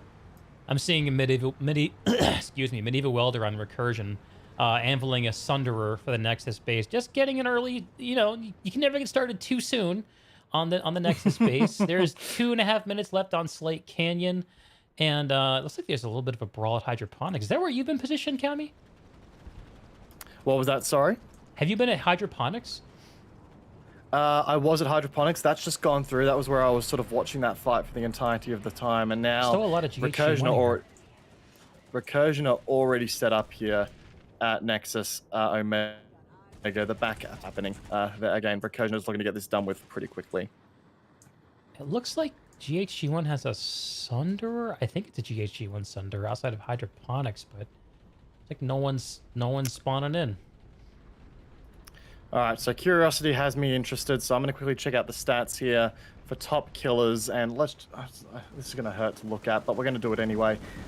Menace with 25 kills, Raphael with 23 kills, Clubbins with 22, Laggy Brute with 22, Roids, with 21, and GHG1, the Holy Geek Man, only with 13 kills, Connery Hamster, 9 kills, Guppy was here 6, Valina 4, and wow, it's just brutal, honestly. Well, I will say this: GHG1 at least made it entertaining for us. That Steel Rain over Granite Head, that was exciting. I really enjoyed watching that. And who knows? I've not seen that. Maybe they used can that push creatively Recursion yet, off the Nexus Omega. I would love to see that. Me too. I really would. And I'm with you, Dig. I think we've not seen that play yet with the Nexus. With the Steel Rain that early in the game. Yeah. So it was really cool to see. Yeah, I agree. I haven't seen it. That's a pretty good one. It seems like an obvious play, but it's a high risk move because you're not spawning in with logistics, or you're not popping out of a Lodestar or a Sunderer or anything like that. So it's just like, can your infantry dudes survive for 4 minutes or however long? Is it 2 minutes or 4 minutes on a standard basis? 2 minutes 20 for those quick caps if you've got all 3 capture points there. Would you look at that? GHG1 have actually managed to push Recursion off the point. You'll love to see it. Well done. It looks like we just had a little bit of a Recursion advanced squad here at Nexus Omega. Now GHG1 needs to get established. Need to get the Maxes in here. Need to get the engineers doing shit. Come on, get them in here, boys. Guys have got to start really sort of lock and keying this point here, because otherwise it's going to be a pretty quick game here. Now, it's worth pointing out as well here, if you look at the domain kills here for what we've seen so far. If you look at this, GHG1, 29% of their kills have been reliant on max suit plays here, which just really tells you the story that these guys, unfortunately, don't have quite the IVI skills to go up against Recursion, so they're relying a lot on those force multipliers. But those force multipliers, they have a limit when it comes to nanites, so there's only so much you can do there. Absolutely. Just watching, speaking of nanites, La Ninja and his scat cannon max wrecking the GHG1 infantry, and he's still going strong. Yeah, that's the thing about having strong honestly. infantry, is it makes any max you decide to bring that much stronger. Yep, exactly right. We've also got just another really intrusive Liberator from Robinathis. I can never get his name right, but anyway, he's sitting here in a Liberator, Bulldogs, Shredders, and what appears to be a Duster, not a Duster, sorry. I think I just Brutal, saw brutal Galaxy coming out of the GHG1 Workgate get destroyed by base turrets from the Nexus space. Oh my god! So Slim Charles and Medieval Wilder have hacked out the turrets that belong on Nexus and Omega primarily to GHG1. And they're just locking them in that warp gate. That is... I'm sorry, when does this... This isn't fair anymore. This is just brutal. It's gaming. It's gaming, Kami. Oh, this is gaming. Yep, yep. The base turret kills. Fucking hell. This is... Yeah, they've jumped out of the turrets now, but wow. Wow. Let's have a quick look at the main doorways here. We've got 3 minutes 50 left on the clock here. GHG1 just stuck on the doors. They cannot get through these doorways here right now. Recursion are coming close. Can Recursion Araxium in GHG1 in the shortest amount of time possible? I'm not quite sure yet. Mystical 1160 kills. It looks like GH1 have brought in a heavy anvil next to the spawn room. I'm not sure what the play is there. I guess we'll find out in just a second, though. They're bunched up outside these doors between the spawn room and the point, and Recursion is getting kind of aggressive, pushing out, not letting the GHG1 folks come all the way to them on the point. Actually, the point room is pretty... Yep. It's pretty quiet. I think you could enjoy a nice, quiet Sunday brunch on the point right now. GHG1 here are doing their best with the revives. The medics on the GHG1 side are doing their absolute level-head best to keep people alive and well here. Let's just take a quick moment at the revive stats here for this round. Because obviously Recursion, they haven't exactly had to do a lot of revives yet. So if we have a look here at the top revives here. Each side respectively. Epic Catman currently with 36 revives on the GHG1 side, so they're doing a great job there in doing their best to pick things up. Jesslyn NC with 16 revives over on the Recursion side, but as you can see, Recursion only with 88 revives total because they haven't been able to, they haven't needed to revive as much. You don't die, you don't revive. Exactly, and I mean, if you look at the kill to revive ratio here, GHG1 have revived less than half of the Recursion kills that they have on them, so it's clear that, again, Recursion not only getting kills, but they're denying revives, which is very important. Yeah, this is one of the interesting dynamics at these Nexus bases is, yeah, like the point is a big hairball, but you cluster up in it and commit all your forces there at some of your peril. If you lose control of the outside completely, let go of air control, or if you just let your enemies bunch up in some of these side corridors, some of which are pretty strong points to mount an attack. You have to pick your moments to actually flood out of the point room and disallow the next door toehold, which you see Recursion doing here at the top of the power station outside the point. Oh, brutal stuff, Deeg. Brutal stuff. Yeah, well, we expected it. It's okay. Yeah, it's we okay. did. You know, it's like when you're playing an alert and you're getting double teamed. It's like, okay, I see how it is. We're not gonna win this one. No. GHG1 seeming to do another little push here. I do like GHG1's attempts here to at least bunch up and, like, you know, move together as a team. They're not feeding in one by one wherever they can, which, you know, I respect the hustle there. It's good to see. I gotta say, the amount of max suits that are littering the base here and the amount of deaths of max suits on GHG1 side, again, tells the narrative that they're just overly reliant on max suits here to even be competitive. Whereas, you know, Recursion are just sort of using it as a means to brutalize the team a bit more here. Absolutely. One max kill equals one maximum pressure alert deleted. Destroy those maxes. Destroy them. Destroy them. And so it doesn't look like Recursion going to be able to Araxium GHG1 here in the allotted time here, but they got bloody close. 16 seconds.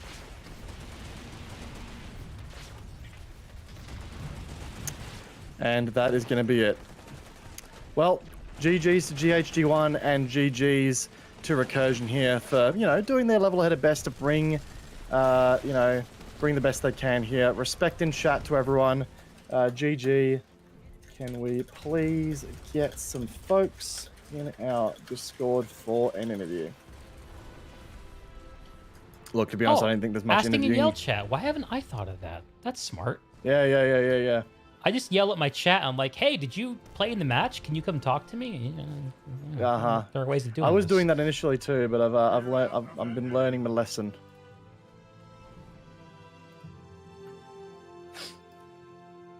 Well, Uh, we'll always have the TTA versus FIFA match. we will.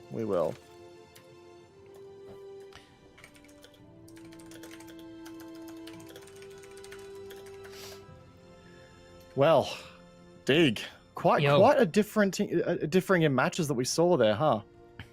Yeah, I think that kind of it tells you a lot about PlanetSide. It tells you that sometimes the only victory you can claim is the victory of your dignity and whatever else you decide upon. I think that there's this really interesting narrative that's gone on in the community. This kind of back and forth about, well, if you can't win, why should you play? Shouldn't every team get a fair match? Isn't it unfair to have teams like Go Hard Gaming playing against Recursion? And it's interesting because I haven't seen any of that narrative actually play out in the games being played. And in the few times I've seen teams unable to field players, after talking with them, the sense that I've gotten is not that people are sabotaging the match quality out of some kind of protest, but more that it's just hard putting people on the battlefield. It's just hard, Kami. And it's one of those things that is one of the best kept secrets of PlanetSide 2, is it is so hard to lead a PlanetSide community and so hard to get 50 people to show up every single weekend for an event like this. But no, really do respect, the teams that are coming out here. I like, at the end of the day here, it's obviously very, very difficult for these. I admire. I do understand that there's going to be a little bit of, this is brutal. It's tough for us to keep coming to this. But I've seen a lot of teams continue to bring on, to bring their best effort and play accordingly. And I have mad respect for anyone who does do that. It's what we love to see. Definitely. So. Good games Big GGs there. 100%. Obviously, guys, so as we wrap up here, let's have a quick last minute look here at the current standings here and where the games have left us. The Mother Killer and Drunk Division games still progressing here. But so Iron Forge Alliance winning against TTA, we saw that. Recursion winning against Go Hard Gaming, we saw that. Vikings taking the victory over Unity. Fate of Connery beating WTAC. Sovereign Army beating the Wild Cards, Legion of Coffee being beaten by Dire, and Araxis Iron Guard beating Hell's Angels in what was the most nail-biting match of the weekend. That was a banger of a match. It really was. It really, really was. Yeah, I wasn't even expecting it too. It's just cool when that kind of thing happens. What were you gonna say? I was just gonna say, I think that's sort of it. I don't know if we've got anyone joining us for interviews today, and honestly, don't blame them. I think all the outfits are going to be a little bit tired after that one. It's a lot of gaming, man.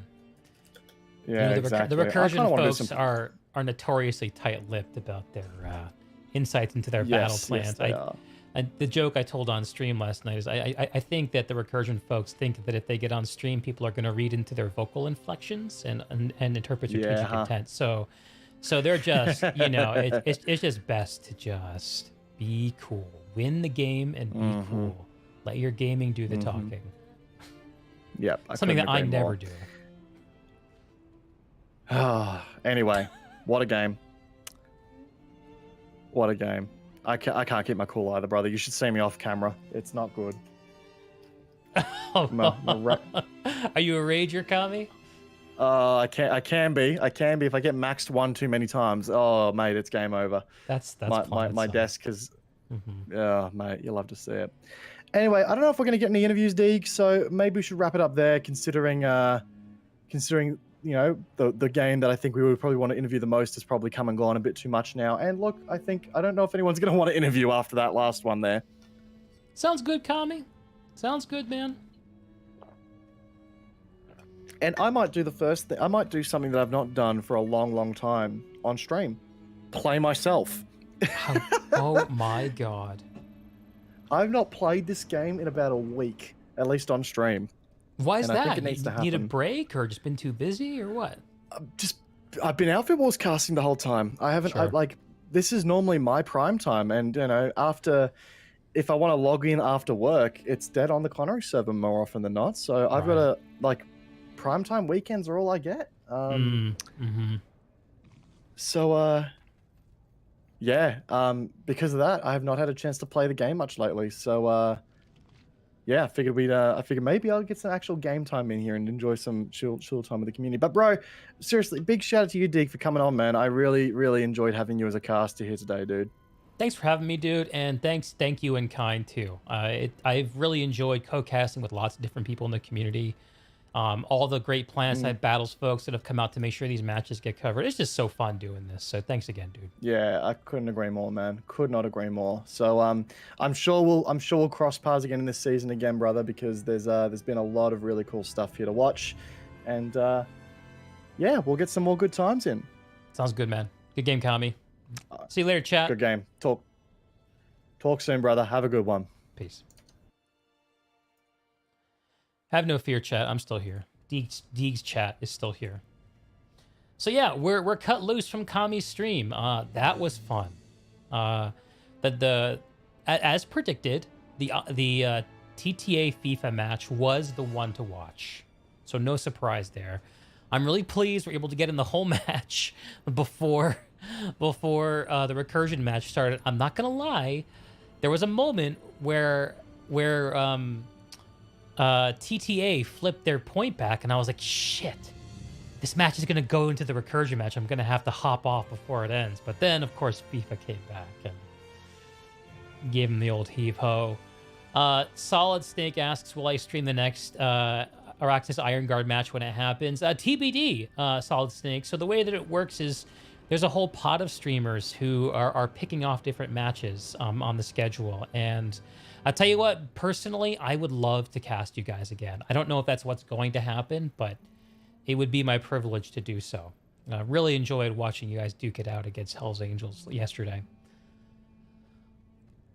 We need an ambulance called for Go Hard Gaming.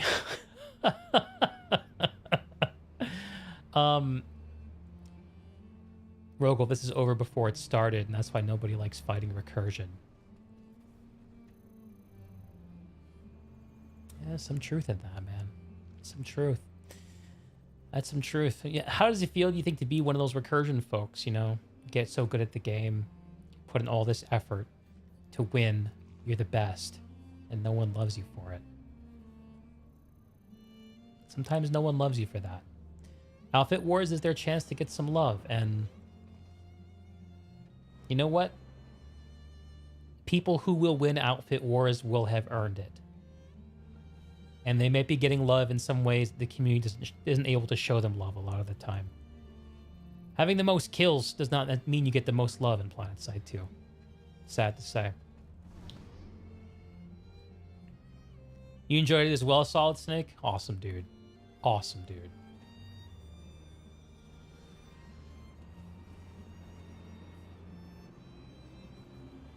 Oh, and now's the point where I want to turn my air conditioner back on and risk tripping the breaker.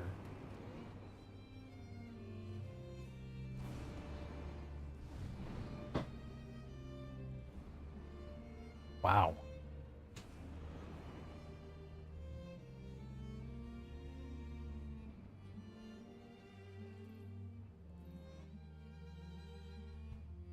Something in my computer was just like roaring its fans. Just gonna calm it down for a second. Hey! Just being reminded to shut my door. So yeah, let me shut the door first. We're gonna try to turn the AC on. If I go away, you'll know why.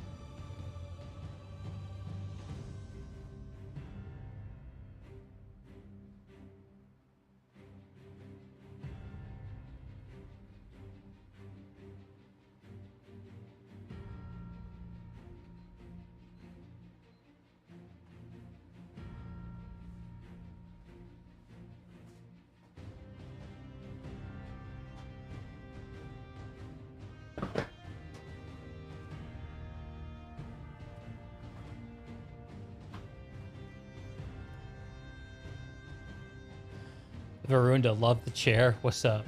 Chair stream. Solid Snake. Good luck, Soldier, with the mission of the AC. We did it. We got the AC turned on, and everything's still working. No problems. You know what? Sometimes I even impress myself. Well, we just enjoyed a couple of really great matches. Casting with Kami was a hoot. No surprise at all at that. I'm still trying to decide what to think about the fact that me, and I include myself in this group with irony. I hope y'all understand. Me, Sirius, Kami, and Archie were all casting the same games. There's something about that. It doesn't seem quite right. Still deciding what I think about that.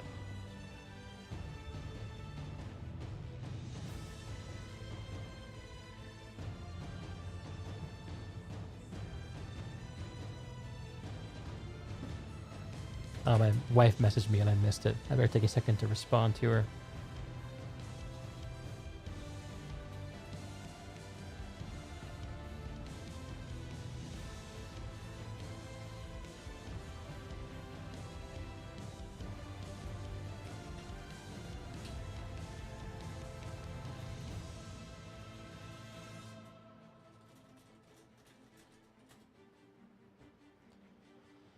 Happy wife, happy life.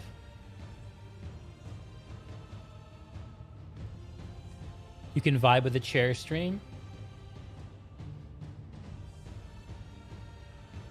Let's put on some chair vibes.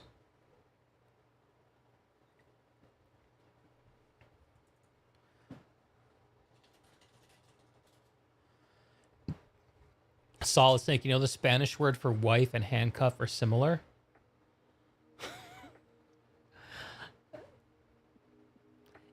If one allows one's relationship to become such a thing as bears comparison to that, then I don't know. It ain't easy, but it's worth a lot. I'll say that.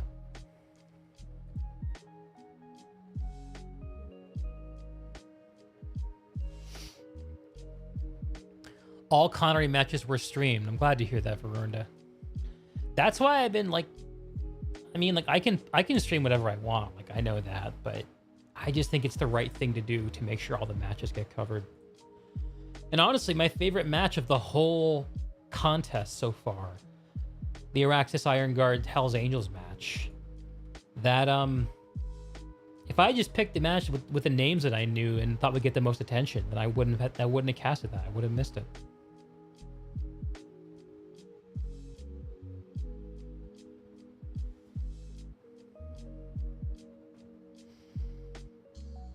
Just scrolling through caster stuff in the PlanetSide Battles Discord. Nothing I need to deal with, looks like. We appreciate it. We appreciate you, Varunda. We appreciate you, bro.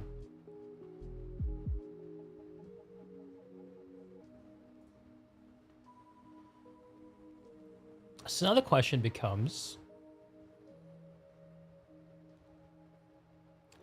where does the stream go next? Just, you're kind of glad that none of them got lost to the ether, but if someone's stream had failed, you kind of wish the streamers were more evenly distributed, you know? Yeah, that's... I mean, I don't know. Like, I think that if you're at the level of a Kami or a Sirius or an Archie, your interest in casting those matches is somewhat different. I think the cool thing about the PSB is that, yeah, I mean, people are casting on their personal channels, I mean, like me, but we're all just trying to throw in and make sure that the competition, you know, doesn't disappear into history.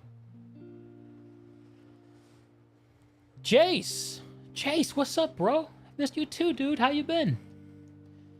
They don't play what's meta and they just try these random things. There actually was a stream that failed today, but we had backups and stuff. We tried your hardest in that match. Dude, I could tell. Like, when people are playing hard and playing for the W, that's what makes it beautiful. That's what makes this Nexus map in the one-on-one format, I think, so much clearer to enjoy. Like, it's not that it's better necessarily than Desolation in the 3-team format, but it's much more straight ahead and clear and simple. And with all the complexity of Planetside, simplifying things down seems like a good move. Just, I missed your comment up earlier. 4 casters for one match are one random qualifier match. How many people casted the other matches going on at that time? Yeah, like Varun just said, they were all covered. Varun, some of the newer teams are your favorite to cast. Exactly. Yeah, I think that the funny thing is, I came into the stream sign-up sheet on like Thursday, I guess. And I was like, okay, what hasn't been casted? Not picked. And I was like, oh, no one's casting the recursion match. And you could kind of tell by looking at it, the people are like, that is going to be a stomp. And stomps are not interesting to cast. So I get it.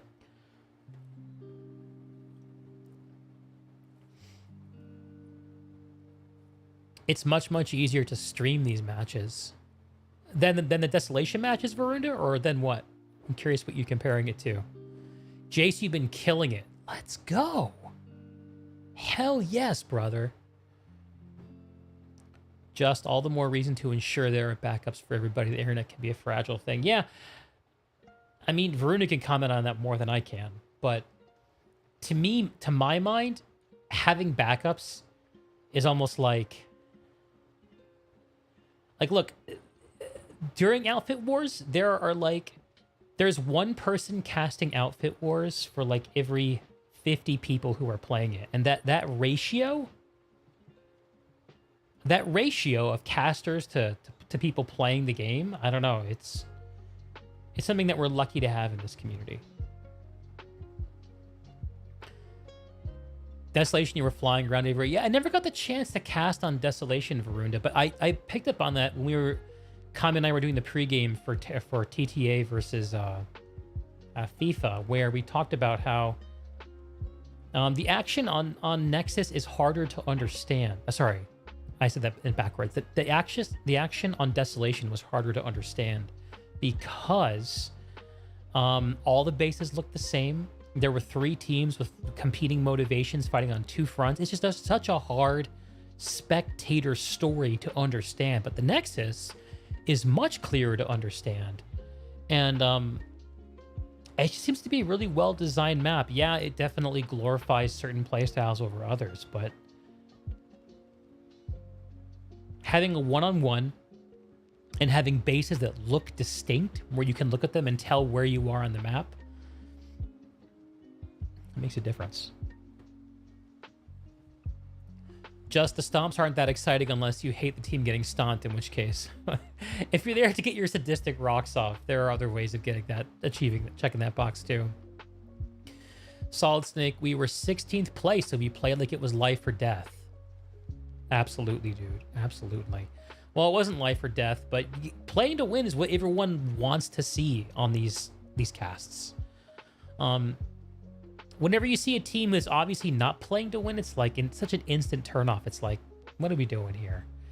And when the win isn't possible, that's when you can like kind of pick other win conditions. Like we saw Go Hard Gaming do that. Like I'm not sure if they seriously thought they had a chance against Recursion or not, but whatever they thought, that Steel Rain on the Granite Head at the start was so fun. It is so fun. It's one of those high risk plays. Dark Jakaru, do I think these smaller maps will have a future to connect to larger continents on the Planetside 1 style? I don't think that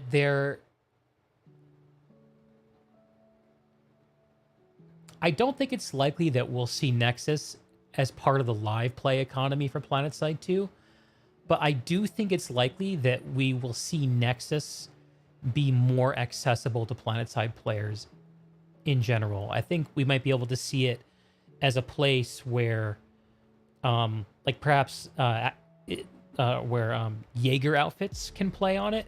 We might even be able to get to a point where we can set up exhibition matches, maybe with some developer help on the live servers. And perhaps even more frequent outfit wars. Like if this format is really successful, I don't want to wait and hold one more year to have another round of this. Like let's go again in 6 months. Let's go again in 6 months. Also, there's a potential for having smaller sized teams. I don't know, like one of the things I've been a heavy advocate for PlanetSide for a couple of years now is that a PlanetSide fight on a PlanetSide continent is too hard for a new player or a casual spectator to understand or enjoy.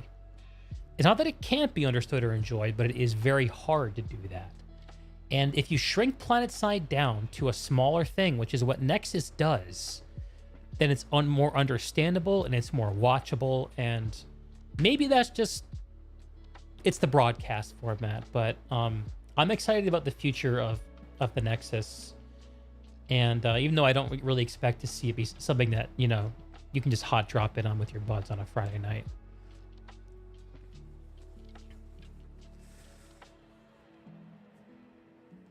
It's got that classic SOE base design, says Varunda. Yeah.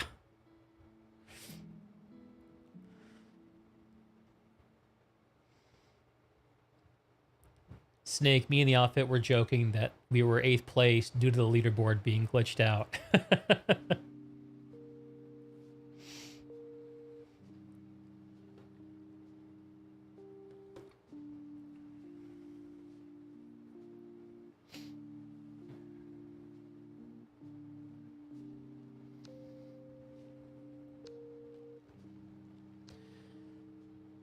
Verna calling out your co-caster Hannibal as having good understanding of the format. Having a knowledgeable co-caster adds so much.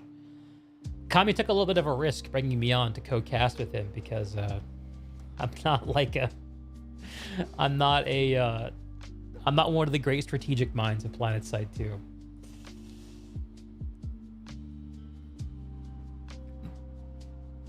But it was fun, man. I hope we get to co-cast again. Kami's very easy to bounce off of.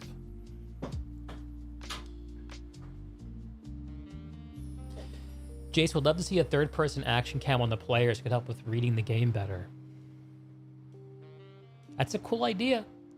You'll see moments in my cast where I kind of sort of try to recreate that, where I'll zone in on one infantry player or sometimes someone in ESF and just kind of follow them for a few seconds. Yeah, there's a lot of ways that we could see PlanetSide that would improve it. I'm just grateful we have observer cams, but clearly there's more that people could see that would make it more fun to watch.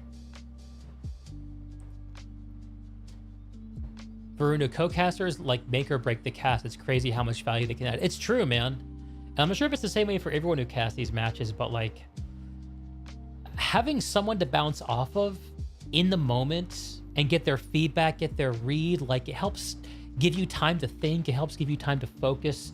When you're always focused on trying to read the game state, say something interesting, and capture the action, it's really hard to do all three of those things at once. I think you can do two, and if you can kind of farm some of it out to another person, then it makes for a more even viewer experience. It's just more fun as a caster too, to have someone else in the seat next to you.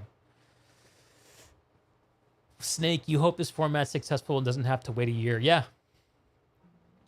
Look, it's 2 weeks in, and I think everyone is having a blast. They either make you look really good and prop you up or make you move around so much it's hard to keep up. Yeah, Varunda.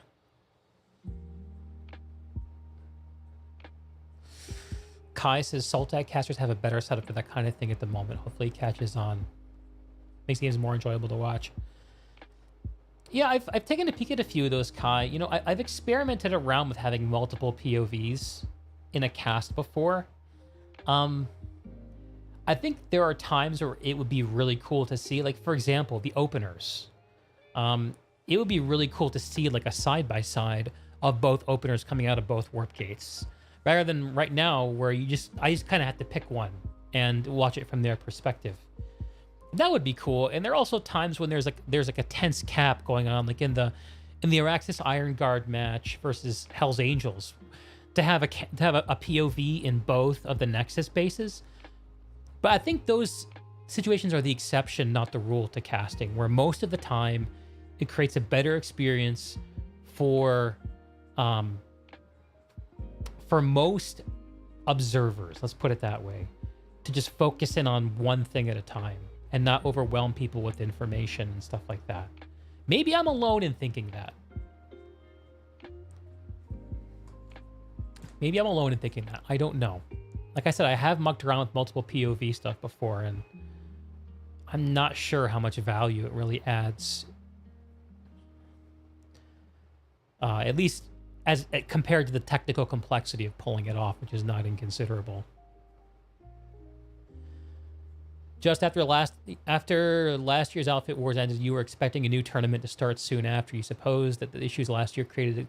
I mean, they moved the whole format from onto a new map. They moved it over from 3-team to 2-team. Like, there's... One of the things that I've heard from Rel... and I'm going to be publishing a podcast with Rel in the next week or so. You'll see it. We're talking about Outfit Wars. So this is a little spoilery.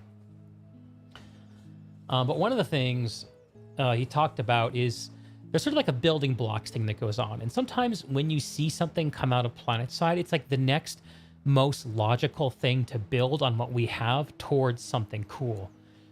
And he described Outfit Wars to me as like, okay, like, we want to do Outfit Wars. How can we do it with the current technology? What's the next logical step? And at first, what made sense was to make a 3-team format. That's what was in their grasp. And then once they had that technologically figured out, then suddenly trying to make a 2-team format seemed like a next logical building step. So there's some of that happening, which gets me excited to think about, like, what's the next step after Nexus one-on-one. I'm anxious to see those things, but it takes time to build on those things, just.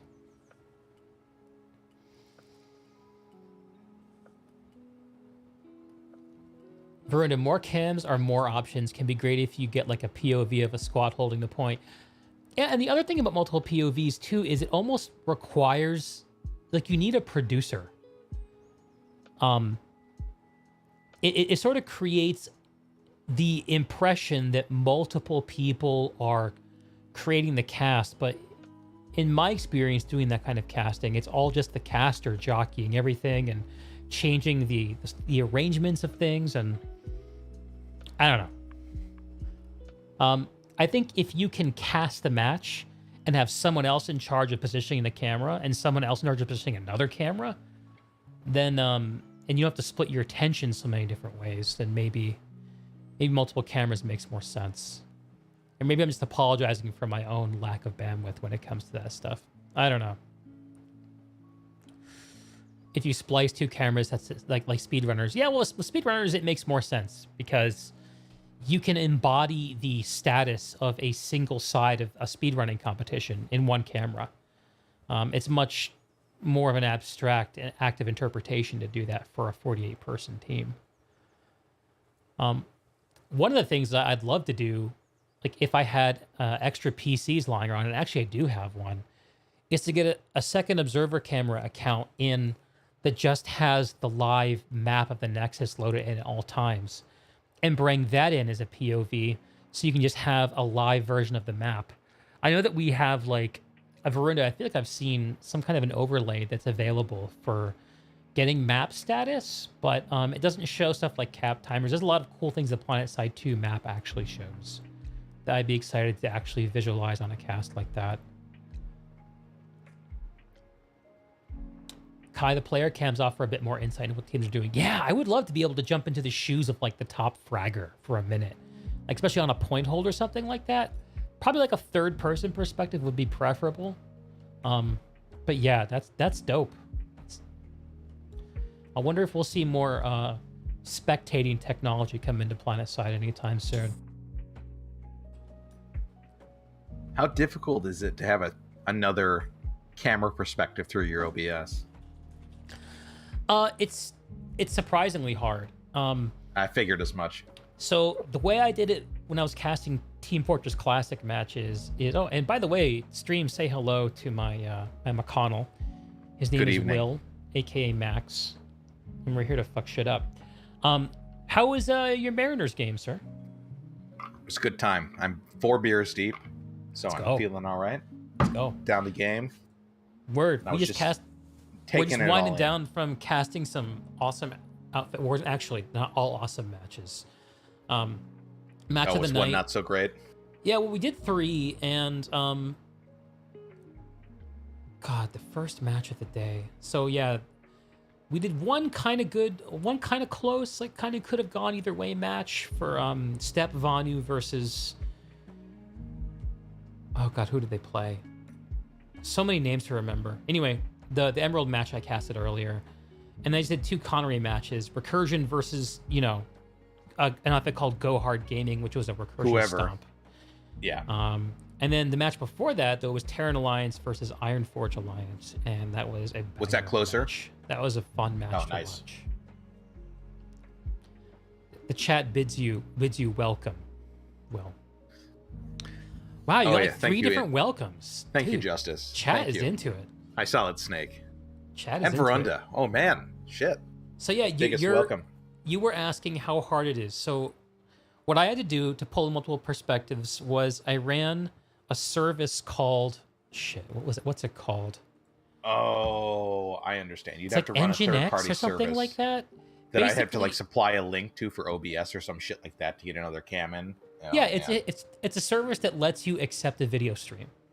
And I configured it to accept 3 different streams. One of the streams is I punted from my laptop, and I used that to overlay like a kill feed on the match. And then I had 2 other POVs from 2 different spectators. And so I had one spectator who was actually just co-casting, and they had another spectator cam like you would see in PlanetSide. Yeah. And then I had a third caster who was just following players with a third-person chase cam, which that game has. And Which was would be just- sweet. Yeah, which is just doing player stories. So like what you would have is me or my co-caster would have the main view, and then a picture-in-picture you'd see a chase camera of some interesting player, and it would give a chance to highlight cool things players are doing.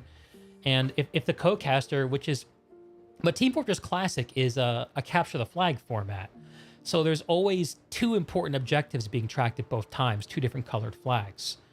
So having a by spectator setup makes a lot of sense. But that PlanetSide, there are n number of objectives that can be tracked at once. So yeah, more cameras is nice, but that was hard. And the reason that I stopped doing it is because the technology to actually bring the stream in was just not that consistent. And maybe there's better technology out there now to let people stream directly to me. But Yeah, it like was, cloud streaming services. Who knows? yeah, maybe. It was spotty as shit. Like, I have it all set up, and then for whatever reason, the stream would just fucking freeze for a minute. And I'm just like, Die. all this effort. And anyway, so Sounds like an excuse to spend a lot of money on a high-end CPU. well, I need lots of those. I need lots of excuses. I'm about to drop a cool G on a GPU sometime in the next couple months. Hey, it's exciting. You should feel internally excited. I while, am. Also anxious at the same time. It's like a really satisfying shit coming out. Walking to the bathroom, they're gonna have really satisfying shit. That's kind of how it feels. It's always positive after it's all said and done, but in the process, you might not feel so great. But it always Exactly. ends up well. Exactly. Let's see. I missed some of the chat here. I'm gonna scroll up a little bit.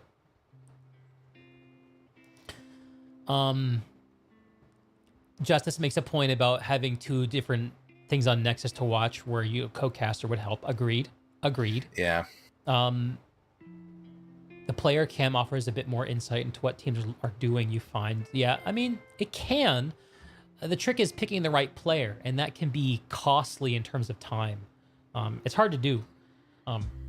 But you're right, it can be really good. Just says, the devs team's goal is just to create something great for next year, but something functional for today, something to keep the game. Yeah, totally. Verunda, the Soltech team has a producer. I need to learn more about the Soltech team setup. A producer, huh? They must some of the manage like a playoff central matches- channel. We'd like to get the multicam stuff set up. Yeah, you don't mind giving a cam. That is interesting, bro. That is interesting. I gotta connect with you offline, Verunda, and talk to you about playoff stuff. That'd be an interesting one. If you can get a player cam feed. Yeah, I'd like to help in some way. I mean, I can just use my observer cam to cast whatever I want, but it'd be more fun to be part of a community effort. Whatever I can, whatever best gifts I can offer. Kai, one cool thing that's happened is that they've switched to a player and they're on the map. You can actually see their team strategy drawn out. You know what I really want? And I'm sure no team in their right mind would ever give this to me. I want to be able to switch into their voice comms during the match. That is the spectator experience I dream about. Because when a team pulls off a close victory, you pull in the audio feed, you get all the nerd screams. You know? And like... Yeah. You pull in their audio, you pull in their POV. Or you like... Or you see an incredible max crash about to happen and you switch into their comms and you hear them coordinating and pulling it off and it's happening on the screen at the same time. That is such good shit. In fact, I did this video on my channel, gosh, a year ago, where I was following around B-Way doing the same thing. It was not live, but I was capturing their comms and spectating them at the same time. It's so cool. It wasn't even a particularly interesting cap, but just the fact of it was so cool to watch. Dark Chikaru, capturing the action inside the buildings would be better if you could cut the roof off and see where everyone's moving. Yep. If there was more intelligent clipping through walls and things like that, that would be interesting. Having some kind of X-ray vision, like a lot of modern shooters do for spectators, where you can see player outlines through walls, that would add a lot too. There's so much stuff that that could happen. But again, and you'll hear this if you talk to anyone who's worked on PlanetSide 2 about PlanetSide 2, is the Forge Light engine sacrifices fucking everything in order to put 1,000 players on a map. And sometimes we can't be too picky about what we get from it. Varuna Engine X works. Maybe we should connect Varuna, because my Engine X config is always been only barely functional. But then again, I don't really see myself doing stream production at that scale anytime in the future. So maybe I don't even want to go down that path. Dogfighting in first person, agreed, Just. Henry, any winners in the chat? That's a good question. I like to think of everyone in my chat as a winner because they're here, after all. We're all winners.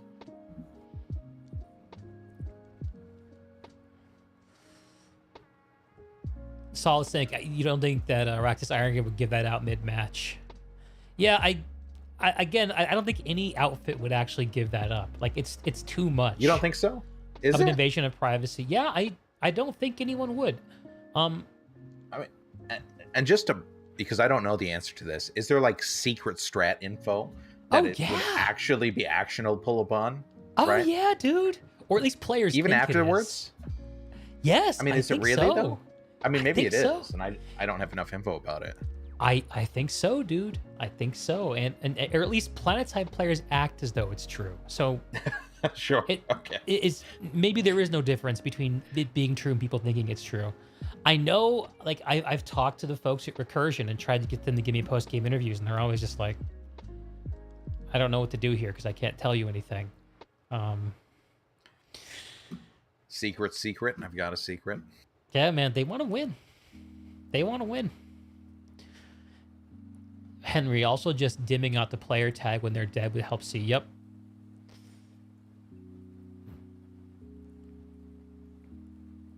Yeah.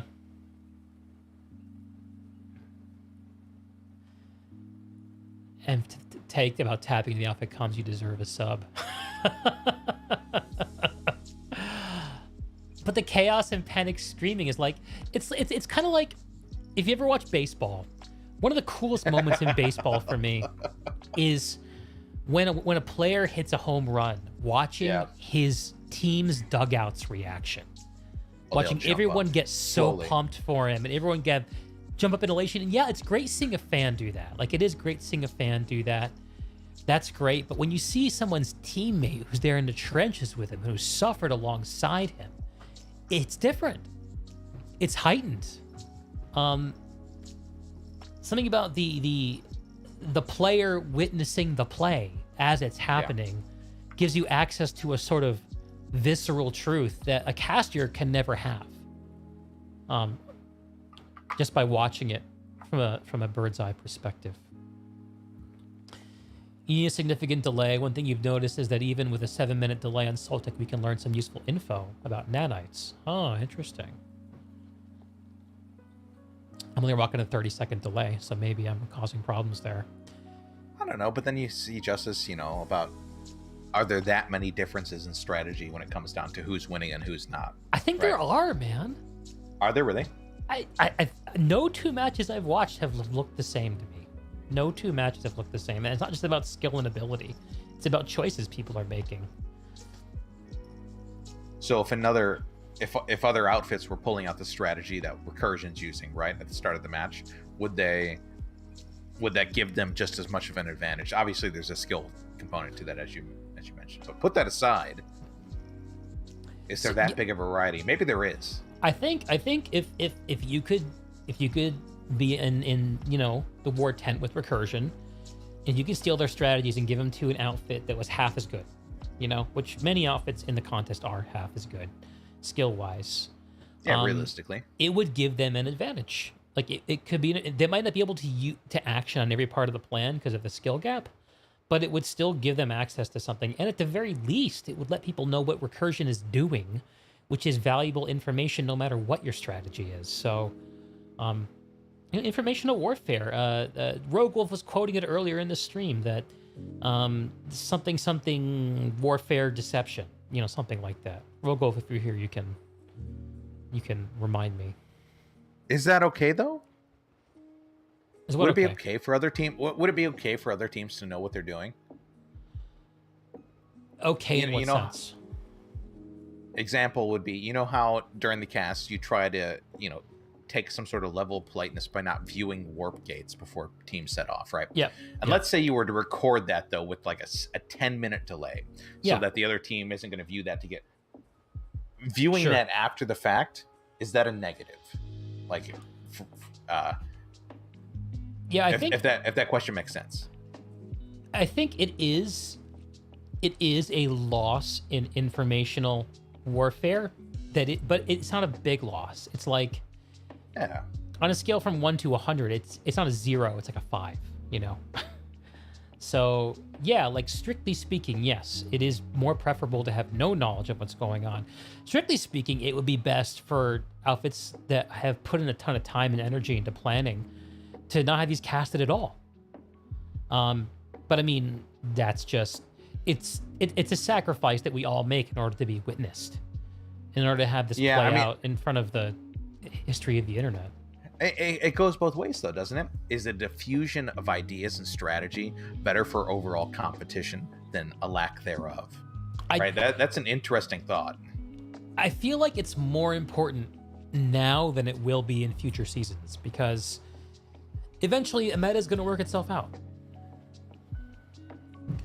And right now the meta is being sussed out. Yeah, I mean, and ultimately it's going to come down to execution of it rather than just knowing, right? If you can't execute on a winning strategy, knowing about it doesn't matter to a large extent. There are a lot of people out there who can execute pretty mind-blowing shit if they're told what to do. There's different kinds of minds in the scene. Different kinds of minds. I don't know. Just to wrap up this rapidly rabbit trailing discussion. Certainly. I would love to hear your nerd screams in my cast. So maybe I just cut in the winning team speak right when they win. 10 minutes in a 45-minute match is pretty significant. It really depends on the match and what information is being shared. Most matchups aren't even enough for that stuff to matter. Yeah, agreed. Let's do some gaming, man. Yeah. Let's do it. I mean, do we want to hop into Planet Side? Is that what we want to do? We've been talking about it. So. And you played? I think so. I think so too. I think we should play. I think so. I haven't done any gaming today, just gum flapping. I did some degenerate New World gaming. We don't need to talk about that, though. How did you degenerate in New World? Were you chest farming? Basically, I joined a Zerg and went chest farming. Actually, they call them. That's They not called good them for your ECR health. runs. You I gotta was stop drinking doing coffee and eating eggs. It was pretty nice. that. Okay, I mean, there is that. I There's that. was like half paying attention. Sure. Okay. Like I can like watching the news, like listening Exactly. to a podcast, like the classic side screen MMO experience. What would have made it better is if I would have poured myself a bloody. I'm gonna do that tomorrow. Now that I talk about it out loud, that would be fine. So okay, just so I'm on the same page, there were 3 matches that you casted. Correct. One of them was pretty good. The recursion one was a stomp, and then there was a third that was middling at best. Yeah, that was Step Vanu versus Safari. Okay. It wasn't. It was a good match, but it wasn't close at the end. I'll put it that way. Got it. It was a okay. good match, No, but it wasn't close at understand. the end. So, yeah. All right. Potato config for PlanetSide's been locked in. Nice. And Shall we if- open squad this? Yeah, if you want. Yeah, why I think don't let's you? do it. Yeah, fine. What was I gonna say? If we can't find any fun, then I'm not gonna stick around. We'll go play something else. Well, you got viewers in stream. Maybe they want to open squad. How very content focused of you. I'm looking out for you. Thank God. Somebody's got to sometimes.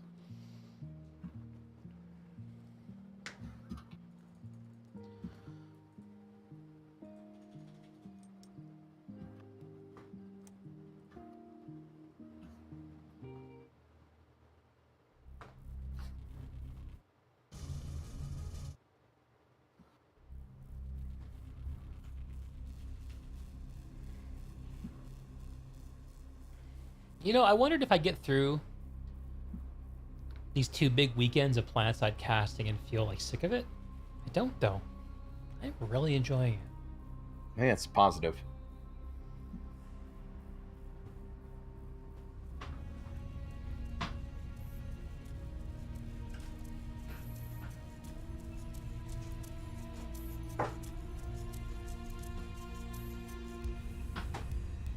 In fact, now that I'm starting to get to internalize the layout of the continent, like I'm feeling more fluent with it.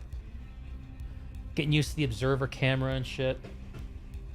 Like I'm starting to just enjoy the act of it. Like it's sort of the moment-to-moment actions are sort of fading into the background, that I'm able to lock into the bigger ideas. Kai, has casting and viewing Outfit Wars made me more excited to play live?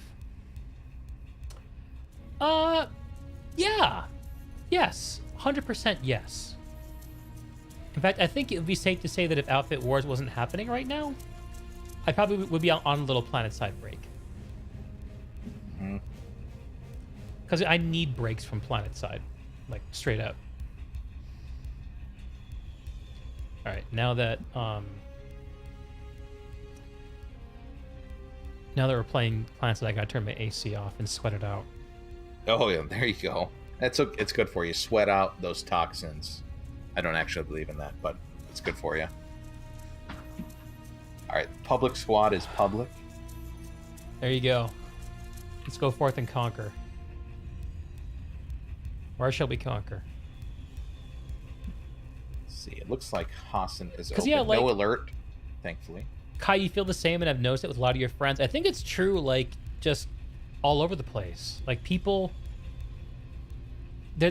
There's a sense of connectedness to the bigger idea of why we all showed up here. Oh, Henry's here. Thank God for Henry.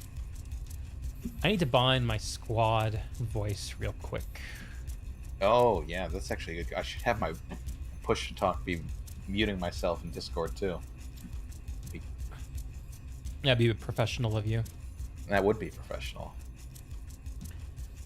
Squad voice chat. Yeah.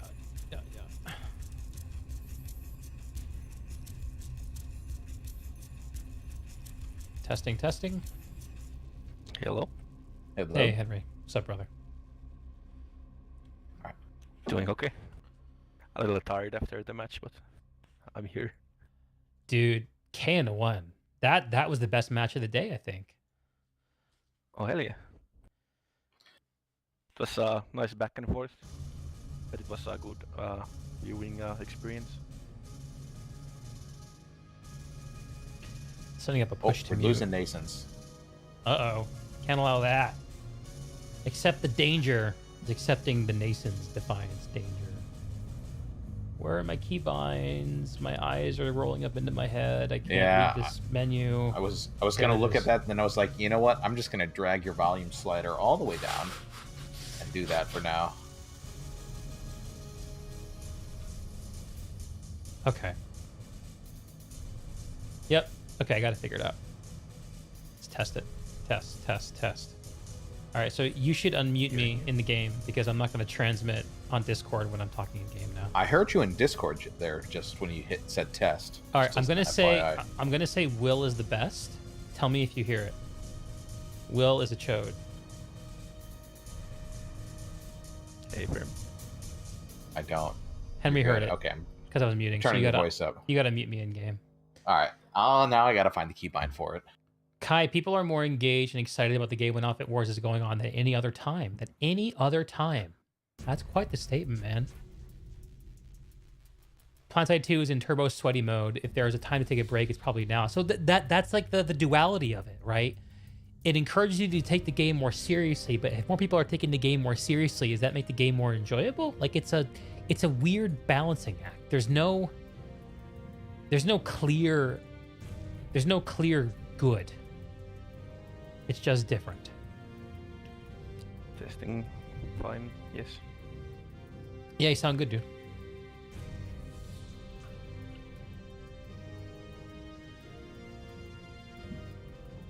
All right, getting some puggies. Hossin? Yes. Where do we want to go? Nason's. Oh, we're about ready to lose Nason's. Okay. I'll drop in on it, see how it is. If it's terrible, we can go somewhere else.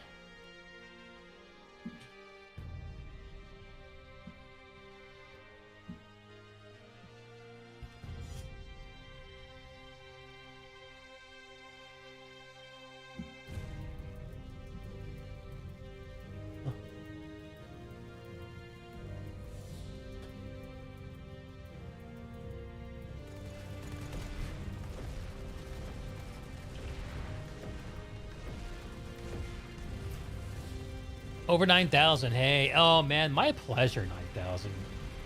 I enjoy watching y'all's match, very, very much.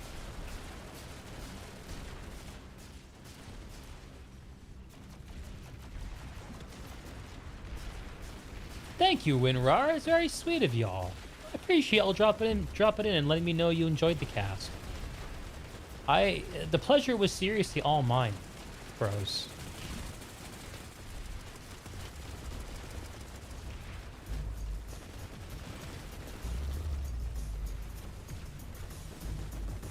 Also, shout out to Falco Arnold, who was my co-caster in that match. Oh, what's this? What's this? A Kobalt harasser? Of course it is. Of course. Kobalt harasser. God bless Henry.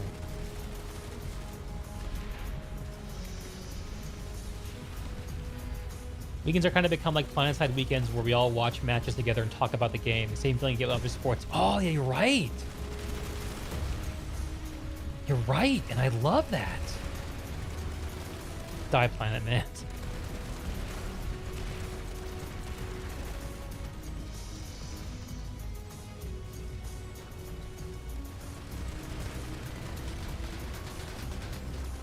How dare you small arms me? I see you.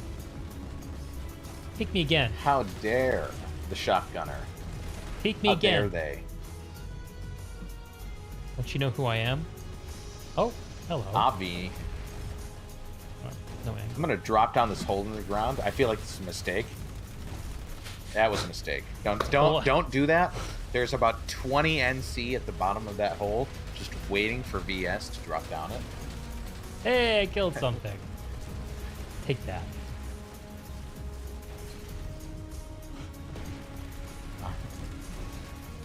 Shit. Ah. Thanks, Zagsy. I appreciate that, brother. Hope you're doing well and the old ball and chain of your school stuff isn't crushing you too hard. Just this environment amplifies everything about the game, both good and ill. It heightens it, yes. It heightens it.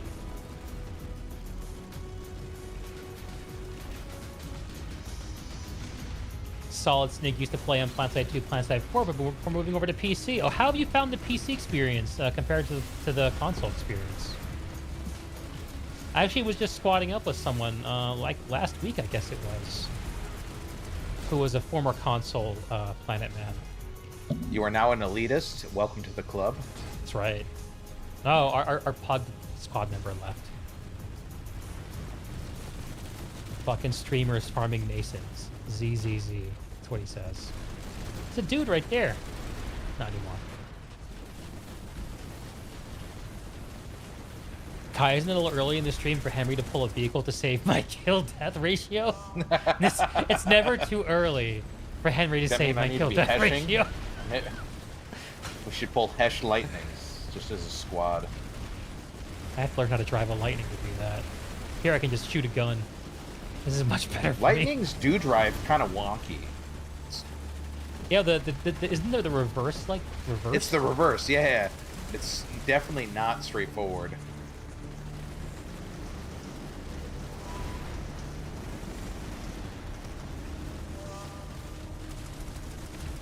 You haven't gotten DDoSed on PC. Oh my god, dude. Feel that. Man, everyone has nano weave, like right now, I feel like. I'm just shooting these people and they're all just getting away with 20% health. Maybe if I hit a headshot once this year. Been killed by a lot of infiltrators. Yeah, that seems to be... They seem to be endemic to this continent of Araxis. You sit in the trees, wait till I stop moving, and then boom, dead. Never stopping moving. How do they DDoS a PS4 server? I need to understand that one. I'm pretty sure it was because of the Smedley drama, wasn't it? Like John Smedley got into it with maybe I'm connecting to disconnected events when I say that. I'm not really sure. Oh, they're taking Mulak Foundry. There we go.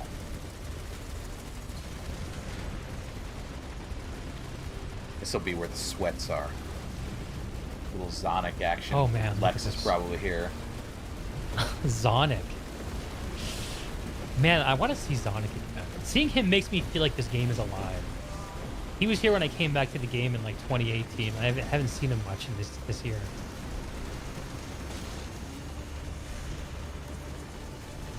Raid boss Zonic. Oh, sorry, friend. On PlanetSide 4, the VS DDoS the whole server that TR was on. What? What?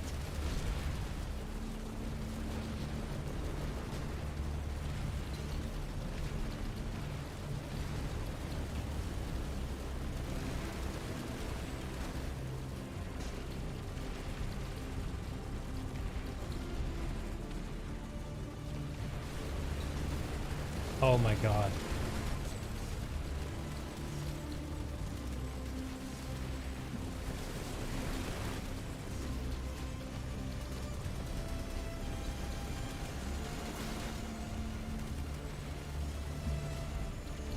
Glorious. Glorious.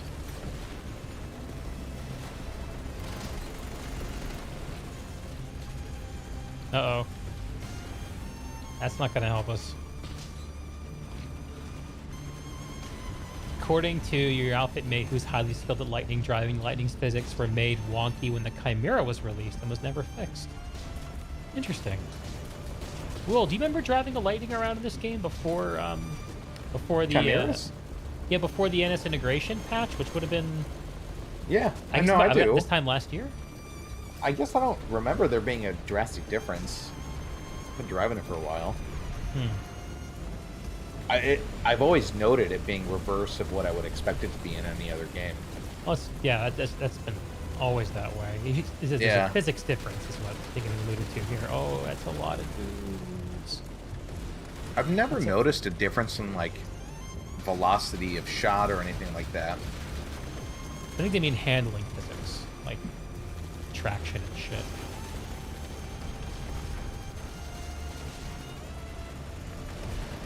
My word.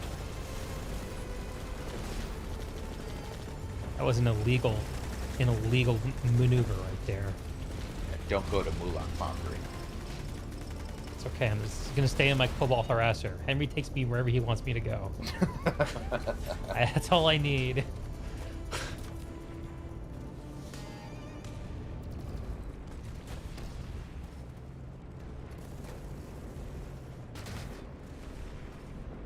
Snake, the server latency was over 900 and the whole server was feeling it. We were blaming it on VS as they were last place. Well, I think you guys created a fun little narrative there.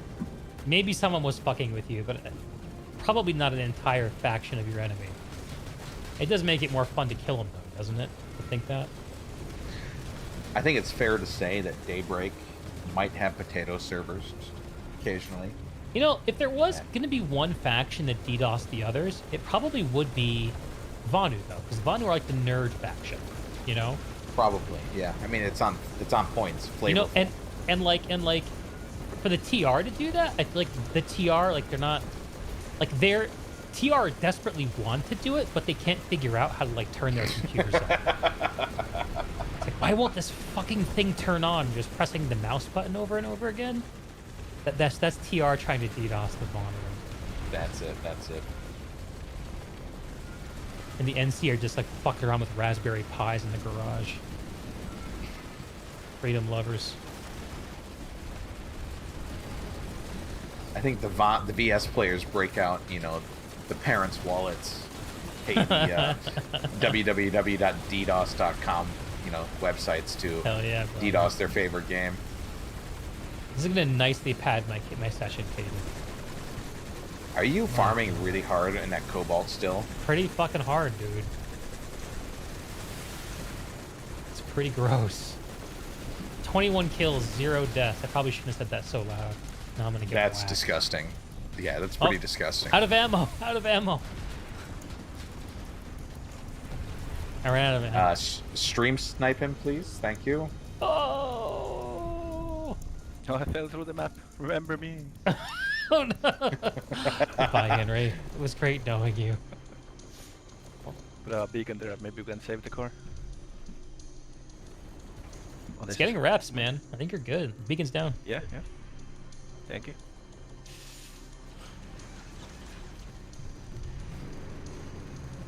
Oh, you want in too, huh?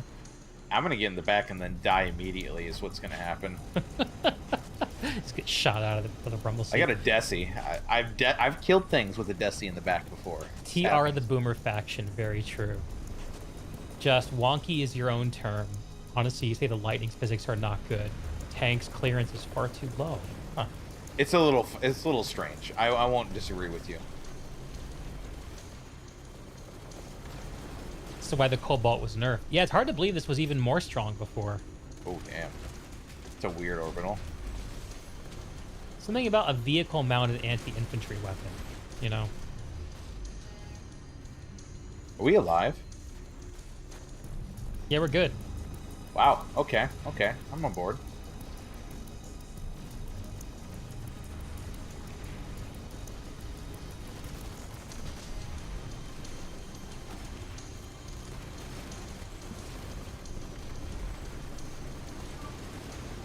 These poor NC, stop spawning here. God, I can't make myself not shoot you, so don't spawn. Oh my god, I killed the Sunday. What? How did I snipe that? Well, you have the Desi. I just have an anti-infantry weapon. I wasn't even shooting it. But there were like 40 VS shooting it. Because they all wanted to farm. They weren't there to kill their farm. These are VS we're talking about, bro.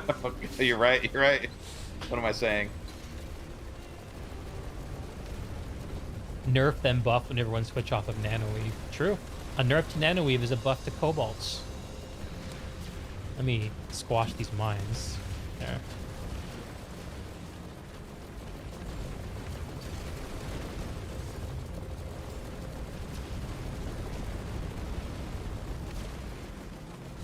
Are these mines that I'm seeing a result of Henry's implant? Yes, probably. Oh, that's pretty dope. Or somebody else marking them. Oh, can you spot mines? Yeah, you can spot them. Oh, TIL.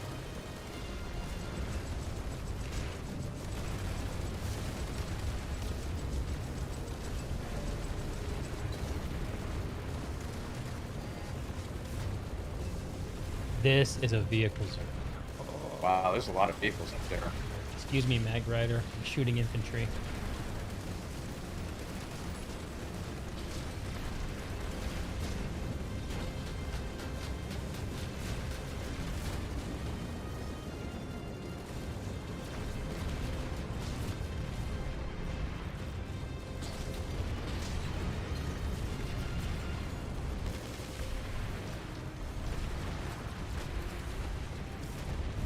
Reddit was great when Nanoweave got nerfed. Oh god, what a good nerf.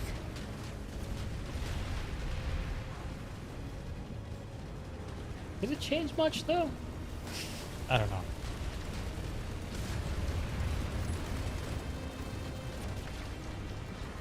It's rapidly getting to the part of the night where I am seriously considering ordering food I don't need. I'm probably gonna pour myself a vodka soda. Maybe that's eat the play. some snacky food that I have. I'm not far off from that. On our right, there's a dude next to the lightning. I'm riding a lightning right now. Let's see what I think. Thank you, Henry. No problem. And maybe I'm crazy when I say this. I'm gonna try to reminisce about a time when I was younger. Going to a county fair, one of the rides was called literally Ride the Lightning. And the announcer for the ride had this big booming voice, and he was like, "Ride the Lightning!" And whenever I spawn into a lightning, I'm reminded of that. How's that Metallica song, bro? Let's put on some Metallica. Is there a Metallica song about lightning? Yeah, it's called Ride the Lightning. Is it? Maybe that's where the name of the carnival ride came from. Was from that? That's absolutely where it came from. All right, we're playing Ride the Lightning. Shit, this is the whole name of the whole album. Here's the song. Lars Ulrich's gonna come get me now. Yep, you've lost all stream monetization for the next 2 years. Yep. Good old harasser flip on the lightnings.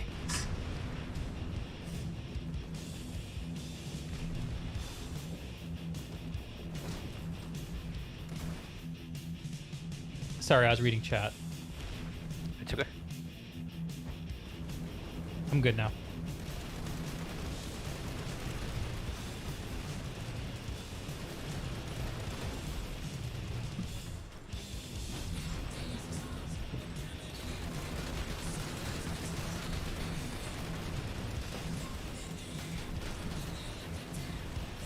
Oh, I'm coming up behind you, Henry. This is the degenerate camp spot, isn't it?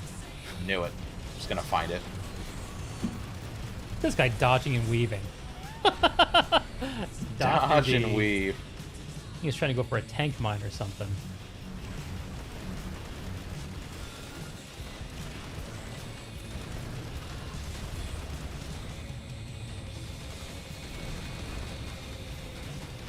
Oh god.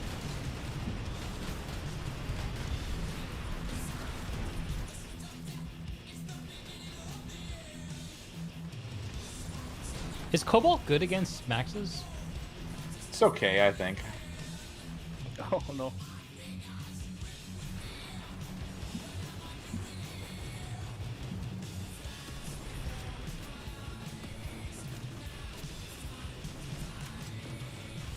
Am I about to get my Maybe first down the death line. at the session?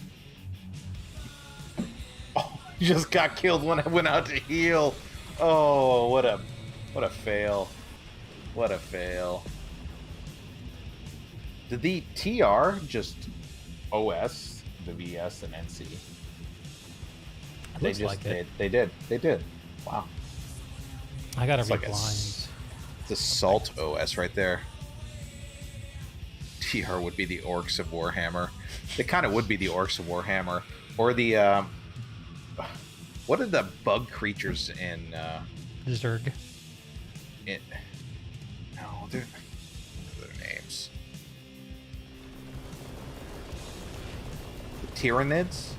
Is it Tyranids? The Tyranid Swarm? Did I make that up? I don't know. Not familiar.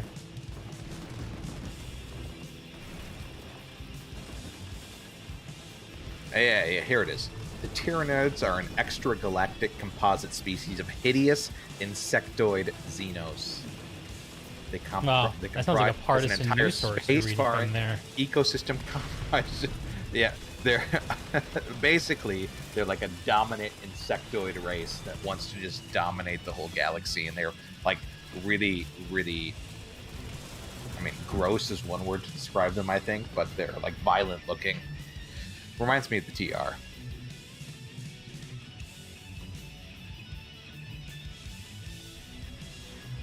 $34 kills. That's not a bad life. Shout out to good. Henry for the hard carry. It's pretty good. It's pretty good. I think 30 of those kills were in the harasser. Very nice. Kobalt used to shred maxes with 200 damage headshot ratio multiplier combo. Really? Oh, Henry has They another nerfed car. I Kobalt, didn't though. notice. I didn't even have to die.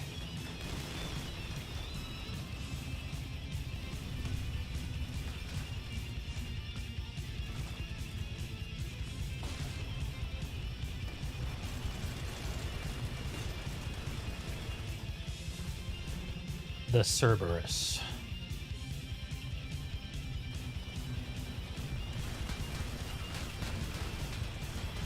Shredded that max.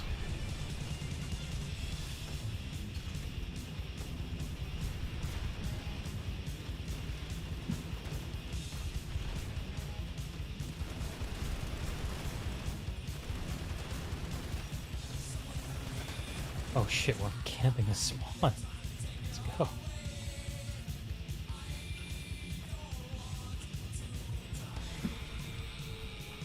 Did you lose it?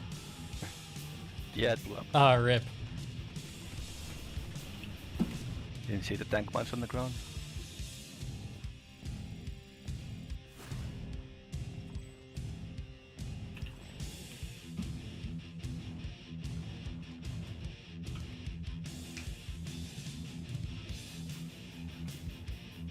No room for you on the farm chariot, unfortunately. Man, you're making me feel bad, Kai. Should I feel bad about farming people in a Cobalt harasser?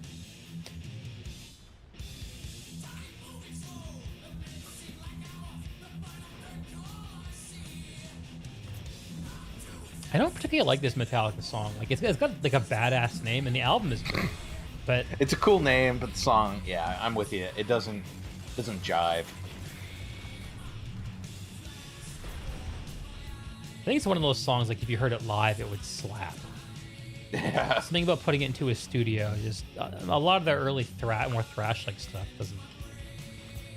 But then you hear a song like Enter the Sandman live, like when they played in Russia, and then you hear the recorded version, and you're like, these are both amazing. I would listen to them both all the time. Yeah, that's true.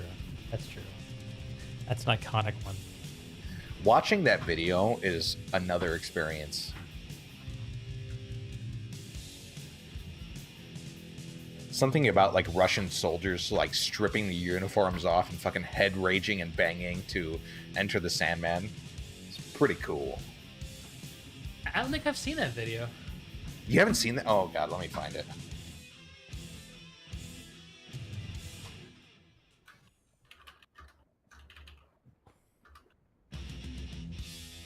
Oh, this song, Creeping Death, though. Yeah.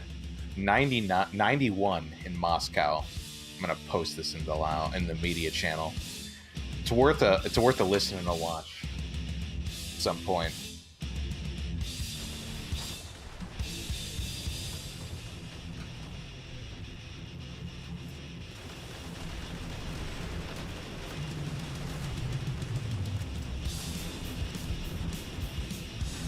Just is giving me up. He's giving up the front of the chariot.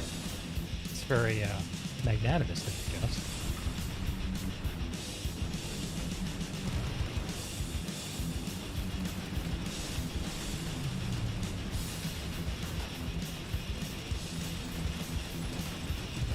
We gonna cut off TR from Masons? Is that what's gonna happen? I'm on board. Choo choo.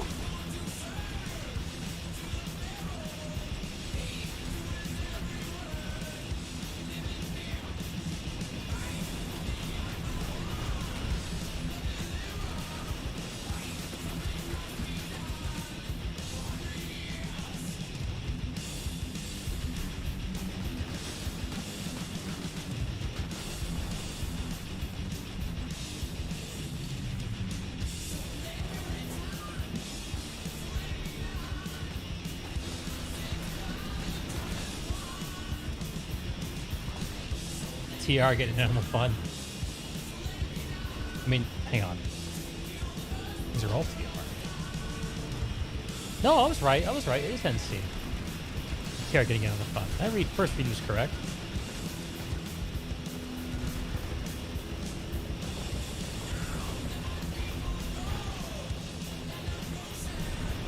I'll save you, Will.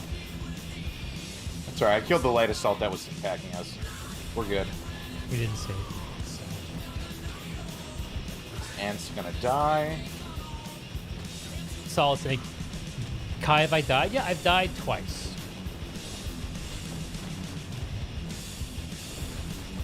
I have nothing to shoot here, Henry. He probably knows this. Woo! Whoa!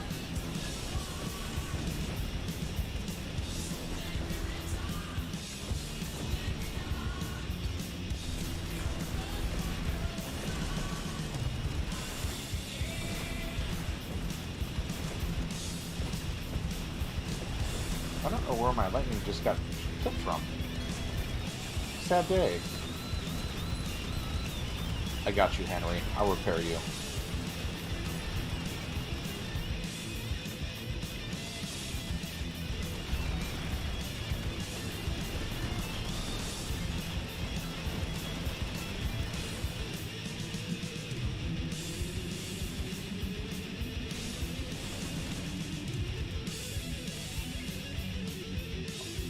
Of course, I get sniped from a hill. That's how it goes. Uh-oh. Hit the afterburner. Oh no. Oh, man.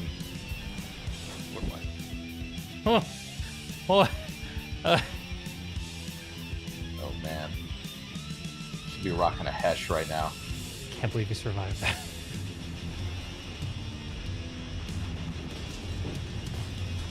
Oh, they killed the vehicle terminal. Sad I day. found Chuck Baller. Oh, I need to come farm Chuck. It always feels good to kill him. Then I feel a little bad afterwards. But I think it always feels good to farm someone you know is streaming. yeah, and then I feel bad, and then I go sub to his stream. You always with the good unsub old so you Twitch. can resub. He's one of the few people that I've like just left at Twitch Prime alone. Yeah. Chuck's a solid dude. He puts a lot into this game. He certainly does. Oh my god, hearing Pale Tiger talking about what Chuck like spends for new people coming into Pigs is astounding. Chuck sponsors the War Pigs. Yeah. Be a better term for what goes on there. This game is his life, and I'm not gonna knock it. It just is, and you know. Found the War Pigs. The Zerg is incoming.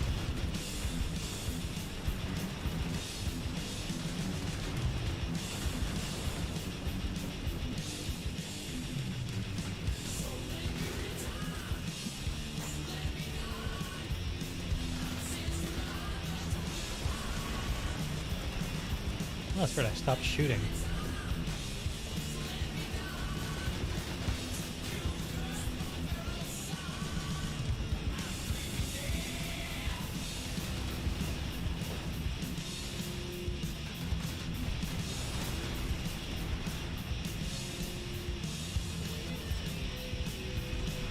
All the NC armors here. Phil Collins. I found him. And I killed him.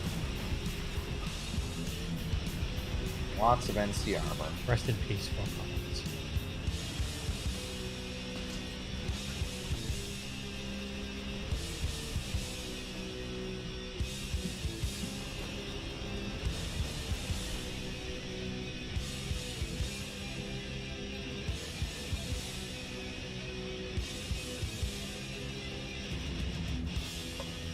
Oh god, that fucking riff. It's like fucking bone crushing. Da-da. Da-da. Da-da. They're coming up down the hill.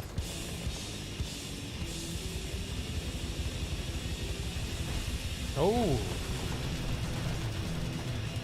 Was that TR orbital?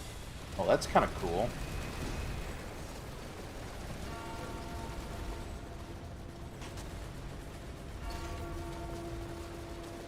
This stream now sponsored by Metallica.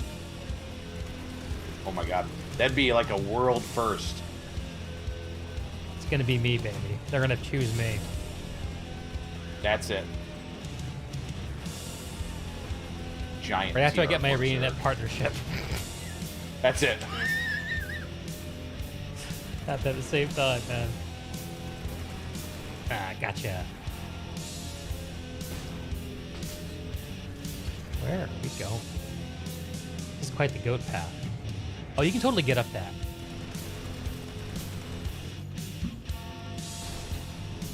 Hell yeah, dude. Climb that fucking hill. Let's go.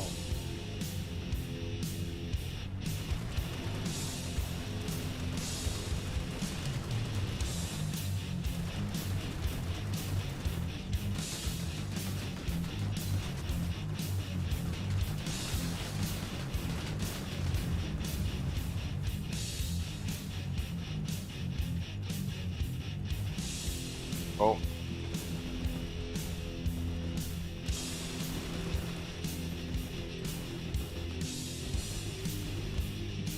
Oh, here's the planet side alert. Oh no! A planet side to alert. I guess I better play to win.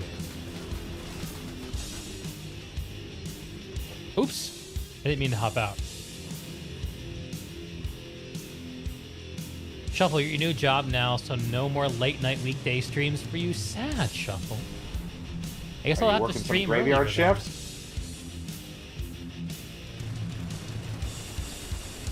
Die. Die. As soon as I reload, you can die too.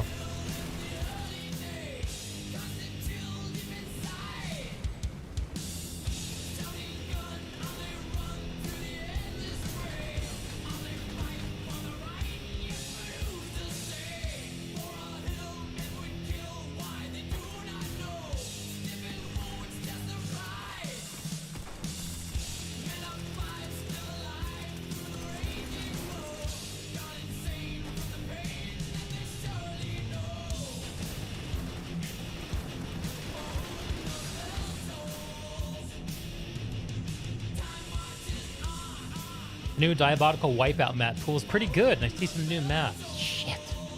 I need to fucking create more hours in the day so I have time to play shit like Diabolical. Thankfully, it's like a 5 gigabyte game.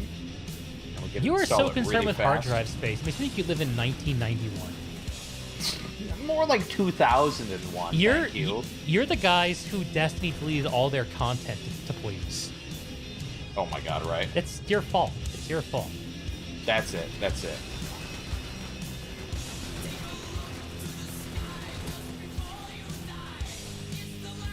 Oh my lord.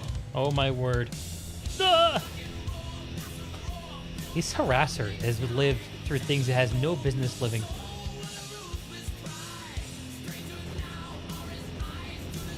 Metallica is beyond legendary, yes. It's funny too, I'll go like a whole year without listening to any Metallica. And I'll just fucking binge it for a month.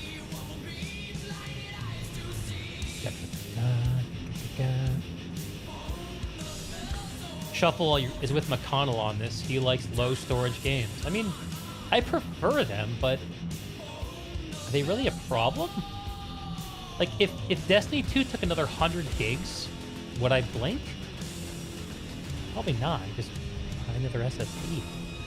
No, I would install it and then complain about it afterwards. Right, it's just the fact of it that bothers you. It's not like you're actually inconvenienced. It's some kind of bizarre principle. Yeah, it is. No, it absolutely is. Modern Warfare Warzone was the biggest offender of it.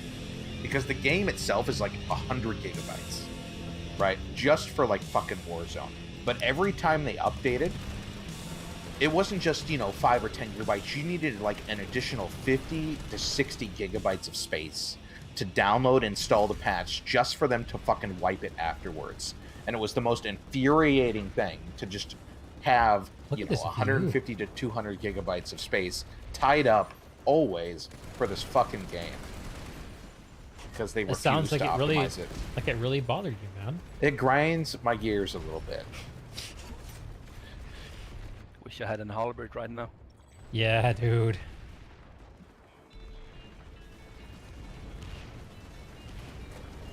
Yeah, exactly. Shuffle. It's like 150 fucking 50 gigs.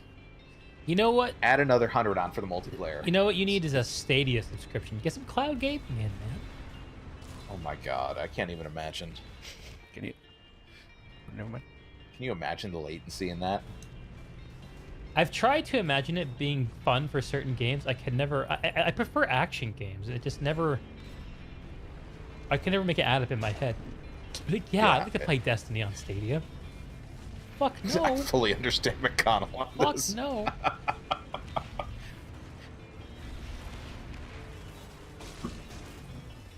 It is actually kind of funny how much you and I mirror Asmongold and McConnell's dynamic. Yeah, it is kind of funny. There's just a lot of crossover there. It's almost like we planned it. I'll say we came first because we're older.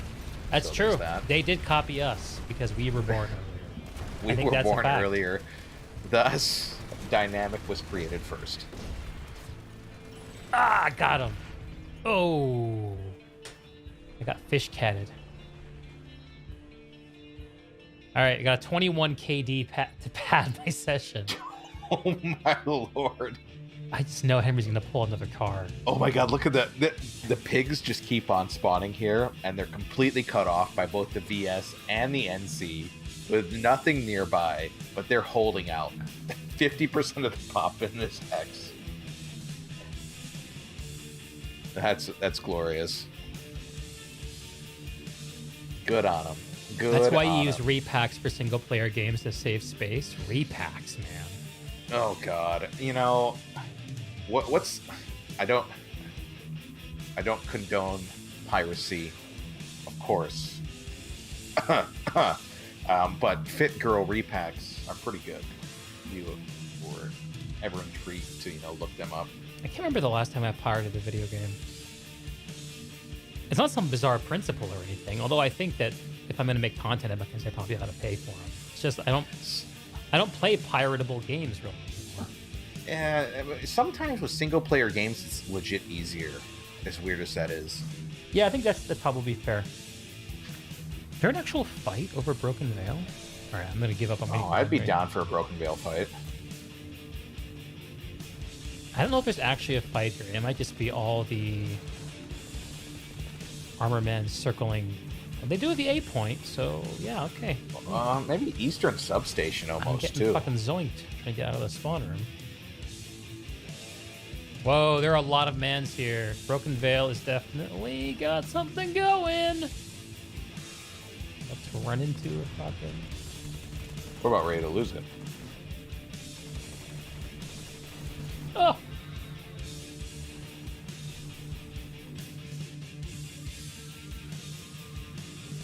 Shuffler, you're not going to jump into Call of Duty every day, but you'd like to play from time to time. You don't need that waste. For a game you want to just jump into, I actually understand. You just want to install it for the weekend. And especially because most people are using internet, at least most Americans are using internet under data caps. Yeah, installing a 100 gigabyte game regularly Like you do that twice, you're out of your data for the month. I then sort they'll throttle of, you. I sort of understand that. Oh, I see you. Shit.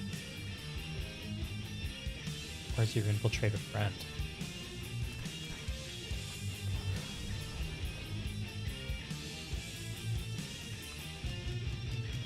Oh, they took the base.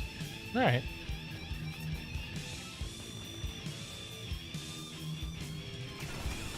Uh-oh.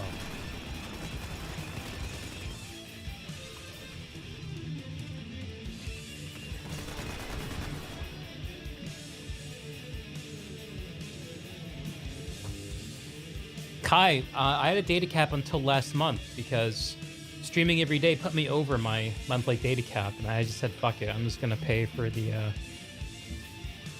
I'm just gonna pay for unlimited.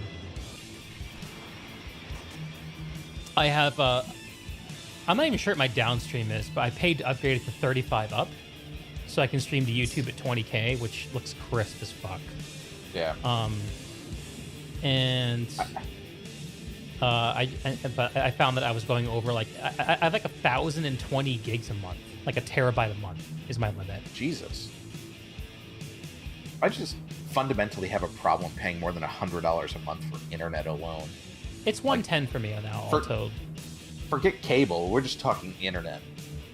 I mean, I guess And it's not that bad. I don't have a problem with it, but it's kind of like a back in my day kind of thing. Because if you think about the value you get out of internet, like people would pay much more than $110 for what they get out of their home internet connection.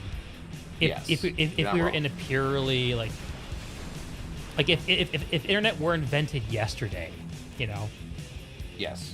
And before that, it was only something you got to do at Starbucks and at work. Yeah. People would pay like $1,000 a month for home internet. They'd be like Joe Rogan with his fucking tier T3 connection to play Quake in 1992. I mean, I knew people that had like lines dug so they could have internet at home, right? High-speed internet. That's expensive. Yeah, and in fact, not even that long ago. We're talking just sub last year in North Bend, you know, relatively rural area, or at least as far as Seattle goes. Do you want the gunner seat, just? No cable lines. 10 grand. Have a cable line dug. Here, I'll let him gun. He wants it. Alright. Doesn't want it. Take it. Sounds good. Oh boy. Shit, wrong button.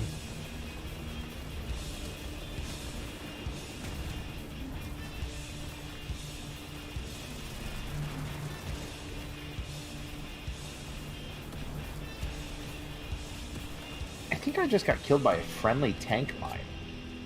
That got blown up by a friendly.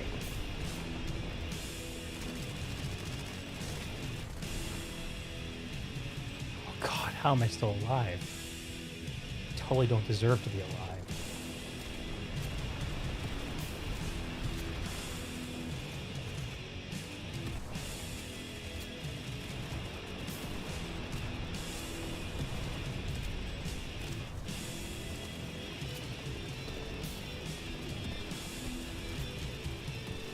Oh yeah, get fucked.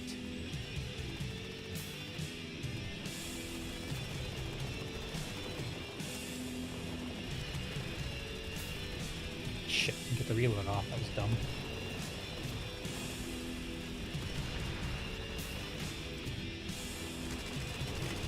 Oh, I ran out of ammo!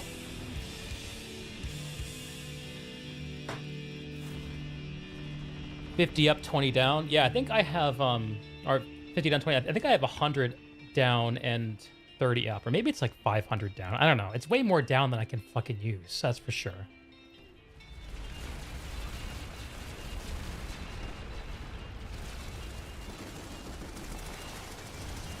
But I used to have a 15K up, and that works fine for Twitch streaming because you're limited if you're not a partner to 6K up. But YouTube lets me stream at whatever bit rate I want. And I want that fucking quality. Actually, can one of you guys do me a favor? If you're watching in your browser, can you right-click on video and click Stats for Nerds? and tell me what the codec listed is? I'm curious. Only if you're watching on 1080 or up, by the way, if you wouldn't mind. Because part of the reason I stream at this resolution is to trick YouTube to give me a higher quality codec. But I'm not actually sure it works when I'm live. It might only work for the VODs. And I'd like to know that.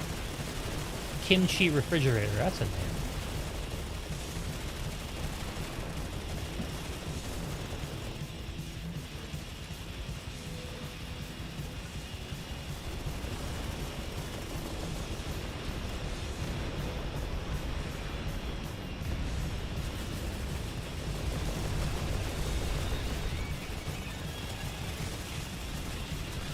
Oh, that was foolish. VP09. Yeah, okay, so I think it's not giving the higher quality codec live. I think VP09 is the worst codec, and AVC is the one. So I'll have to... Oh my god, Henry with the fucking YOLO Cobalt bus. Let's go. Oh, my KD is saved.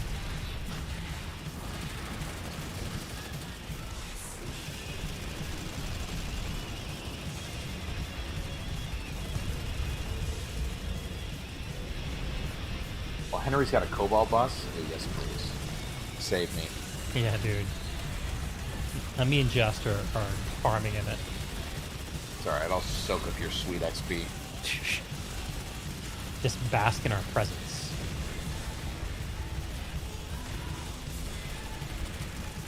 Oh, there's a random max here. Not for long.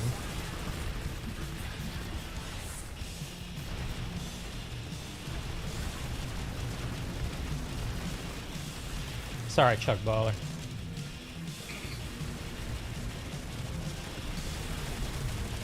Oh no! That's so mean, Henry! That's so mean! Better to burn out. What's the line from Something Blade like Runner? raging at the close of day or something like that. Oh, you're thinking of the Roy Beatty? The Roy Beatty, yeah. Tears line. in Rain? Yeah. It's a little different. No, not the Tears in Rain. The one from the CEO of the company where it's better to burn brightly for a little bit than not at all, or Are something you talking like about that. the new Blade Runner? No, this is the old Blade Runner still.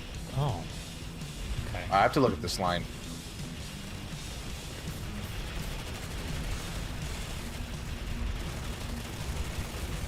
The light that burns twice as bright burns half as long, and you've burned so very, very brightly. Oh, right. Of course. Okay. I'm getting war-pigged. Just 100 nanites to avoid dying to that orbital. Totally worth it. So much pig armor. Hello, pigs, and all your armor. A few years ago, you used to have 8 download, 2 up, and you paid a similar price as you do now. Yeah. Well, that's the way technology should work. Things should get better over time and not cost more.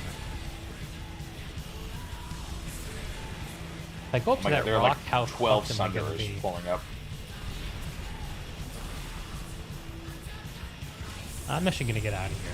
This is not a good spot to be. The amount of armor and people the pigs can bring to bear is pretty astounding. That's the war pigs, man. Here, let's Do we have an orbital available?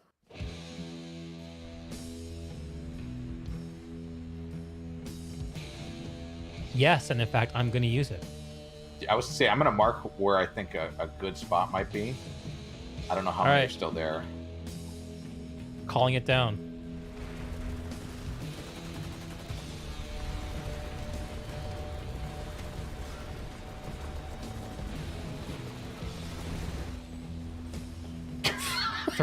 Three kills. Whoa, I just unlocked the Fujin.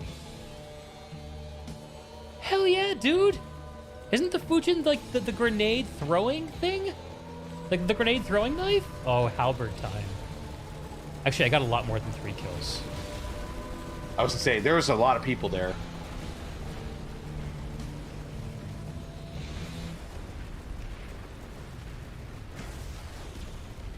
Alright, gotta get the angle.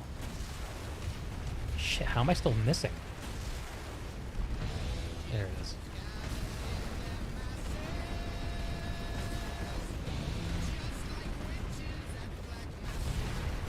This is gameplay that would make Lancer hard. Yeah. Get him in here. Where are you, Lancer?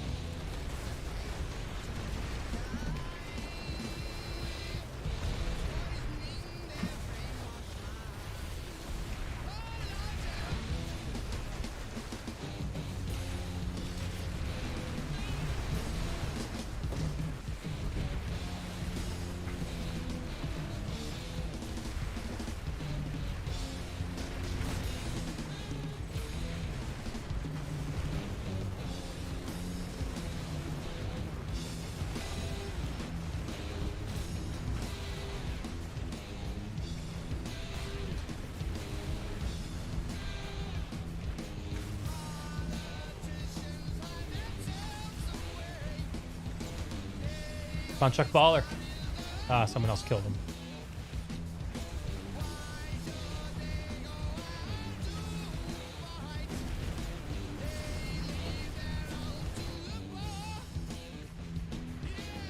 This has Soul Tech vibes. Let's go. This is for my homies on Soul Tech. Odyssey is actually really nice. It supports more than 60 FPS. What is Odyssey, Shuffle?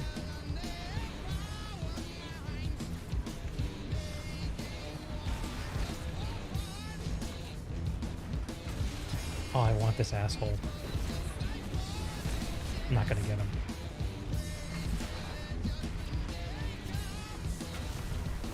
Ah!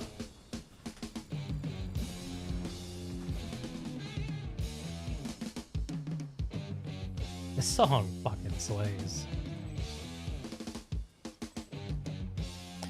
It's okay. My KD is still intact. 11. Watch, I'm gonna finish the session with a sub 2 KD. Guarantee it.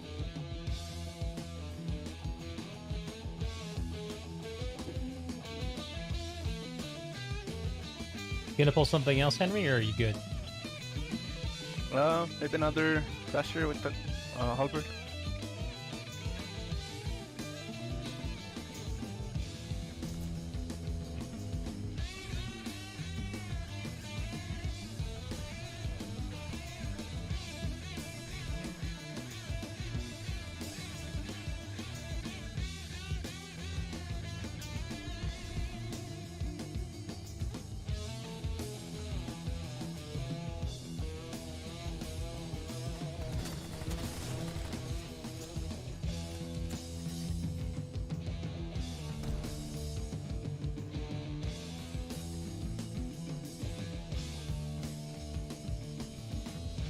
Taking the point back.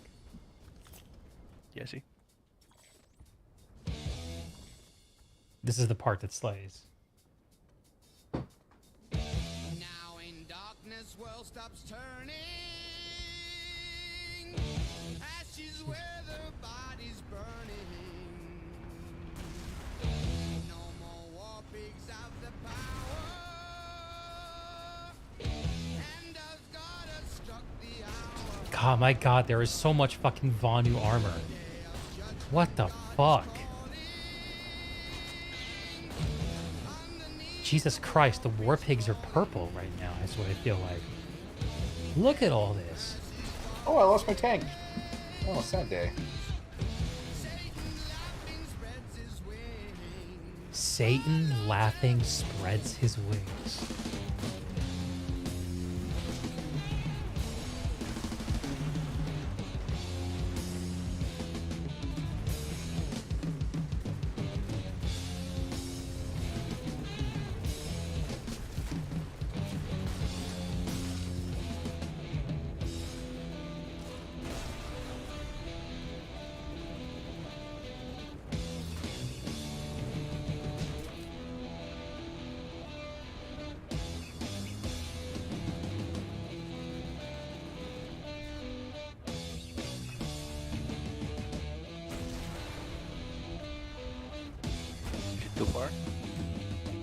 Thanks much.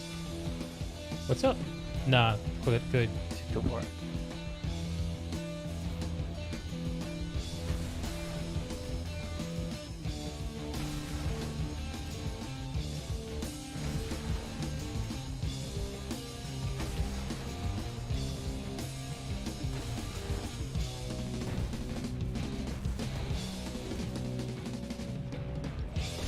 Not really doing much from this range. Yeah, that's what I'm thinking.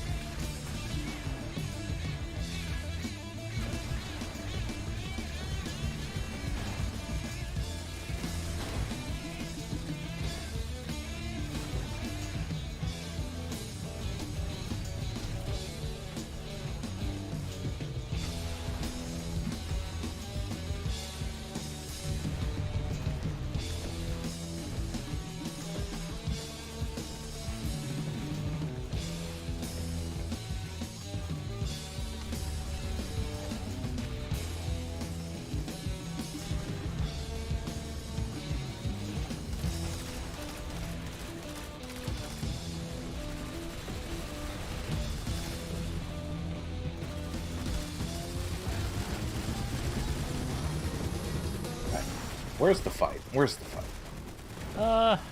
We're Bravado? slaying dudes at Bravado, but we have them spawn camped, so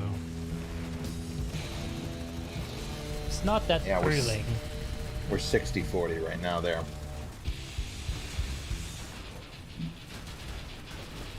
NC are wrecking us at Vitol.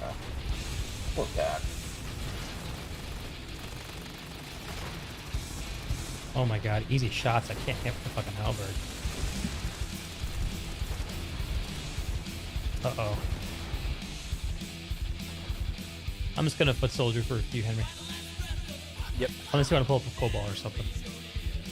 I think we got enough pop here. 60-40. Yeah.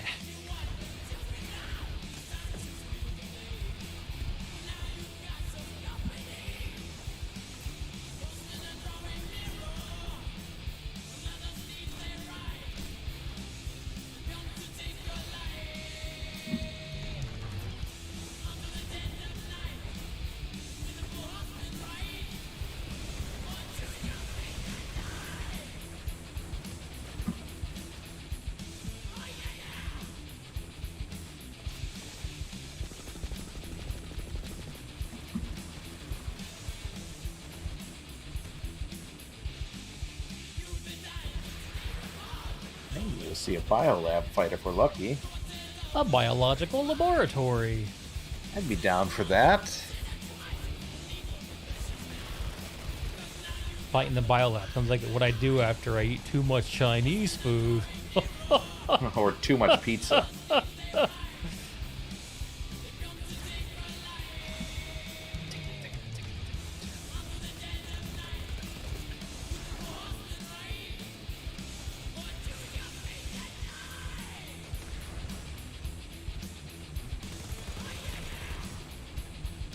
Sorry, AODR. Air to ground. Of course there is.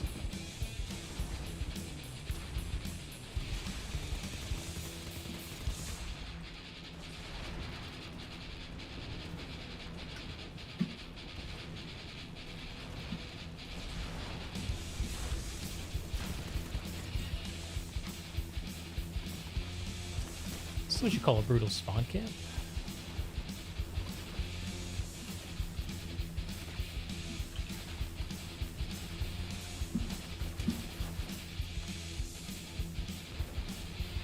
Yeah, I'm down for a new fight.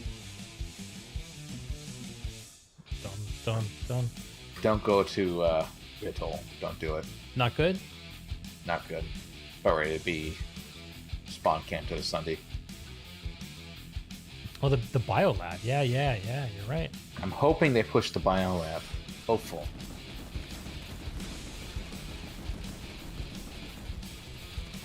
This Max is getting I'm gonna let this guy finish. Got him. Yeah, bro. Good damn. Let's.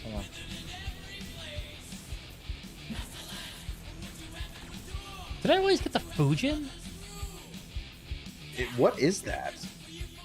I totally fucking did. How the hell did I get that? Orbital strike kills? I don't know. I got it after the orbital strike of the space pigs. What the fuck directive was that?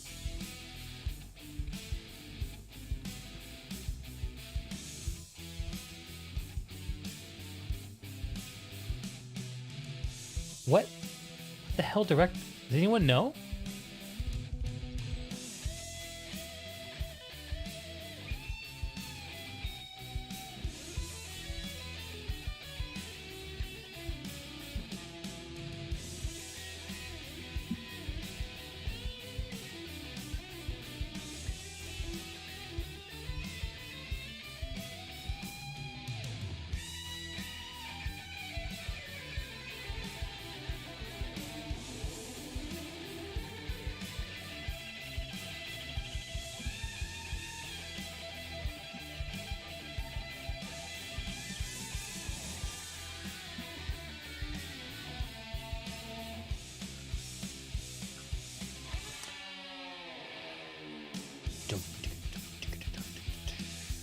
I can't figure it out.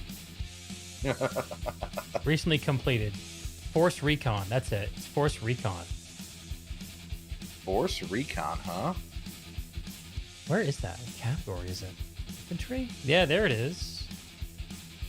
It was Force Recon Gold.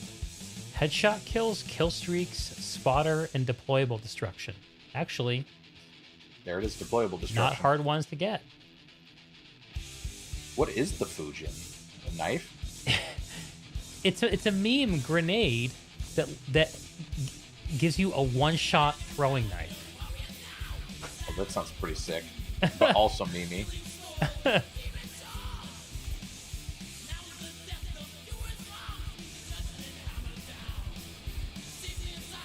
And that's Force Recon, bros, not NS Export.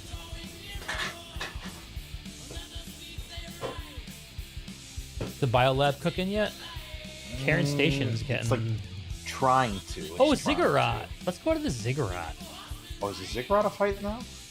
Yeah, that's dude. a pretty good base. That's a good base. I like the Ziggurat. Zig and Zag at the Ziggurat. Yeah, we'll go to this. Nicely. Might be a good fight though. Which one?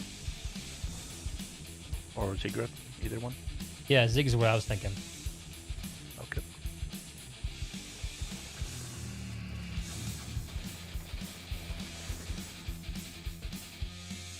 Or did we just win? They might have just won.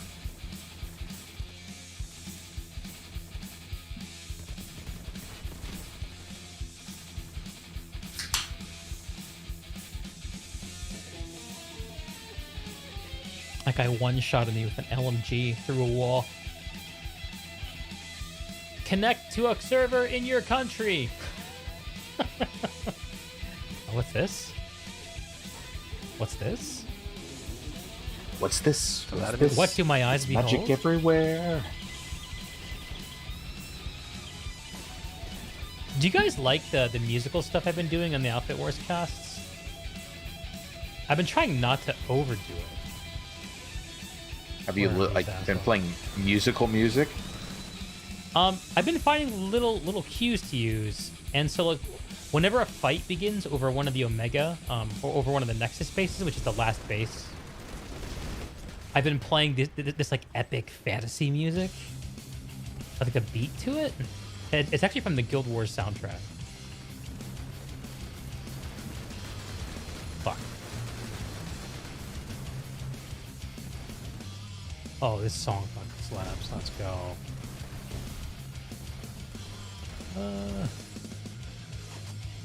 One shadow across we run.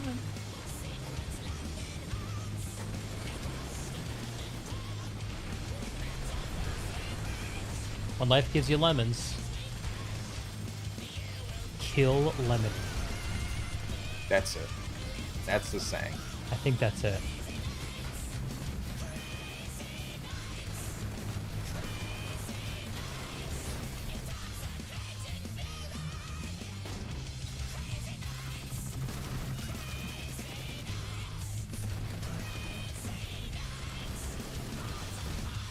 Ouch. It's fucking meatballs.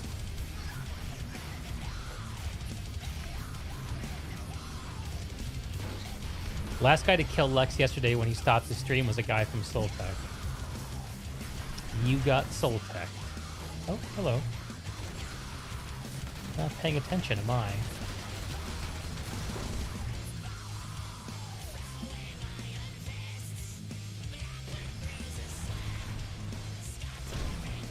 This guy's archering us.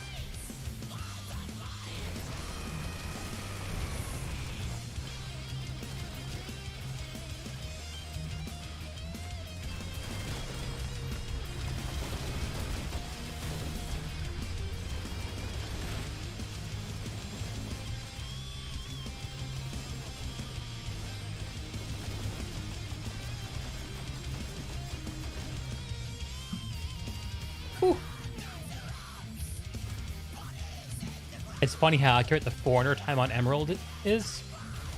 It is. I mean, it tells us the truth about the fact that people want to play PlanetSide no matter what. Which is pretty cool. It's a pretty cool thing when you think about it that way. I got my KD back over 11. Very good. Thank you, Henry. Now I'm padding mine, pulled a hash, killed like 12 guys in that Sunday garage. It's official, except the danger is on shitter duty tonight. We are just shitting up the I'm gonna die to battlefield. harassers though. Oh, I think it's halberd time, Henry. There's a lot of harassers coming this way, TR. Yeah, bro. I'm probably gonna die, but I'm doing... Oh, it's okay, man. I ain't gonna hector you into it. Come here.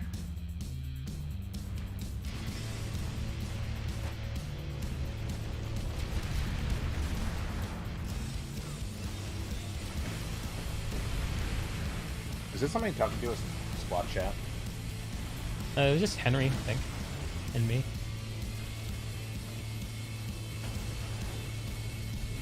Oh, I'm hearing command chat. Never mind. Oh yeah, that can be annoying. Yeah, it's kind of annoying. Better you than me, though. Yeah, it'd clog up your voice. You don't want that. I need a pristine stream.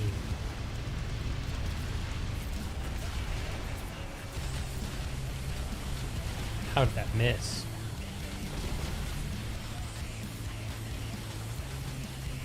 It's hard meatballing these harassers.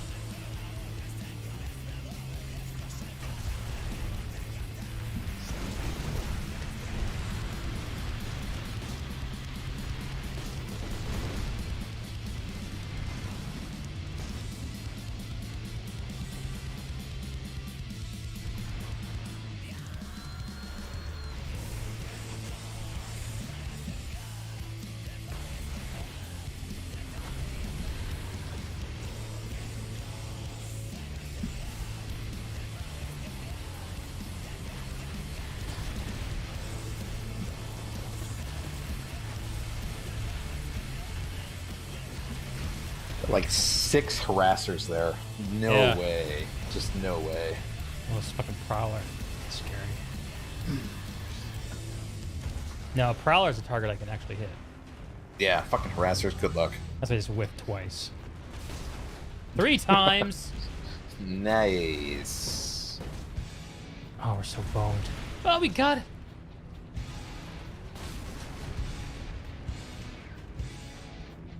I love this fucking song. 1985 by Kvelertak. This song is like that like a my remake of aesthetic. the Neon Trees song, 1985, or a different song? Oh, it must be. I never heard of the Neon Trees song. I just love this fucking song. It's like Van Halen doing black metal. Not the same, probably.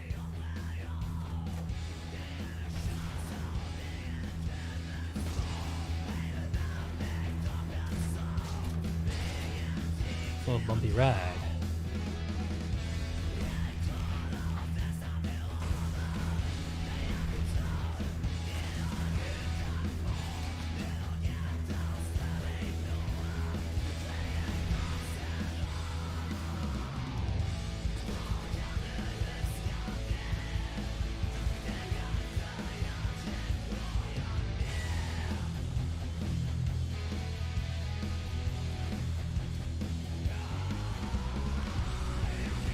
It's like 5 harassers just chilling there at the gate.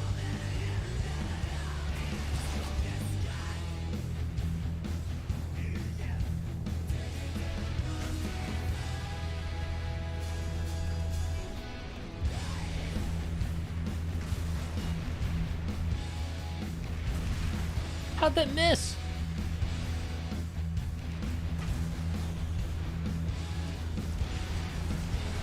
How'd that miss? Die. Don't want to kill one thing. Oh, die!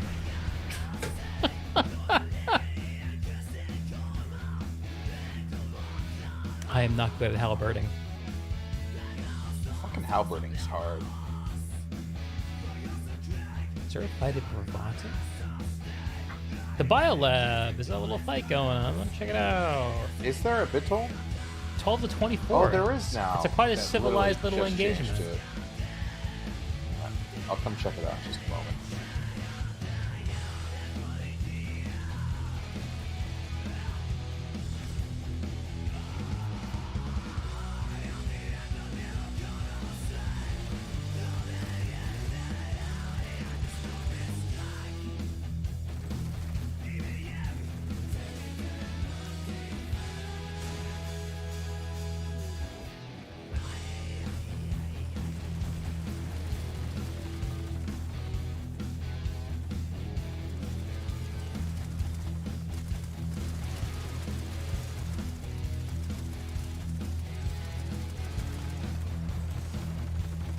D. Assassinator of Spitfire turrets.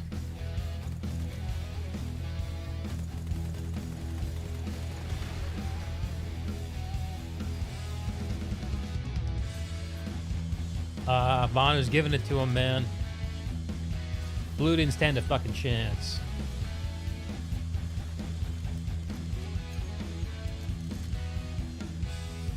Kai, you totally understand why Soltec players moonlight on US servers are pretty easy mode by comparison. What makes them US servers easy mode in your opinion, Kai? Solid, what helped minimize friendly fire and accidentally friendly deaths using the throwing knight? What it helped minimize friendly fire and accidental friendly deaths using throwing knight? You mean instead of regular grenades? Get spawn camped. Get spawn camped. Who's next? Oh, it's me! I'm next!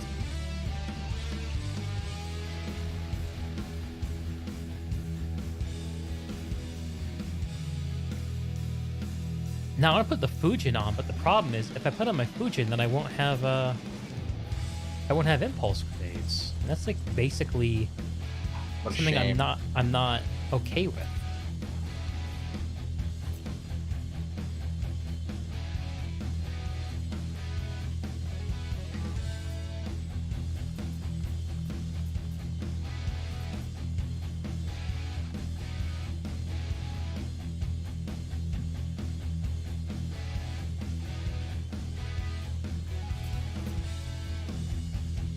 This is the foul spawn camp, right? They're not actually pushed up out. Maybe they are pushed up out a little bit. Let's see. Oh, nah. Just Guy on the outside.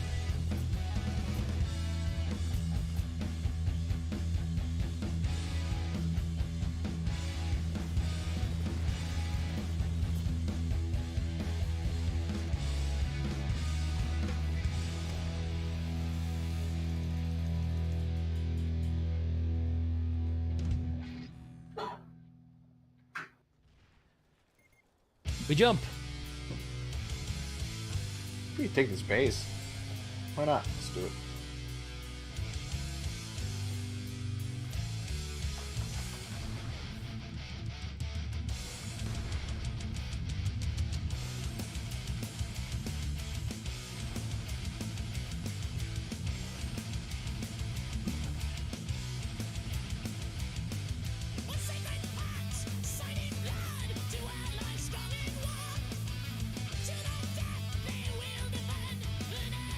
Why can't we cap this?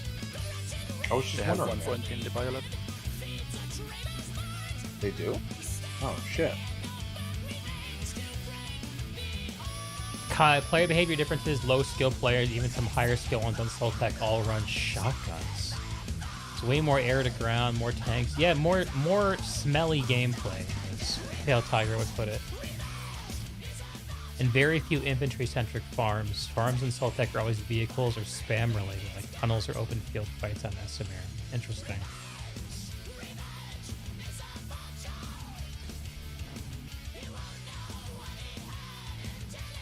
Burp, burp, burp, burp. I don't think they're going to come for us here.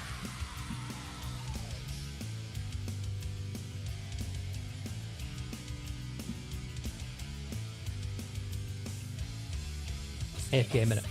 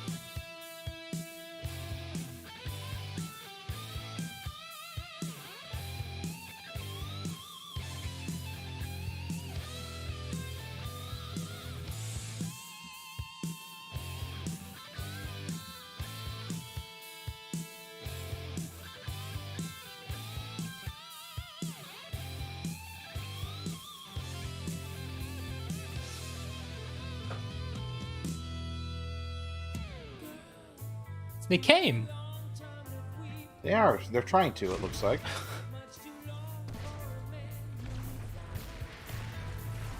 I see a red dot. I run straight for it.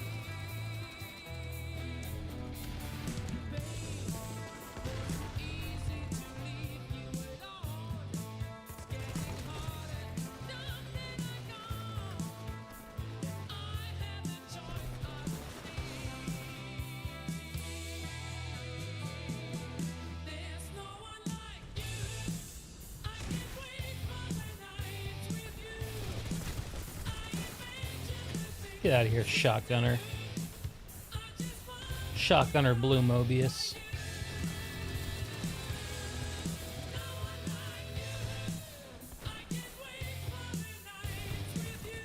So many shotgunners. There's like Oh. 4 of them. Oh, they're gonna take it back. They're dead on point. We don't have any spawns. I see Sunder rolling up. Quick, orbital strike. Just kidding.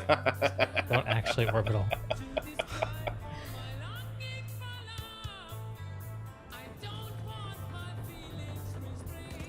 Probably should pull a Sunday. I should have had that guy.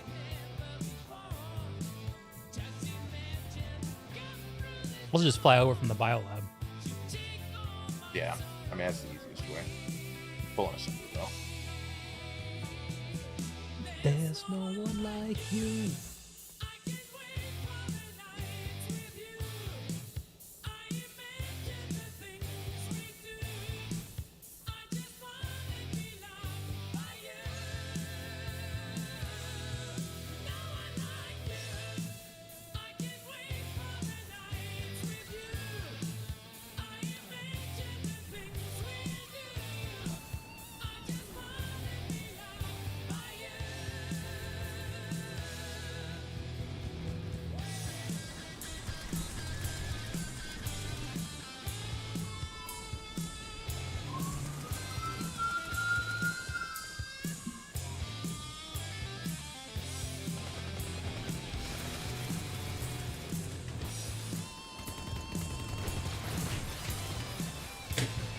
Just shoot me through the wall. What do I care?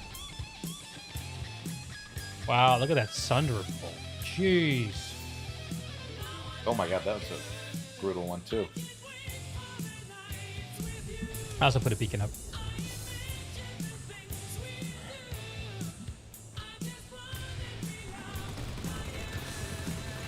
Ah!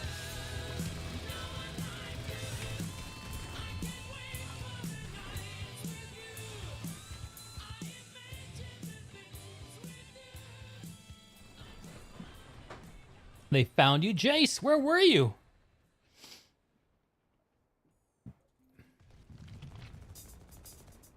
Oh, hell yeah, dude. Man, whenever I hear this song, Supernaut by Black Sabbath, I always think of the World of Warcraft PvP video that I made back in vanilla. That, with this song, that got destroyed in an ancient hard drive fire.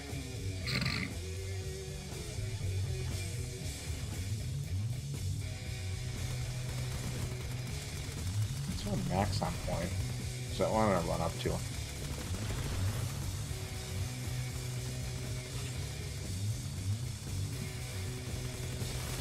Max is almost dead, I think.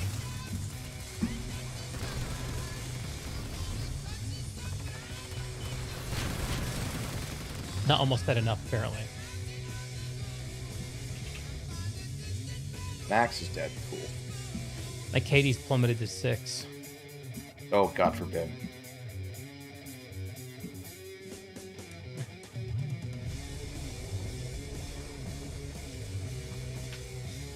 Oh, can we defend my Sunday? Oh, no. Oh, Sunday's fuck. dead.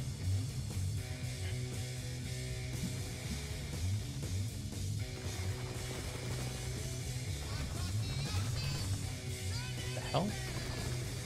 A few dudes right there. Just a few. I noticed that.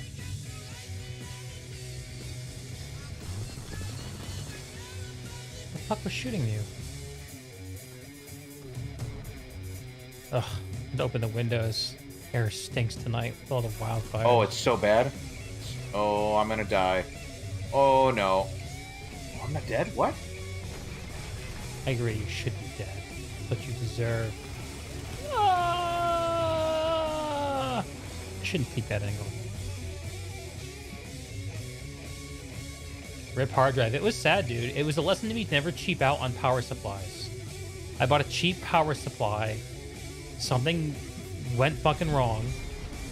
And I came downstairs and my motherboard, all of my... No, actually, Not all of my hard drives, but some of my hard drives. Oh my god, I can't even get close to this fucking point I've been without killed by getting 4 laser shotguns in a row. 4 shotguns. I got killed by a guy with a TTV in his name. Quick, check to see who has more viewers. Chubby Penny TTV. There's so many here now.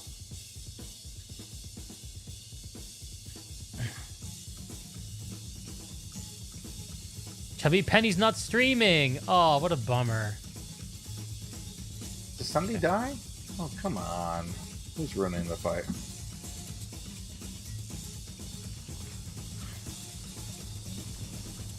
I think we're getting farmed. Yeah, we're getting farmed. This is where I go fucking... I have a solution. Infiltrator. I have a solution. You can orbital it. I have a solution. Oh, we don't have any orbitals. Oh, darn. Probably for the best. Probably for the best is right. Oh god, don't go down there. No, going down there is death. All I did was show my feet down there, and it was enough to be killed through the fucking... Oh, I'm gonna fall. I'm gonna fall. What am I doing? No! Let's find somewhere else to come in from. The angle sucks a lot.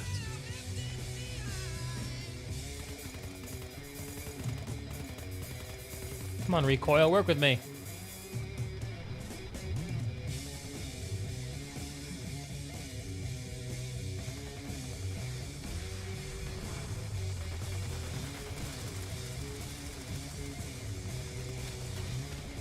Jeez, dude. Maybe aim a little less hard.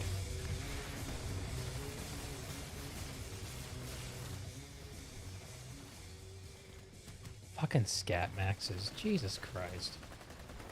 Chose the wrong fucking base, dude.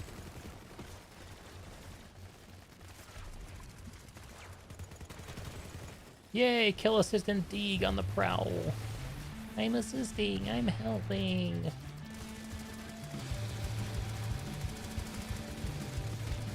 Yay!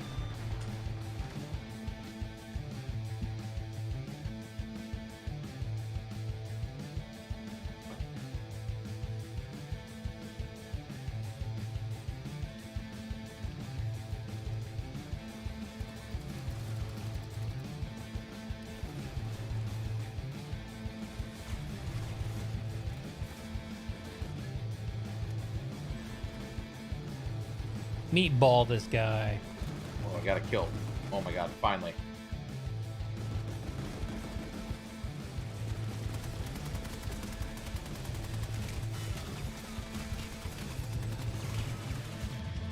Yes, I'm a heavy assault. No matter how dumb I am, I can kill 2 things before I die.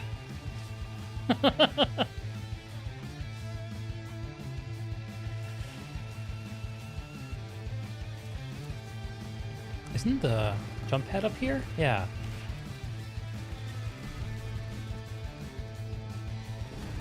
Nope, the wrong direction.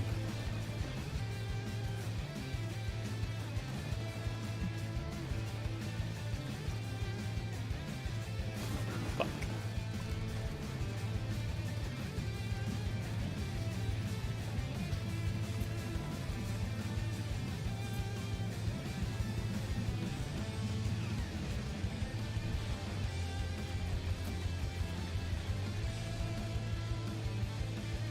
Can you wall jump this wall?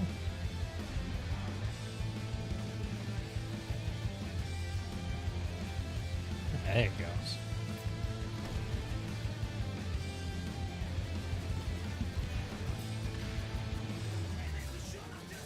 Hey, we're overpopping and winning this now. Huzzah. Good for us. Huzzah.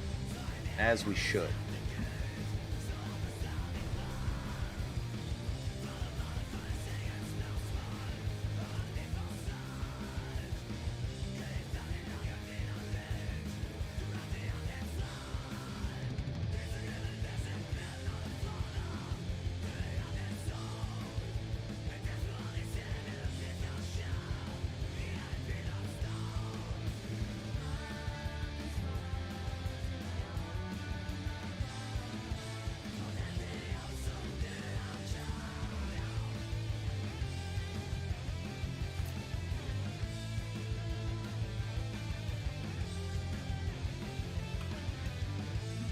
all this TR pop here? What are they doing?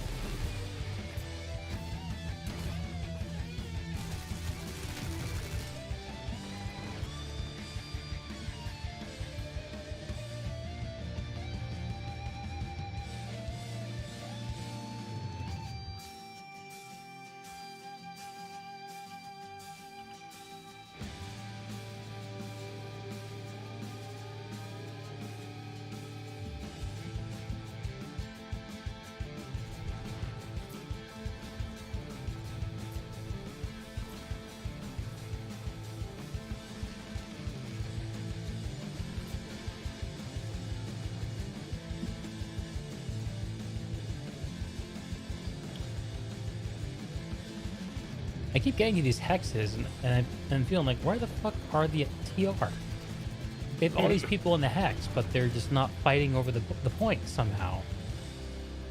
I don't know how that keeps happening. Oh, we won it. Holy shit. Yeah, except took it down? Did we? Oh, no, we didn't. That's what I was asking. I just meant VS1 hex in general, but yeah. 2-to-1 pop. We put the It's a work miracle. in. We put the work in. Damn it.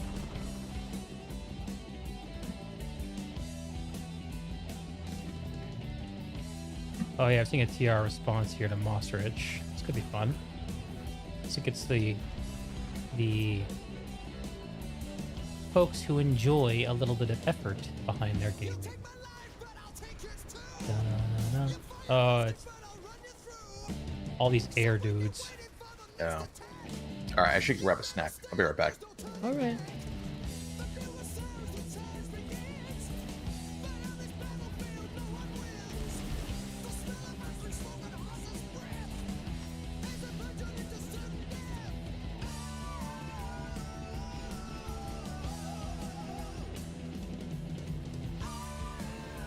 They're not attacking the point, they're just destroying our spawn. Logistics, baby. Oh, they are attacking the point now. Huzzah.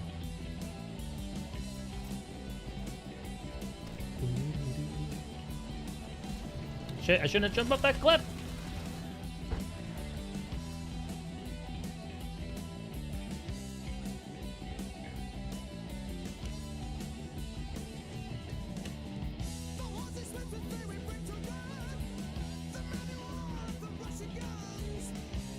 "28 minutes, a 16% pop, and these TR people are killing fights?"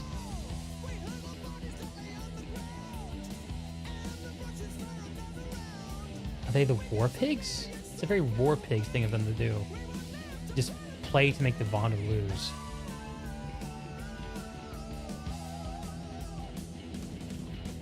Whoa.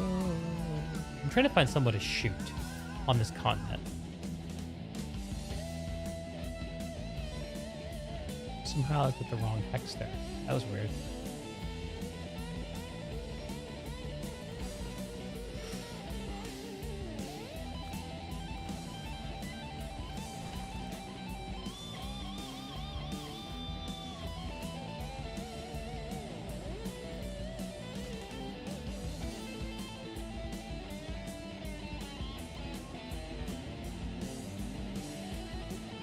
How are people fighting at Monster Ridge, I wonder?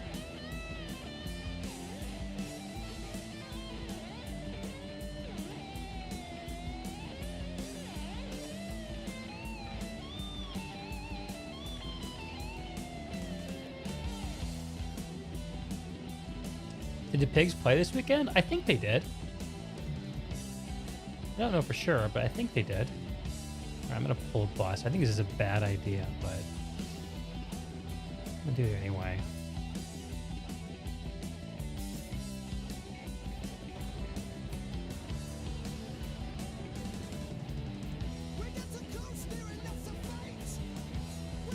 Oh. TR, what are y'all doing here, huh?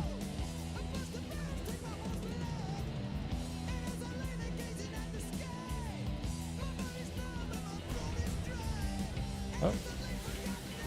I see what they're doing here.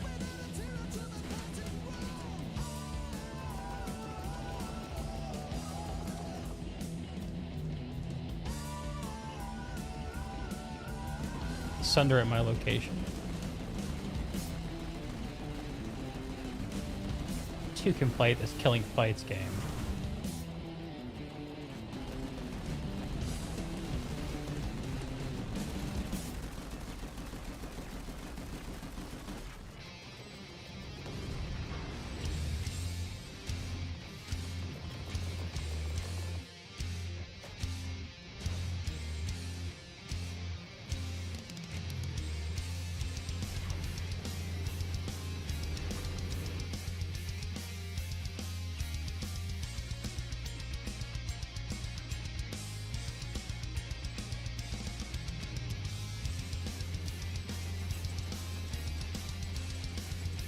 I'm here. You talking about me, Henry?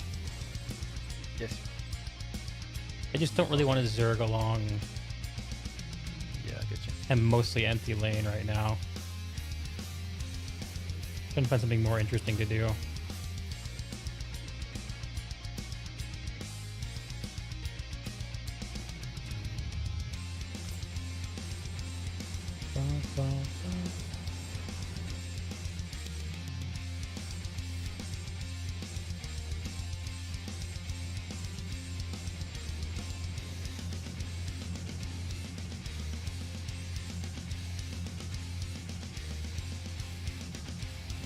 Medics has a airball. It's kind of spooky.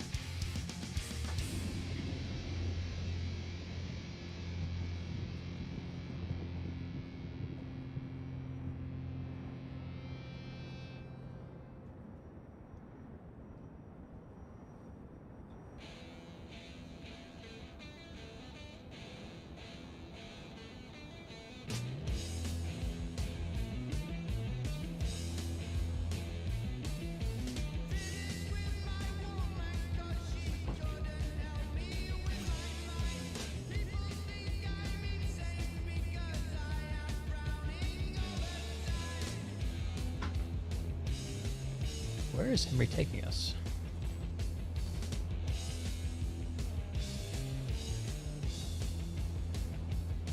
He took me back to the boring overpop lane. Yes. Why did you do that? There was a fight here, but it died. I think they did Kai. I knew what you meant. Did I miss something? I tried to find another fight, and Henry just drove a Valkyrie across the continent, and just took me back to the boring overpop lane. Why did you fly me here? I guess he thought there was a fight here. I went for a liquid snack instead of a solid snack. And what'd you end up with? V8 and vodka. Interesting. Little hot sauce, little pepper. Wow, this thing kills quick.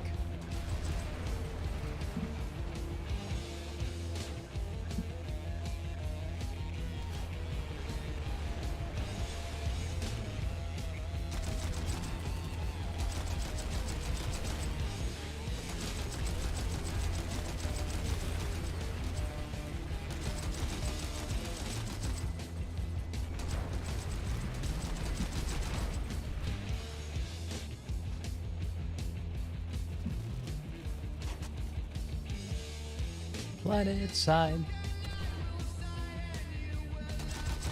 Planet side. Planet side.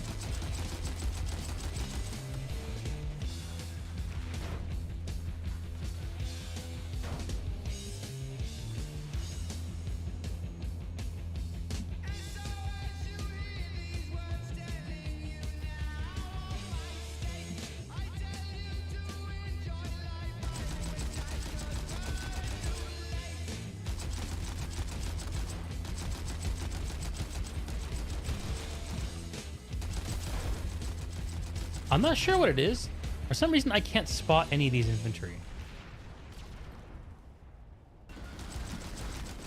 Oh no, oh no.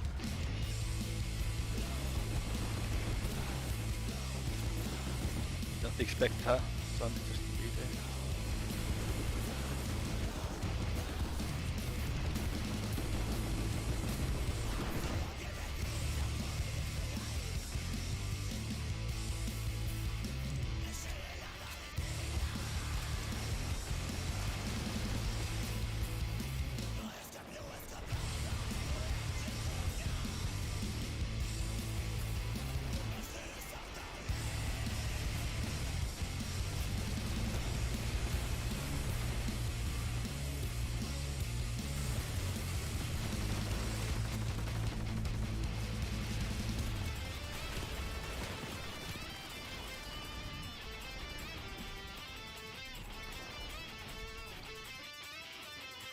Oh, they're on the point.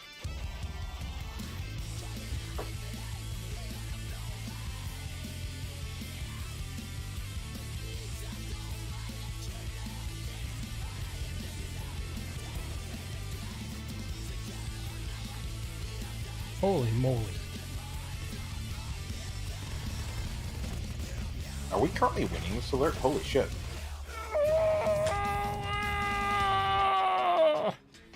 That sound was quite like a death roll right there. Or death, like A death rattle? a death rattle, yeah. That was quite something, man.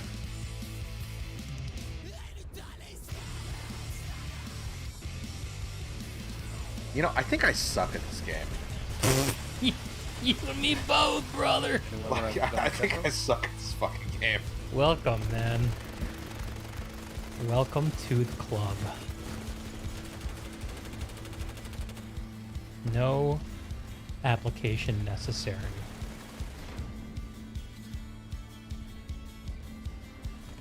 Ah.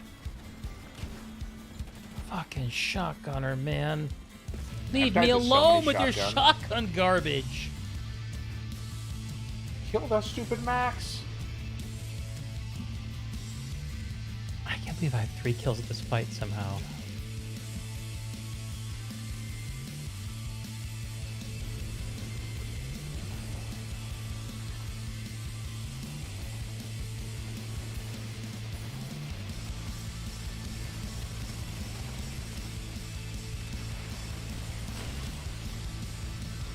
Oh, of course. Shotgun, dude.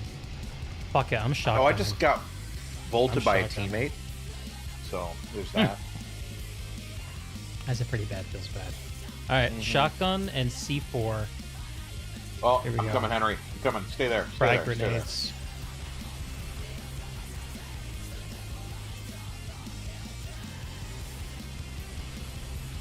Oh, and drifter jets apparently? Why not?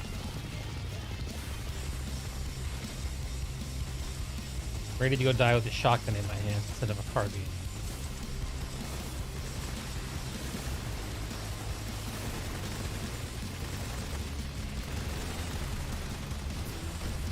Oh god, I got a kill.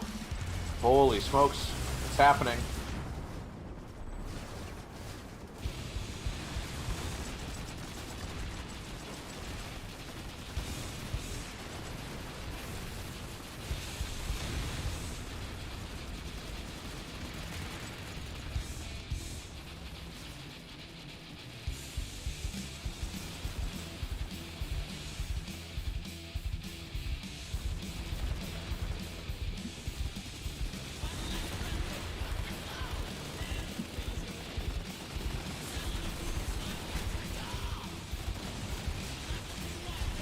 What the fuck is shooting me?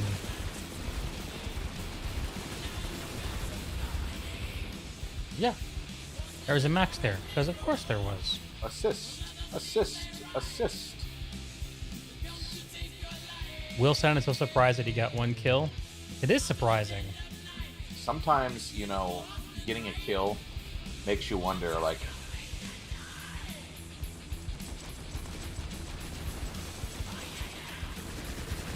So am I really doing the right thing with my life by playing this Yeah. game? I know that feeling. I know it well.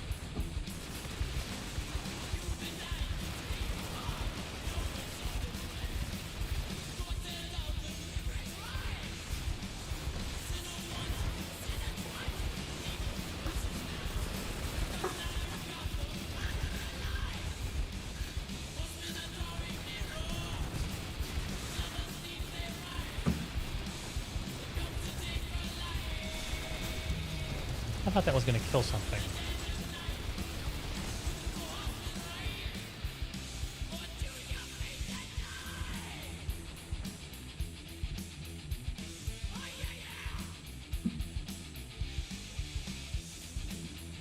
Oh, goddamn tree.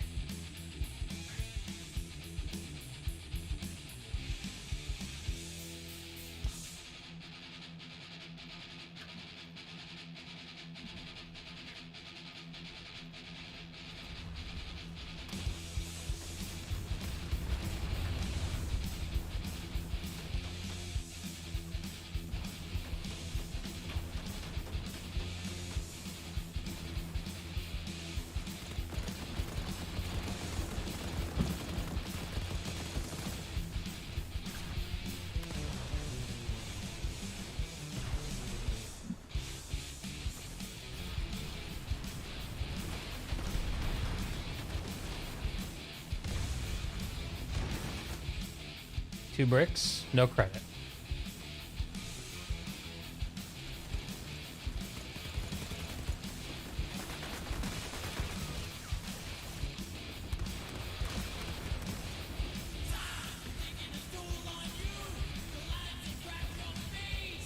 This is a really scenic spot. Hossin Blueberry Patch. Could send an orbital on top of that one. If you hit the point.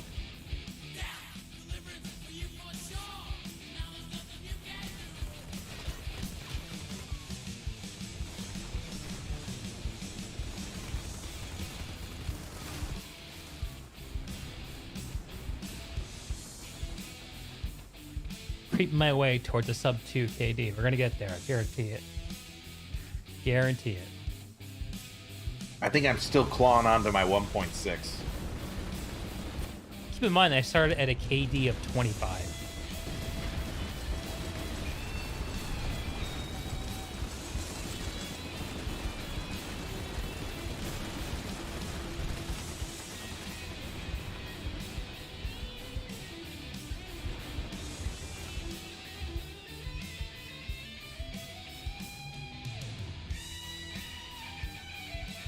Oh, great. And now the Bastion's heading in. Oh my god. This is... all. Just, You know what happens? oh, and they put a shield down? What the It's like fuck, NC? Emerald What? Emerald has this What is player even base happening? that really cares about fun fights, and all the other servers are just full of these fucking cheesers that all show up here at late at night because their servers die. And they just turn it into this. I don't think we should spawn here anymore. That's the thing. No shit. Shouldn't have ever spawned here in the first place. Yeah.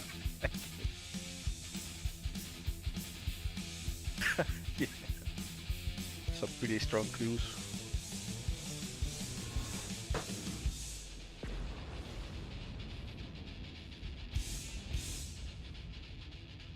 Bum, bum, bum, bum, bum. But it's the only fight on the continent. I'm gonna drive a Sunday to Zot's Arboretum. Just say fuck you, TR. I'm gonna take your territory. Your flower center. I'm gonna just toddle along in your Sunderer. I'm driving the wrong way. Some might call me navigationally challenged. I would never dare say that. No, you're certainly not allowed to tell me that I don't know directions. How the hell do I even get there? Maybe I was right. Henry is saying a few battle vows to take on the Bastion. Oh shit, that sounds fun. No. I don't know what I'm doing, but I'm down Where do you think you're going? this way. Towards Ixtab water purification? Oh, Moss Ridge.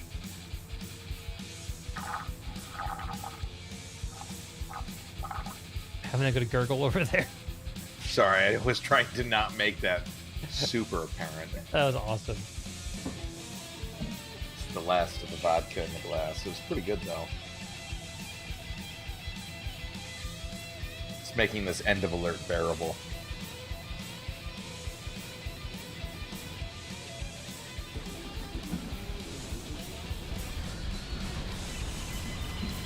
Oh, you have anti-air? Get him. Get fucked. That's weird. I just happened to look over and see him. We're getting libbed.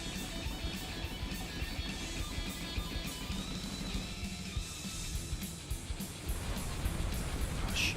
What is even hitting us? I can't see it. Yeah, just watch the back. He's gonna come in.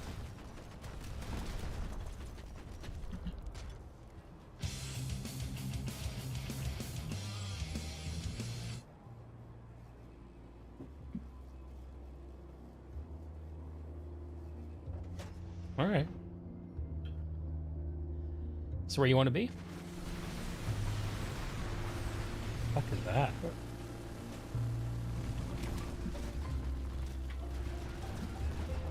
A lib and a mosquito? What the fuck is even happening here?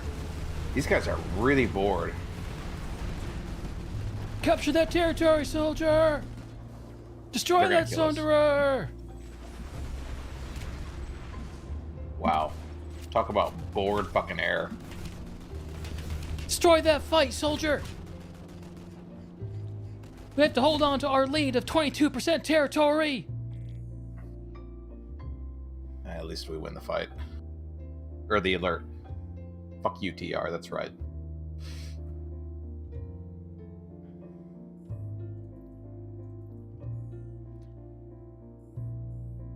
Oh, it's a tech plant. That might be fun to fight at. Technological plantation.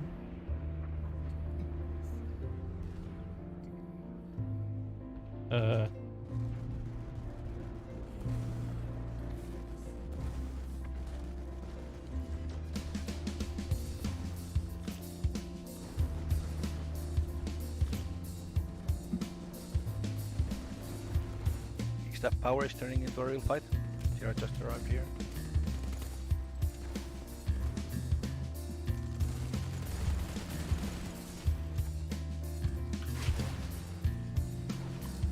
What was that? I just got rammed by an enemy Sunderer, and it took me down to 3/4 health. Like, the fuck? What is the physics in this game sometimes? There are some shields you can't even walk through, apparently. I should know that, apparently. Yeah, the physics can be kind of weird. Jace, every drop must count. Henry's saying there's a fight where? Where you see that fight was going, Henry? Staff power. X-Tab power, huh?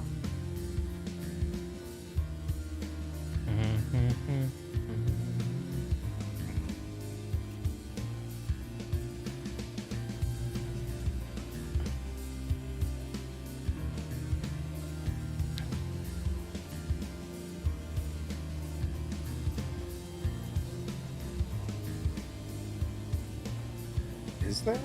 Maybe you're right.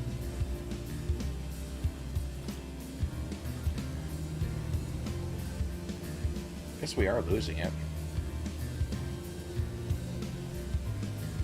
I'll People- overpop a little TR. Gaining back.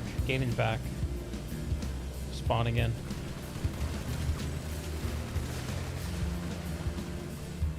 The fucking chubby Twitch TV got me again. Fuck that guy.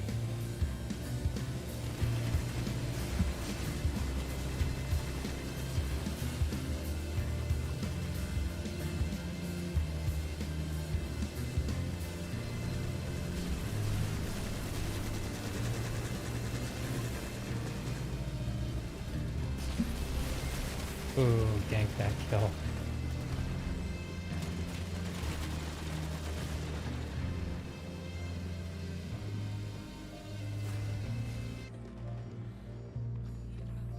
So is the outfit called Never a Fair Fight? Is that a guarantee or is that a complaint? I think it's a brag. So a guarantee. Yes. Okay.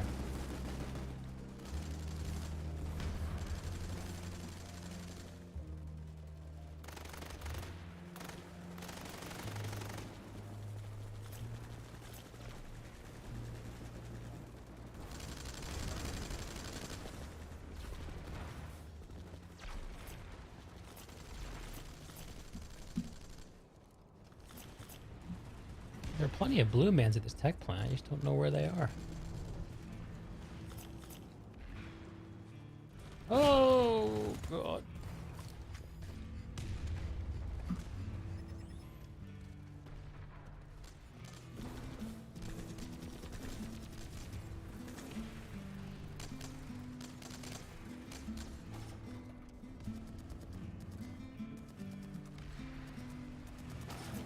Containment size, tech plants, app stations, biolabs, rank them from favorite to least. I can't even remember what biolab fights feel like, so I don't even know how to rank them anymore. I haven't had an honest-to-God biolab fight. It's been a hot minute. Once. Oh, no. If we want to fight for the last 5 minutes, I'm thinking Nettlemeyer. Tech plant got hot. Did it? Oh, that might be worth it.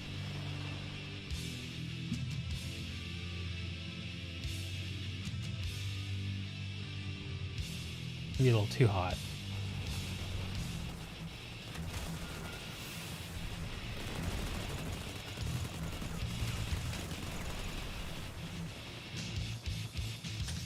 Okay. Coming to Nettlemeyer. Oh, I thought there was a map in this command.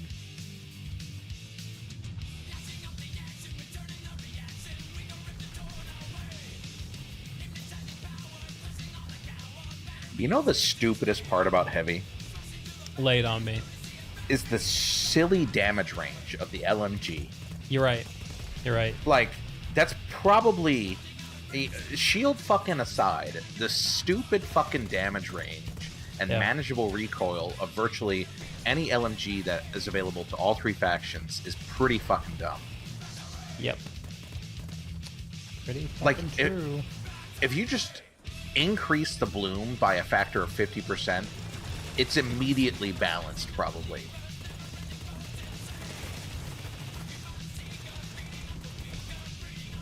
Make them take engagements 50 meters or less.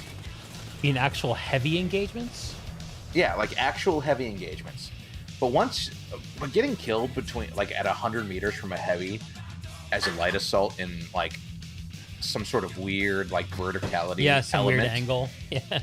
It's like, and then just you just get fucking head dinged from a dude. Stand like, still, blam, blam. yeah, stand still, peeking you over a box. It's like from 100 meters stand still, away. blam, It's like, blam. come on. Huh. Yeah. I could deal with everything else with the class. If they were just to remove that, I'd be fine, I think.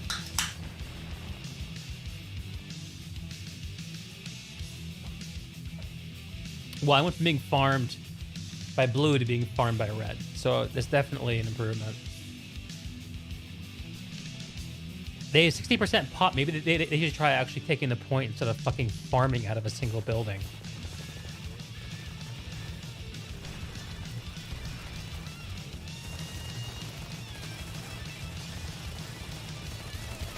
Cool.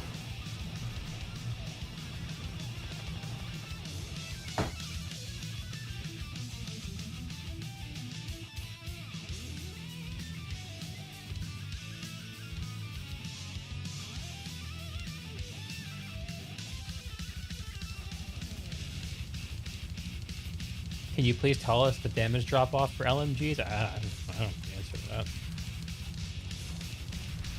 Well, the Orion is what? That's the close quarters LMG, like the MSW. Yeah. Let's look at the NS-15. The NS-15 is the... It's like 100 and fucking... It's like 120 meters.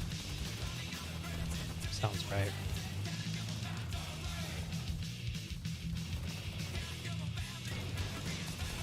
It does over 100. It does 120 damage a shot, 125 damage a shot at 65 meters and on, with no drop off after that. What are they supposed to do? That thing has no recoil.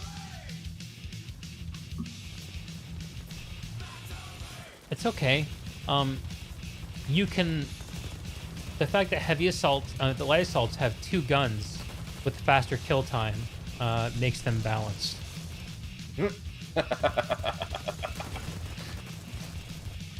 Also, nerf rocket rifles. Oh yeah, those are so broken. Yeah, totally, man. Yay, all angles are covered. Light assault so useful in PlanetSide 2. And I actually feel like I've been killed by a lot of scout rifles recently. Have those been buffed in like the last patch or two? I think good players are the ones who are using them. Is the dirty secret to those? Is that what it is? Okay. I think so. I'll answer your question, Kai, at the alert ends. Try to rank those. I gotta come in 40th out of 32 players first.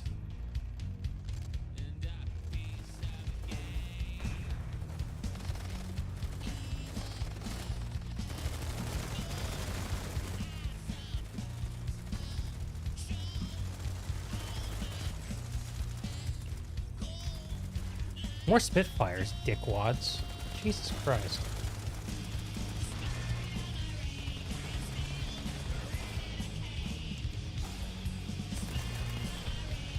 Oh yeah, kill assistant Deeg on the loose. Let's go.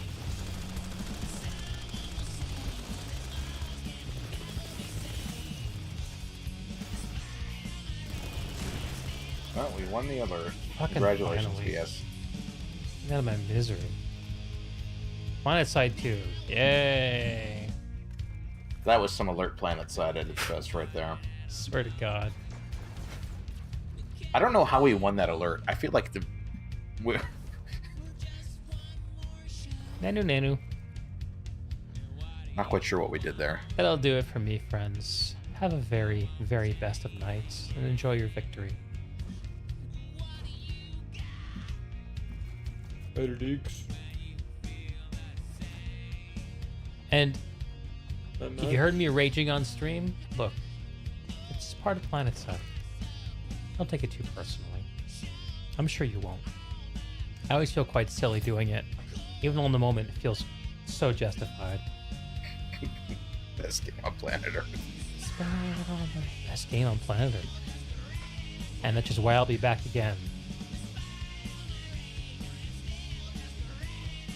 130 Scout kills, rifles were 43 buffed in Arsenal deaths. update. I probably got about 110 of those kills from like Henry vehicle shenanigans, and the rest of it was me with a 0.5 KD. Pretty sure is what happened there.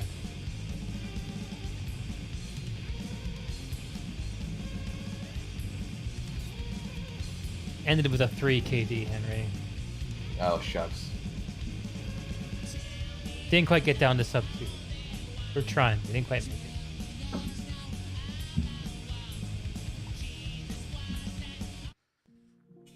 Oh, yeah.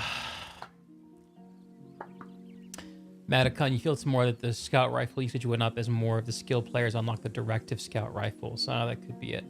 I believe it. Scout rifles were buffed in the Arsenal update. Nano we've removed, and some may have been simultaneously received buffs as well. Interesting. Yeah, Henry, you did pad me above a 3 KD. You did it, man. You saved Maybe me. I should give scouts a try. Maybe I'm missing out. I feel like I would be a dirty scout rifle user. If you can't beat him, man. Join them, right?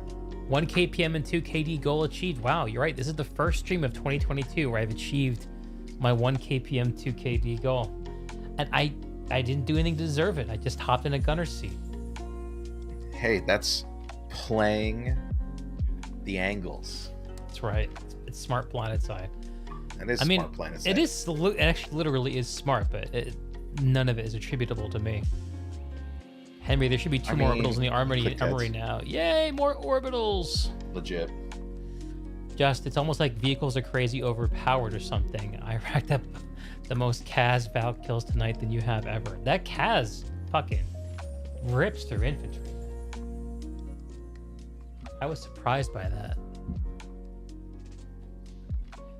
No worries about raging. Don't know how people could stand playing without a little rage here and there. Hey, there you go. We're only human. We're only human. Everybody rages. That's right.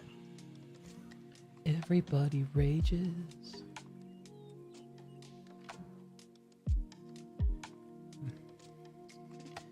I shot those shots. It was all my kills. Henry, you patted my KPM. Now you're here to pat my ego. What would I do? What would I do? Well, fine friends, dear guests, I am about to crash. I am exhausted. I can't believe I've streamed for, wait for it, 6 hours, 55 minutes, and 12 seconds. It's a long fucking time. It's a long fucking stream. We got in 3 Outfit Wars matches today. And we played Planetside and did that for 7 hours. Jesus Christ. Just for you, it's not the kills over time, but the highest number of something done. You've gotten rusty, but you should see me in the Dervish in your prime. Dervish is a weird vehicle, man. Kai, we all know positioning is what gets D killed usually, so positioning him is what leads to the kills. That's right. My aim, your brain, and we're just off to the races. That's it, man. That's it, dude. Now that the stream's coming to an end, my cat wants in the office. Actually, these are just some good vibes going. I really enjoyed streaming today. If I had any gas left in the tank, I would just play some New World or something. And it looks like that's exactly what Will's gonna do. I logged in briefly. I don't know how long I'm gonna stay there. I'm quite tired. Quite tired. Henry, you're just a humble car driver. You're a humble, amazing, life-saving, humanity uplifting car driver.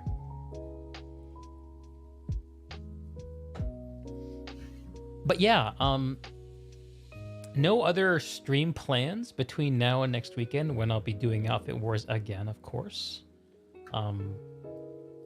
But I do stream most nights, usually starting at or around 8 o'clock p.m. Pacific, 11 o'clock p.m. Eastern Time. And, or early morning, if you're on the other side of the world. And, Planetside is on tap, always, forever. We also have been getting into New World recently, which is such a fun sandbox, fantasy MMO sandbox. We still have a level to bang out in World of Warcraft Classic whenever our server fucking lets us in. Get to level 70. End of the month, Wrath of the Lich King Classic. And last but not least, I am still trying to finish a free-to-play 1 to 80 story completion for Guild Wars 2, which it kind of feels like that's going to be the last priority on the totem. But it feels like New World kind of took the spot of that in the last week. On the upside, with the one contention I have with the Guild Wars 2 thing is the velocity at which they just chuck XP at you. Mm-hmm. It is a relatively low lift, though, just to go through the story, because I'm pretty sure you could simply do the story and keep up on levels. You know, it's funny. I tweeted about this. Oh, I got some tweet interactions. Oh, it's because it's Kami mentioning me in his Go Live thread. What a sweetheart Camikaze is. About the leveling rate being too fast, and I got a bunch of negative responses. Actually, let me find it. Really? And not a bunch, like a handful. Let me see. So I posted, I think the leveling speed for Guild Wars 2 might be just a bit too fast these days.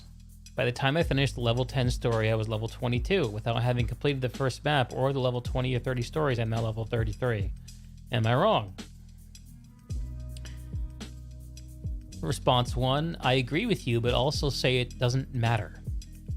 Everything is scaled, so you'll still have the same relative experience of the game, and also be able to get acquainted with the trait system sooner.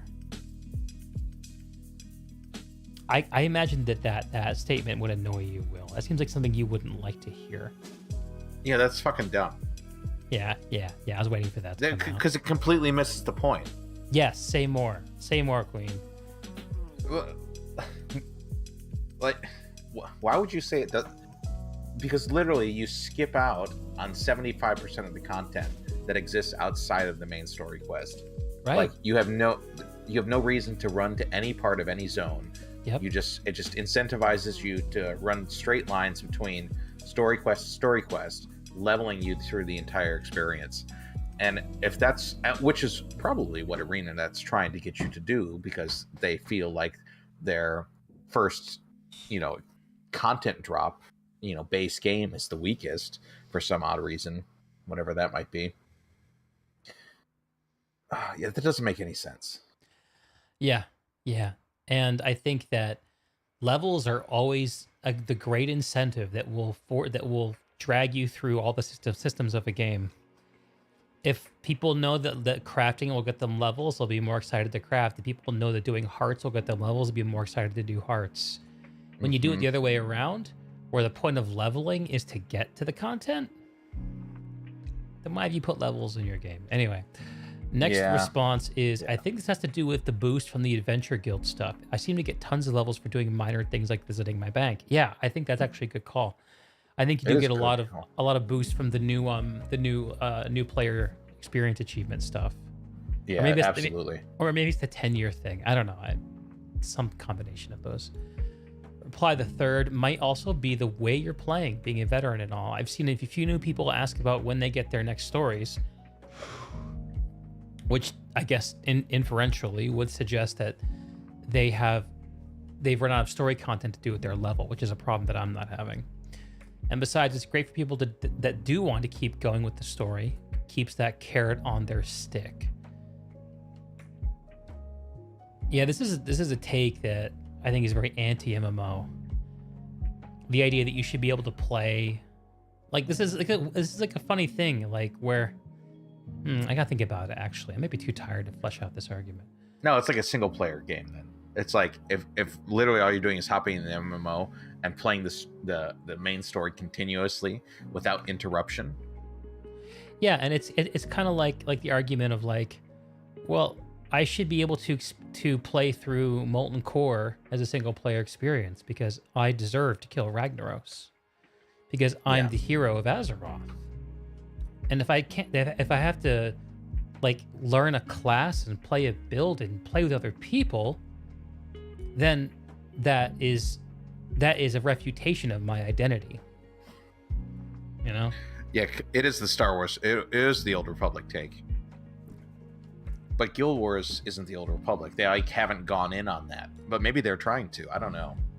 Guild Wars has become a game that is very scared you won't play its story, I think. Yeah.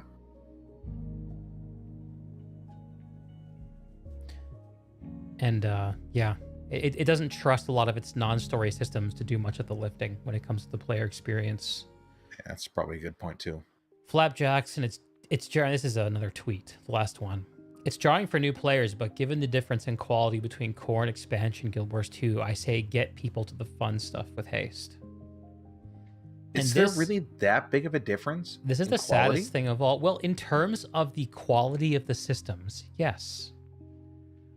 The systems, because you don't get to interact with the mastery systems until you get to the expansion content, Will. That's such a weak part of the game, though. For who? Oh, I always felt that the mastery system was like tertiary, like it was something that you needed to do to interact with some of the late game stuff, but never something that you wanted to interact with. That's how I feel about those kind of systems. Yeah, and I think it just shows you the types of players who are drawn to these games and inclined to comment about them in social media. Like there's an overlap there where like the point of the game is to get you to finish the story so you can start engaging with progression systems. And there's a kind of miss at the basic promise of a virtual world where you're here to spend time in a place that is hyper real and interact with a sense of personal and shared meaning that is adjacent to what you bring into it. And the game should influence that meaning. It shouldn't just allow you to print whatever meaning you want upon it. If it did that, it would just be a blank piece of paper. It would be a game engine, not a video game. It's like, accept the danger. Accept the danger.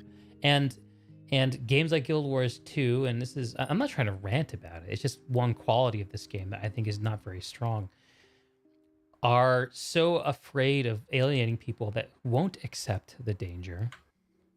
It's where that guild title comes from. That they just minimize the danger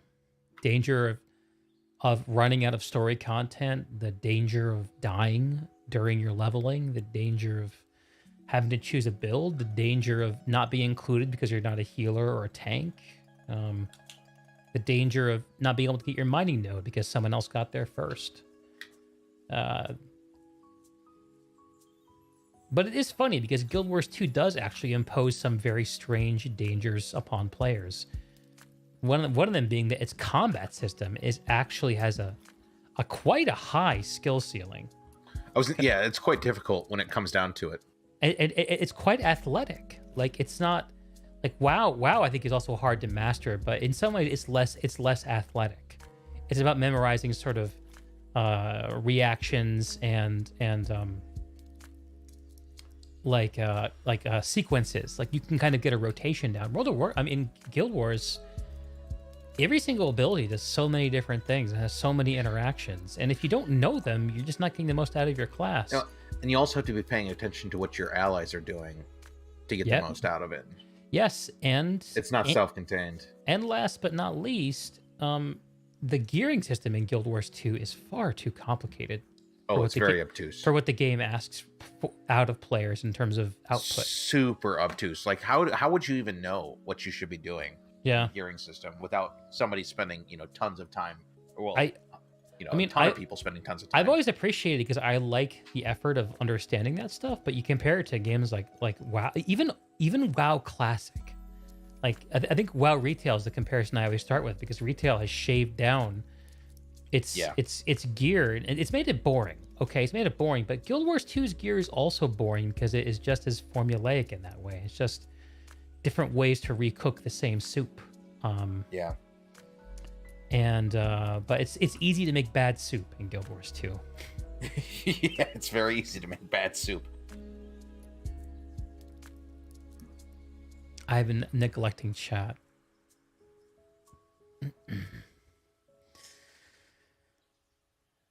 World of Warcraft running short on worlds, huh? Oh, it was alluding back to me saying that we haven't been able to play on Globulus. Yeah, well, everyone wants to play on the hopping server, because playing on a shitty server is such a risk to your ability to enjoy those games. It's the problem that sharding in mega servers was created to solve. It's interesting. It's interesting to see Blizzard have another whack at this problem without going to that solution. It takes you back, right? Do you think you do, but you don't? Oh yes. Oh yes. you think you want small server communities, but do you really? Exactly. And that's the question I posed to you when you were like, they need a technology solution to fix these queues, and I'm just like, do they? It's there. Do they? And actually, in that, there's like a bit of an official response from World of Warcraft. I saw that. Yeah, that one. They're like, I read that. Yeah. So just so people know on the stream, basically they responded to that and were like, yeah, we're kind of at the technical limits of what we can do to solve this problem on individual realms. So we need to release the pressure a little bit. And that means, opening up server transfer. And they're like, there are lots of great ways to enjoy WoW, and all these, and the small server communities, I think people actually enjoy them more, which I think is true. The problem is small server communities are prone to die-offs. And they're big risks, because if you transfer off of a large server onto a smaller server that dies, not only would it cost you to transfer off, but you probably can't transfer back to the big server. Yeah, that's the issue right there. If they could somehow be like, you'll be able to transfer back, then I think you'd immediately see like an undo. Yeah, I think you would immediately see balance. Or if they were like very bullish on ensuring server balance from a population standpoint. Yeah. Even forcing like rebalancing, I think you'd see more openness to transferring. Like if they can ensure that they were going to control populations of servers, I think people would be more okay with it. Did we ever find out how big Yggdrasil is? We haven't, but it's never had a queue, unlike lots of the Eastern US servers and the European servers, which are apparently slammed. I'm gonna look it up. nwdb.info/server-status. I wonder how this info is gathered. Can I filter this by US West? Let's just do US. There's only 2. Wow. There's only 2 West realms. Yeah, that's what I'm saying. Like, we have 2 options. Dude, the East Coast is where all the video gaming happens in America. Like, it is. I've been saying this. But in New World, ping is so important. If you have a shit ping, you're going to have a bad time. So there actually is according to this, a 1-person queue on Yggdrasil right now. I don't know if I believe that. I don't know if I believe that either. There are 1,500 people online right now. And at its peak, which was around 10, 11 p.m. I'm not sure what time is that. Oh, shit. It's 12 something. Jesus Christ. So a couple hours ago, the peak was around 2,200. Okay. I mean, and that's right at server capacity. Okay. I mean,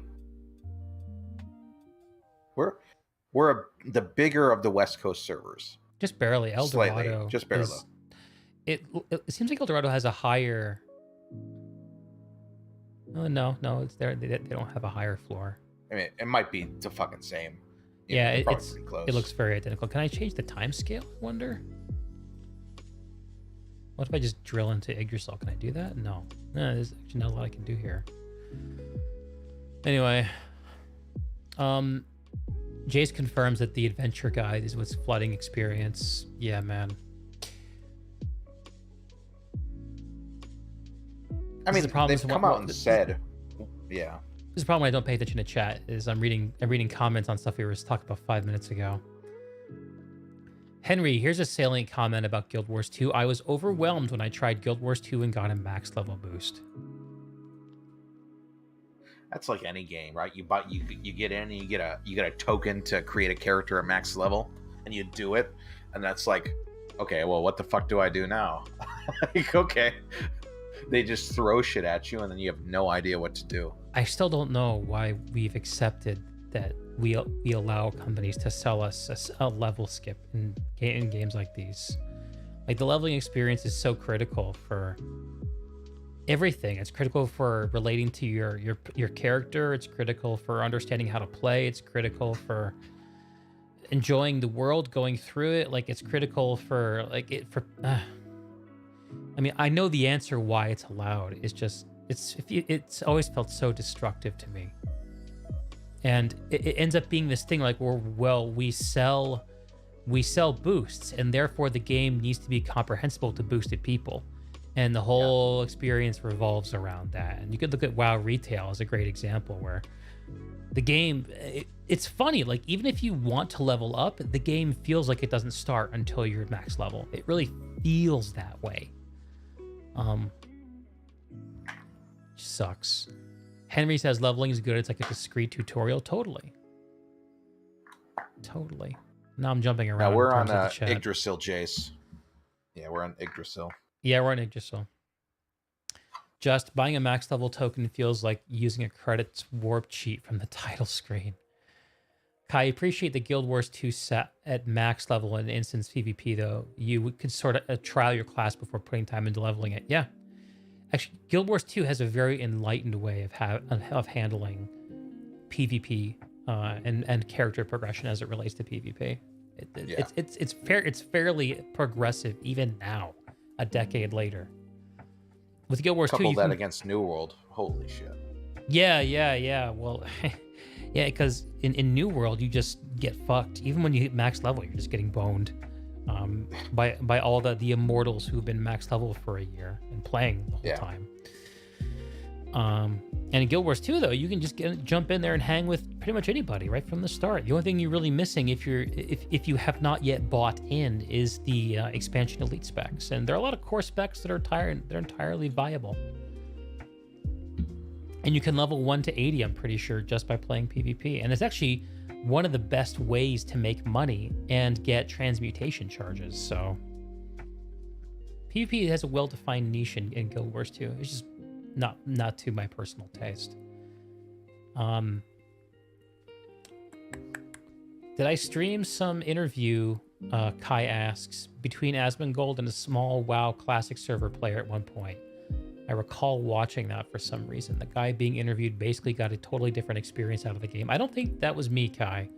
Or if it was, I don't remember it. It doesn't ring a bell.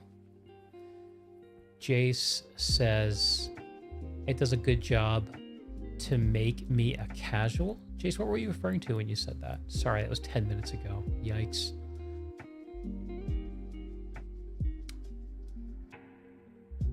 Kai the Mist or whatever that zone was, you go there and trial every weapon and ability for your class. Yep. Yeah, I guess it's fairly enlightened.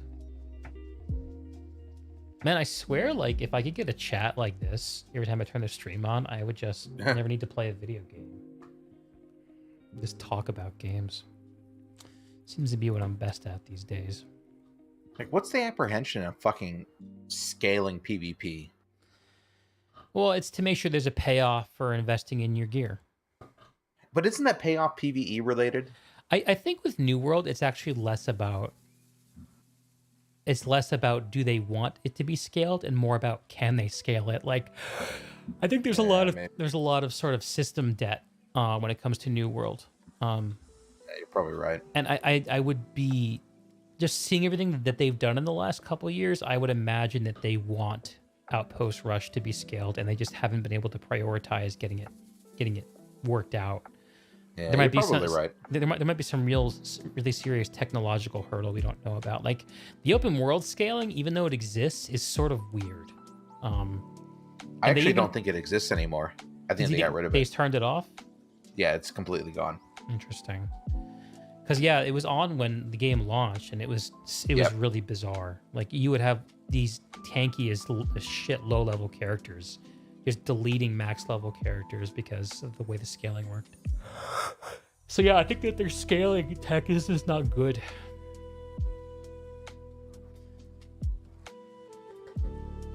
If you haven't seen that Asmongold interview, it was quite interesting. Shoot me a link, Kai. Was it Cargos? Did he talk with Cargos? I think he did. That might. I don't think Cargos ever talked to Asmongold. At least on stream. You know, what you suggest actually would fit what Kai said. But I'm not aware of those two guys interacting. There was a big time streamer that got into hardcore classic leveling and spoke with Cargos. It might not have been Asmongold. No, it was like Stay Safe or something, wasn't it? No, something bigger than that.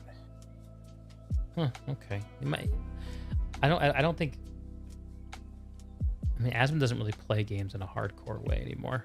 No, it might have been like Soda or somebody. Yeah, Soda sounds like the type to have done something like that. Just video games are a great catalyst for conversation. We'd be without topic and direction if I took the games out.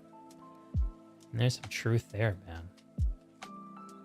There's some truth to that. It's actually something I've been thinking about a lot lately. For myself. Jace, Guild Wars 2, if I'm not trying to focus on raids, tier 4 fractals or ranked, you find yourself wandering around finding something to do, just doing activities even though none of it is engaging or fun. Yeah, that feeling when you want to stay in a world but there's not a lot for you to do.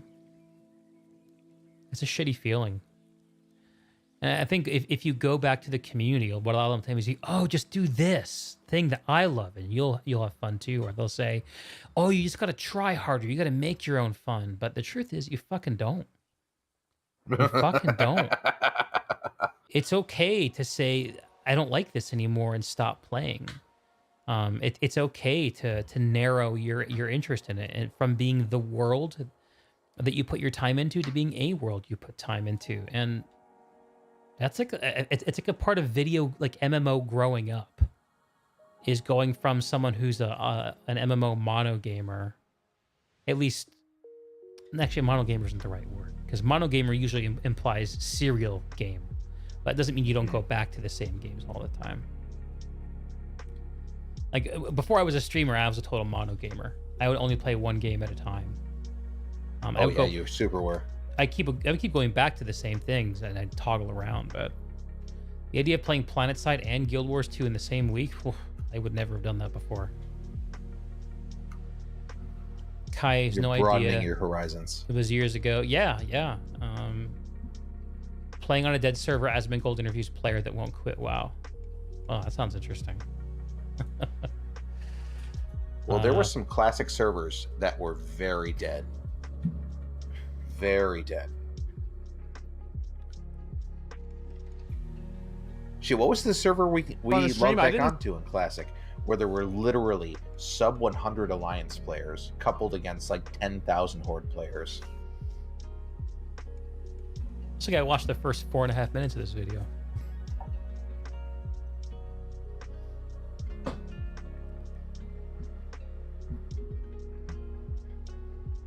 Yeah, I might have watched this whole video at some point, actually. I'm not sure.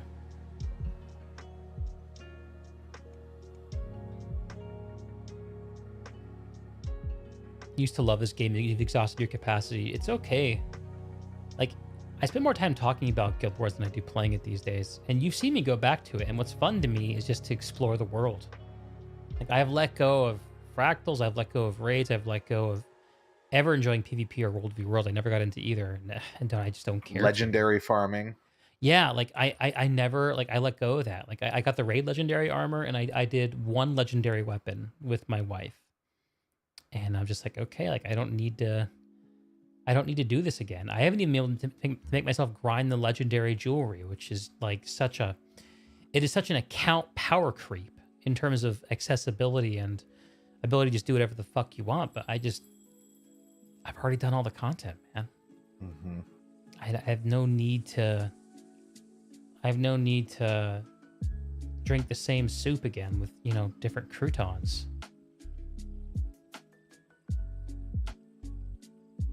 Kai, sorry in advance that this video turns out not to be interesting and you wasted my time. Meh. I watch tons of not interesting stuff. That's how you find the interesting stuff. It's okay. I'm not going to watch it on stream. I actually do need to go to sleep. Eventually. Just, of all the MMOs you've seen me play, you like the World of Guild Wars 2 the best. Such amazing variety and wonder over every horizon. Yeah, the vanilla... The launch Guild Wars 2 world was very ambitious in terms of, I think it was fairly system light, but very, and not super deep on any of the content, but extraordinarily broad. And it ends up being this thing where if you treat it as like, I'm exploring the world, it is just there's so much to see. And I think actually streaming it is sort of like the perfect way to experience it, because when you stream, part of the experience is you, what you bring to it. And I can heighten that, and I can, like I do voices for dudes, or I like kind of, imagine, I kind of will see a funny thing happen. They'll create a funny storyline or a funny angle on it. Like that poor Hart guy on southern, outside of the Ashford town in Plains of Ashford, who keeps getting killed by ghosts. Whenever I go through there, I always make sure he's still ticking along. Like, I don't have to do that to experience the game, but it's kind of like fun to imagine it as a real place where you're trying to, I don't know, be a char. Kai's gonna head off. You're welcome, brother. Thank you for dropping on by, Kai. We'll see you. We'll see you again very soon, dude. And yeah, it's interesting because I set myself the challenge of defeating Zaitan on this free-to-play account, and I'm getting to a point where if I were to continue, which I do want to do, then I sort of had to choose between exploring and progressing the story. Mm-hmm. Which is something that I didn't used to have to do when I leveled my first character back in 2015. Because you had to explore in order to level up, in order to get to the story beats. But now it's just like, do what you want. And even though it was killing Zaitan is sort of the carrot, the truth is, it's more like the stick, and the carrot is more like seeing the world. So it's almost like exploring all of Ascalon might be a goal that was more in line with what I want to get out of the game these days. Maybe I could be like a Skyrim player and just ignore the main quest.